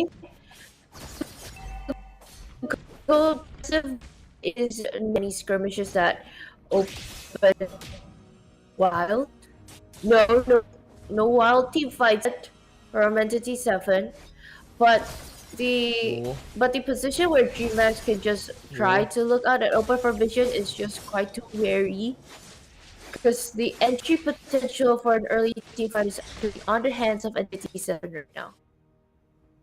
Yeah, they need to find that Abyssal Arrow to hit right. They need to have Che hit these Abyssal Arrows, and you can see that DreamHack have to be on their toes, have to have their guard up the entire time, because there's no possible way that they can always be blindsided by an arrow coming in from Che. And the map control, these Abyssal Traps are going to act like wards. You can see instantly forcing out a flicker from Blink as well, gets caught out in the Abyssal Trap. Aurora goes in and tries to dish out some damage, but they're too tanky, and that's the beauty of having a Hylos with this Hilda in the front line and letting Che hit that Abyssal Arrows from afar. Garu right now gets the turtle. Blink goes in, but gets taken down. Ogi Shadow Kill expended. First blood in their hands. SOD connecting all the way from top side as well. And you can see right now, Civ comes through. They get the kill on towards Rainbow, and Aurora will fall down as well. So 3-1 kill score, while Marquinhos is the only casualty for Entity 7. Sadly, you gotta tank that aggro turret one way or another. But since everybody was just so busy down at the bottom lane, V2 on the other hand just gets to mine that gold so easily on top. And since it's a free gold plating for now, I think it will try to lies or just put enough same footing in the gold caps here. And you can see from there, you got a 232 gold lead. Sure, you get the shoes. I think going up against Shiv, where he just prioritized, okay, let's just get my corrosion sight first. Let's just then again go to the tough boots, and then we'll go through the golden staff, or even prioritize the golden staff first. So power-wise, it should be on Shiv later on, unless V2 can rack up a lot points after getting that Sky Piercer. Yeah, definitely that Sky Piercer will be a game changer, right? But guess what else is Garu's mobility, and you can see right now he goes into the quad shadow. Ogi Shadow Kill spended as well. Rainbow taken down low. Garrot from Che as well to try and secure the kill. Marquinhos takes him down. Glorious Pathway coming in from the side. Joel Senior trying to flank them, but they pay the price. Rainbow's the only casualty, and Entity 7 looking like a better team this game compared to the first game. Talking about how the flank was just a slowdown and just let everyone from VMAX, let's just go back in order to save Che, so he can go back and also regain his HP. His entities, they gotta prepare another bigger team fight on the bottom lane. Even though the feather airstrike is triggered, Marquinhos is just as tanky as ever. You can't just burst down the hill that just easily as that. Entities, they're looking for the bigger goal, the bigger investment that they can get. It's definitely the turtle here right now. They're starting. Joel Senior gets caught up. Fist break, fist crack combo. Raging Sandstorm to get the chain CC. V2 secures the kill, but Entity 7 secure the turtle. He goes back with the quad shadow. Ogi Shadow Kill expended. Rainbow and Black taken low, but will be able to get out of harm's way. Garu, after securing the turtle, right now DreamMax looking to get on towards Civ. Feathered airstrike is there. Civ has no way to run, flickers out of harm's way, but will get taken down by Blink as well. And oh my goodness, he almost found the outplay potential, but they pay the price. They take away the top tier 1 turret, and now the mid lane left open. Garu should be able to fall down, and yes, he does! Well played from DreamMax's Black.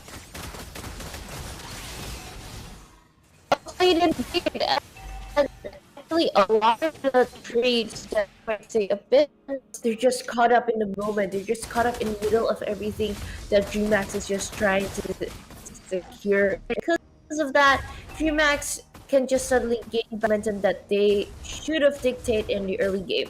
Entity 7 is just finding an opportunity on actually like where and who can actually try to blink that first, because looking at the drafts right now, V2 is just racking up a lot of stacks right now, and even the gold funneling is just straight up to him, because knowing that Aurora couldn't get that early gain, Rainbow is just pressed down so much and also targeted so much by NT7. The only way for them to rise up is just, okay, let's just put a lot of the gold to V2 first, and then we'll try to fight this out.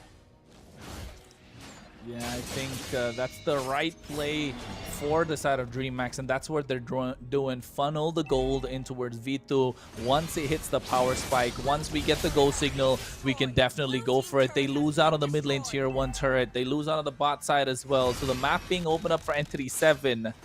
And now they have even turrets, but the mid lane being left open means that the jungle is there and up for grabs for the side of Entity 7 right now. Joel Senior with the glorious pathway. Marquinhos trying to dive into the back line. SOD connects on towards Aurora, goes Marquinhos, but you can see they get the pistol trap right now. Black taking low. Ogi Shadow Kill is there. And the first kill, casualty Marquinhos for Blink. And at the same time, fist crack combo trying to come through, but Black will pay the price. Civ is there, and they get the kill, and once again Entity 7 are able to secure a neutral objective.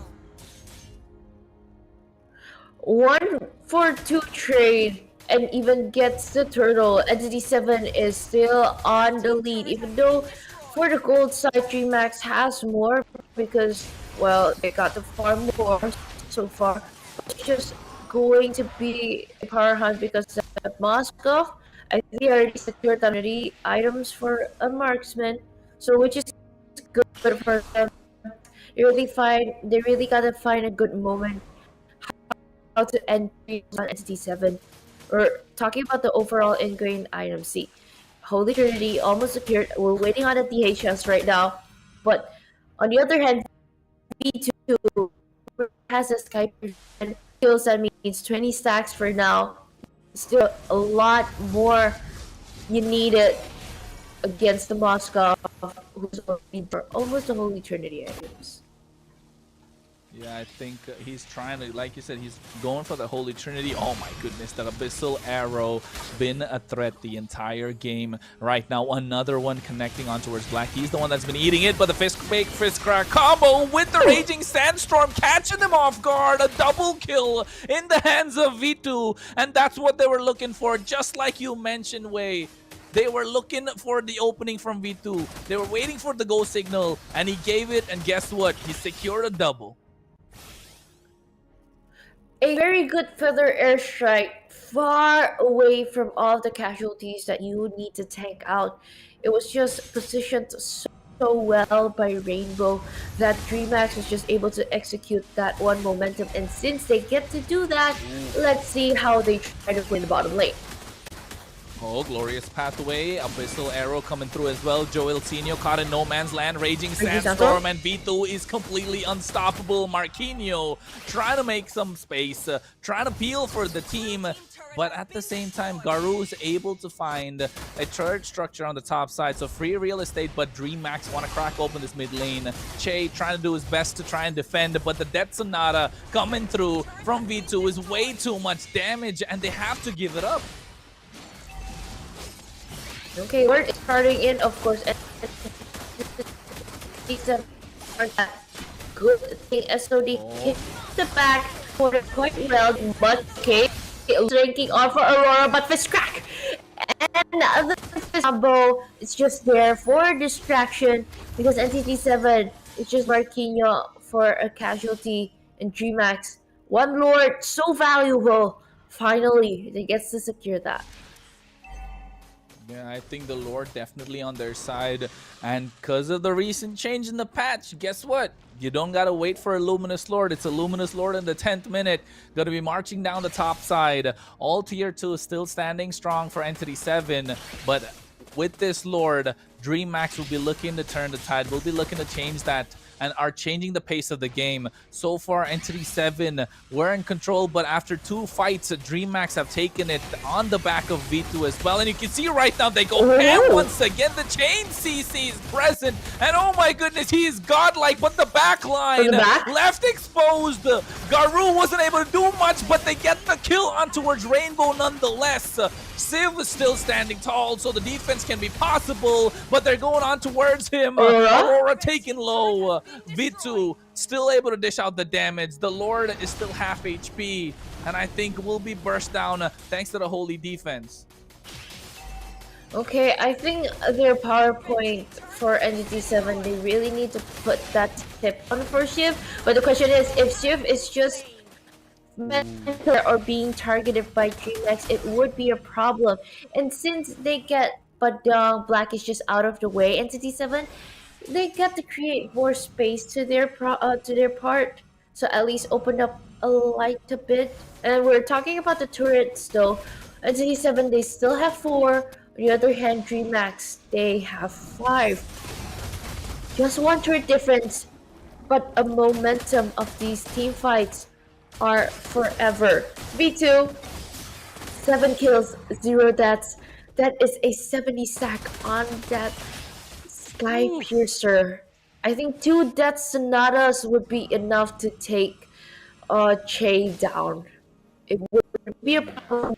So this is just a turning point for both sides of the marksman. Absolutely nasty, right? If you think about those 2 Death Sonatas just coming from somewhere, and next thing you know, you're looking at the gray screen on your phone. That's what Entity 7 do not want to see. But right now, with the frontline presence of DreamHack, with Blink, with Black, and also Aurora, this 3-fighter combination in the early game, it did not work out as well as they'd like for it to. But right now, there's no possible way for Marquinhos to peel for the team and get on top of Rainbow, because Rainbow and V2 well protected. And now with this Lord up for grabs, they definitely want to contest. As you can see, they're taking control of the river and now looking to contest this neutral objective and pick it up for themselves. Okay, picking up moments, of course. Marquinhos from the back, trying to backdoor a bit. Rainbow just spots up. Everybody's just eyes on Marquinhos, but Black is just second down. One of the frontliners down. A legendary 2 for 1-for-1 trade so far, and a finisher quite well for Entity 7. But since Shiv gets the area better with better vision, Blink is even pushed back right now. It's a great Lord takeover for Entity 7. So far, things are looking up for them.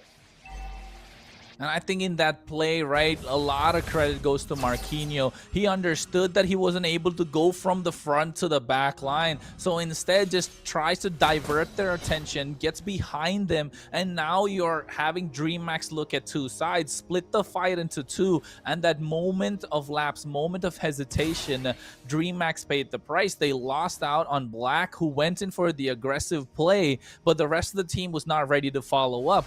They had to have eyes on the back of their heads, and now Entity 7 took that opportunity, took the Lord, which is marching down the top side, and now slowly but surely, they're looking to end the game 14 minutes in.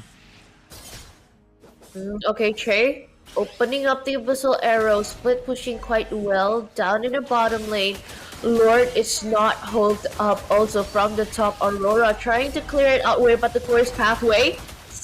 No one yet doesn't hit anyone, but yet the Lord is just taken down quite well. But the fist break and also the fist break sealing a legendary for V2. And so far, Entity 7 still surviving through all of that shift, trying to find a moment, but there's no minion waves left for Entity 7. Finally, a little bit of a breather for DreamHack. A little bit of a breather. A little bit is what they need. They found enough. They're still not behind on the goal lead. It's just that they're lost out on the mid lane inhibitor. Not many turret structures left for them. And right now, Entity 7 understand the assignment. Catch Rainbow, catch V2, and that's what Garu wants to do with the Ogi Shadow Gale, trying to go into the back line. But the damage being spread out just because they grouped up, and you can see Civ with the SOD connected, came into the team fight as well, and now they have to be on their toes because DreamHack are looking bleak. They need to stick together if they need anything to happen for them. Okay, both marksmen fulfilled, one already in their hands. We're talking about both frontliners that should be crucial in this moment. We're talking about the Kalia, we're talking about the Hylas. And so far, the Hylas has more games though. Like, you can see it's more tankier, you can see more engagement, you can see, and even Marquinhos following up and also respecting a lot of the damage going on from DreamHack, so they can actually front better. They'll find a great moment here, because I think Entity 7 can actually win this push if they get that Lord. But the question is, since it's also going to the late game, DreamHack also has the potential of like, let's just go in for the fight. V2 is already racking up 9 stacks. It's basically 90 points on that Skypiercer. But if the minion waves are not managed well, DreamHack would have another problem because they're entering a fight now. The Lord, Josinho already goes in with the glorious pathway of the fist break, fist crack combo, gets them Lord revitalized, prolonging their existence. And right now, Vito with the Wind of Nature against Civ. You can see the quad shadow. They go in with the Abyssal Arrow as well. So they connected with the Purify from Rainbow, helping him survive. Rose Gold Meteor from Civ, helping him survive as well. They pay the price 1-for-1, but DreamHack lose out on Aurora, and Entity 7 only Marquinhos. That fight could have gone either way, but Entity 7 have the Lord marching down the mid lane. Okay, marching down from the middle one, and also top and bottom coordinated so well by Entity 7. bit too fast by Garu, but it's okay. It's just a distraction. Let's just try to enter in. Let's just try to barge in. Also, the last chance for Entity 7 to just get that straight push. Oh my goodness. Okay, OB Raging Shadow Transformer King even already coming taking in down with the glorious Aurora. pathway. Oh, they go in. The Lord is still there. They Okay. take down Joel Sino 2 for 1, but the base crystal was left exposed way, and a victory for Entity 7 after a slow push from the mid to the late game. After having a good early game, losing out in the mid game, they found their footing and instantly were able to take the game.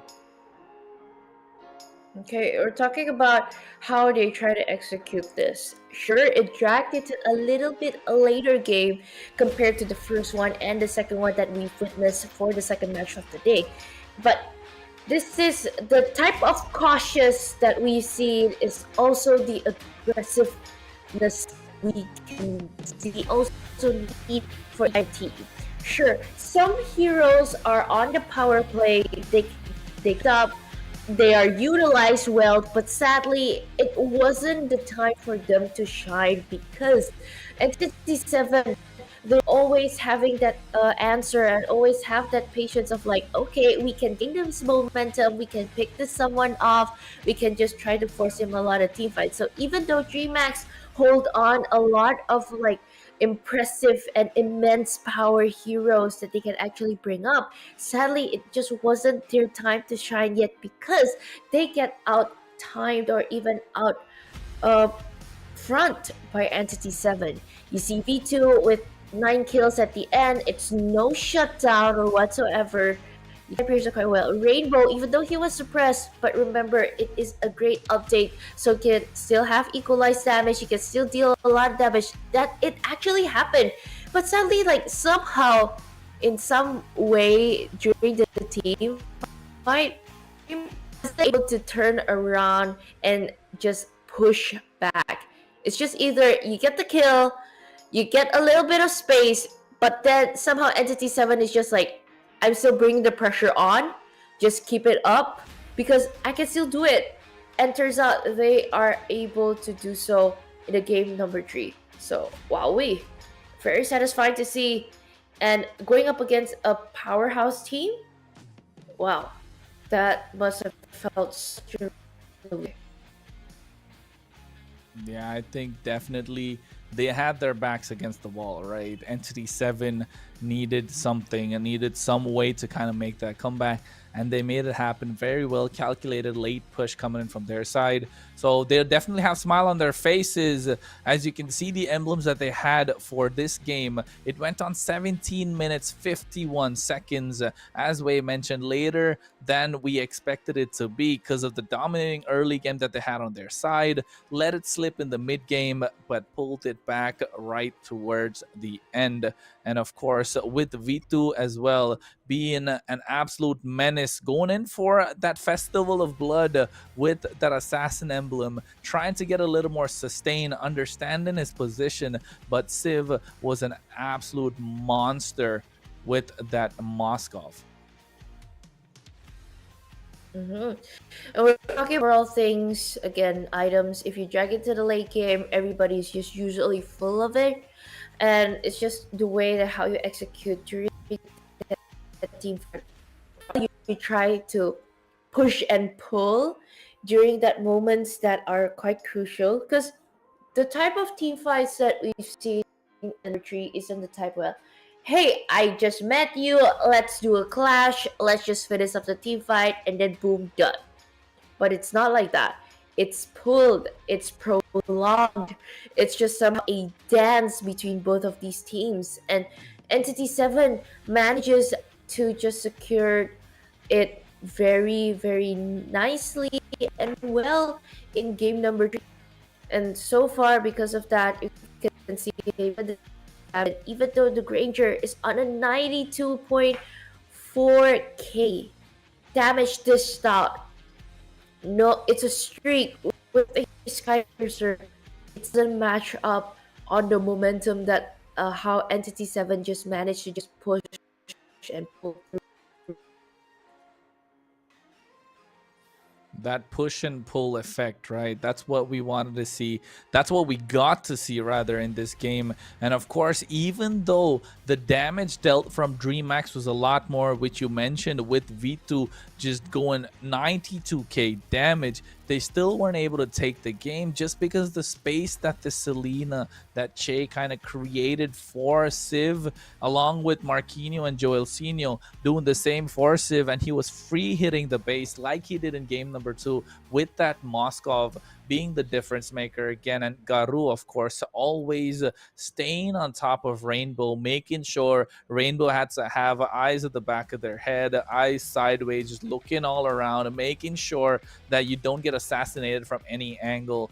And although DreamHack, they did have a good draft, right? They did have a good game.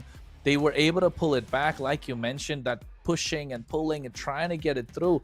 It's just towards the end, they just kind of not able to find a clear angle to go and turn an advantage. And mentioning it again and again, Civ was given the space, and oh my goodness, did he utilize it to the max, because he's the MVP for this game. Okay, we're talking about how Shiv was just so patient that no many fights in it. It's okay. You can just rotate to the XP, just rotate to the objectives. Go ahead, leave me out. I'm okay. I'm good.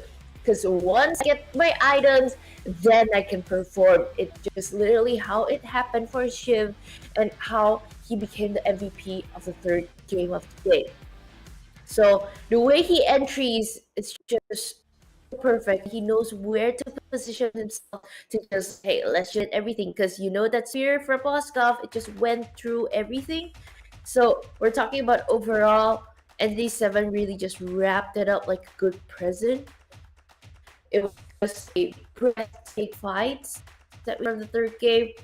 And the only remark that I can say is just, wowie. No words after that. Wowza, right? Just to wrap it up with the present, put the bow on top, icing on the cake, cherry on top. It was really well played from Civ, of course, with this Moskov. Really well played from Entity 7, pulling back a reverse sweep in DreamHack, a powerhouse from Brazil, like you mentioned.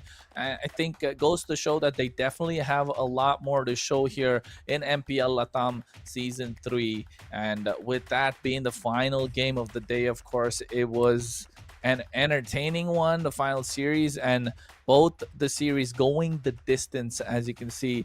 Tired faces, all three of us here, but it was definitely two entertaining series, right, ladies? Yes, Very and much.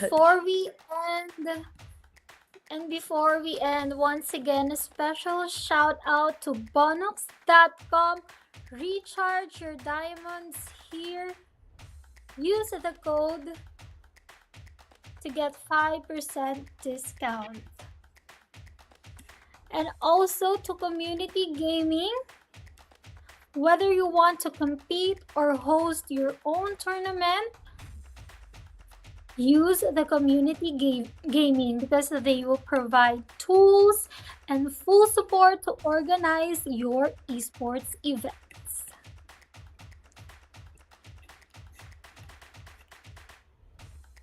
And for our last skin code,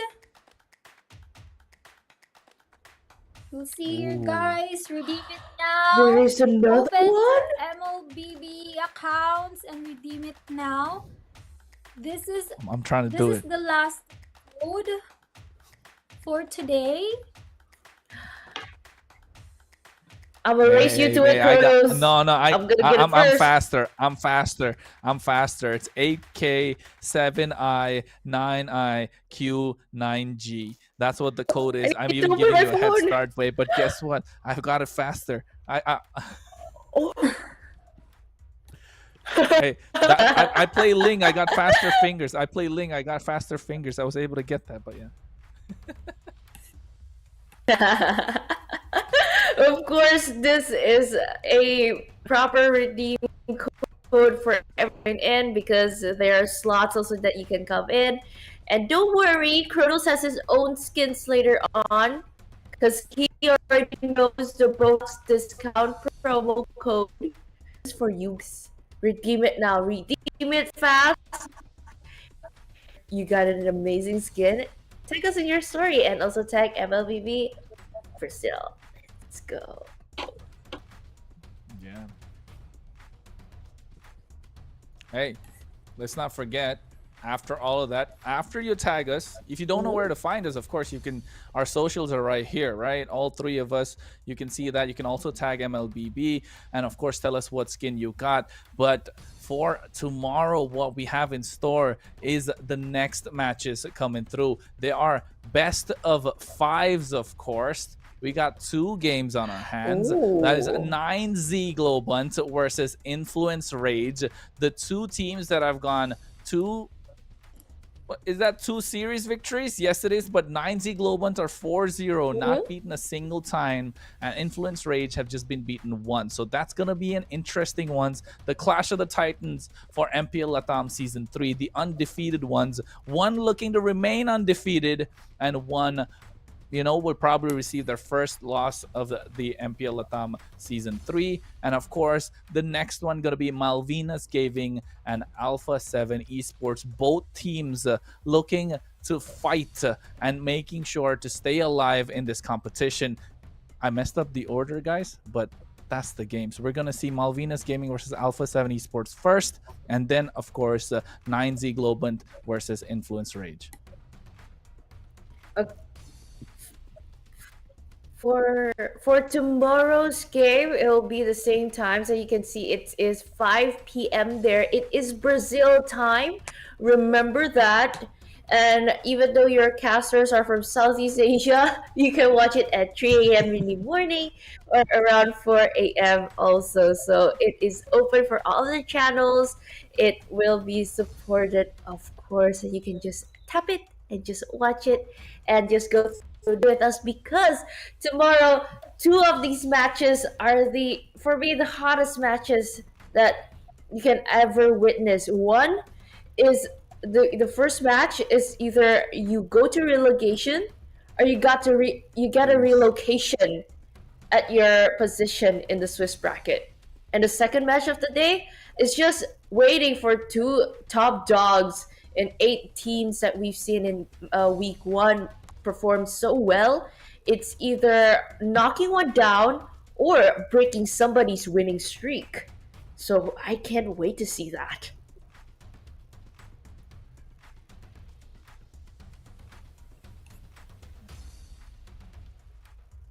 Definitely, right? I can't wait to see that as well. And they're not just going to be BO3s, they're going to be BO5s with somebody's life on the line. Relegation is there, 5 games. You thought today was long? Guess what, Bay? Guess what, Team? Tomorrow is going to be longer. We got 5 games. If today went all 3 games, tomorrow might go all 5. Woo! I'm looking forward to it for sure. But at the moment, I feel like both teams looking at the new patch, they have more time, all 4 teams rather, have more time to kind of strategize themselves and understand what worked and what didn't. Because right now, if you ask me, Hilda is a hot pick on MPL LATAM Season 3.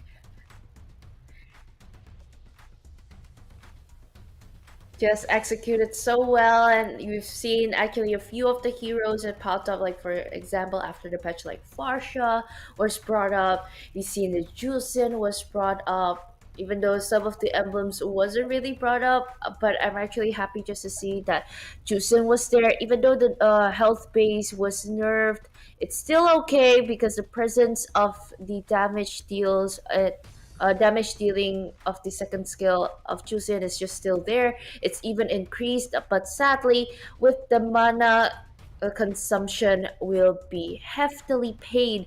But so far, seeing these pro players adapted so quickly, even after the patch note, it just lights up my day knowing that, hey, whatever happens in the game, they can still manage. Yeah, definitely.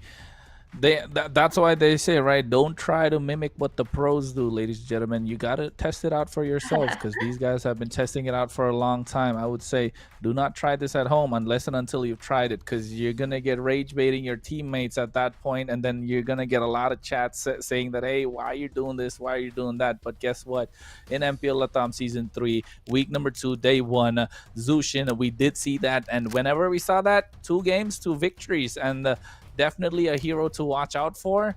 Even though hit with the nerf, it's not super significant, but right now the Lord has been a big game changer. The Evolve Lord at 18 minutes, and now they've removed that evolution in 12 minutes. That means the first Lord in the game, you can grab it as soon as 8 minutes without taking the third turtle, of course, and that means that Lord can charge on towards these turret structures and able to end the game much faster.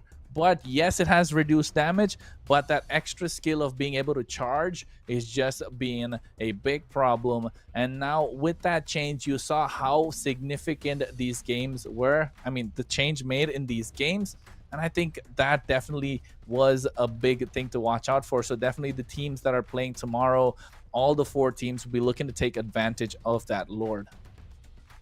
Other than taking advantage to the Lord, we're looking at a lot of new emblems that are just buffed up also, like the Furious, the Temporal Rain, and also the Concentration Mark.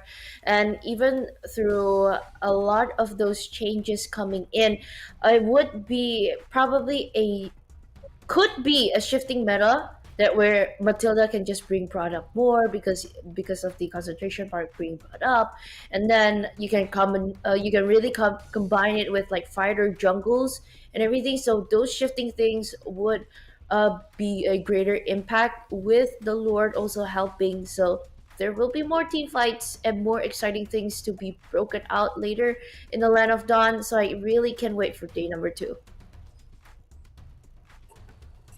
Definitely, right? I'm looking forward to game number 2, and the meta is shifting slowly. Only time will tell where we're going. So we have witnessed a 2 wonderful series today, and I'm pretty sure tomorrow will be hotter. So stay tuned, guys. Once again, this is Tintin Loresto, your lovely host, and together with Vey and Kronos, your English casters. This is MPL Latin America Season 3. See you tomorrow! Bye-bye.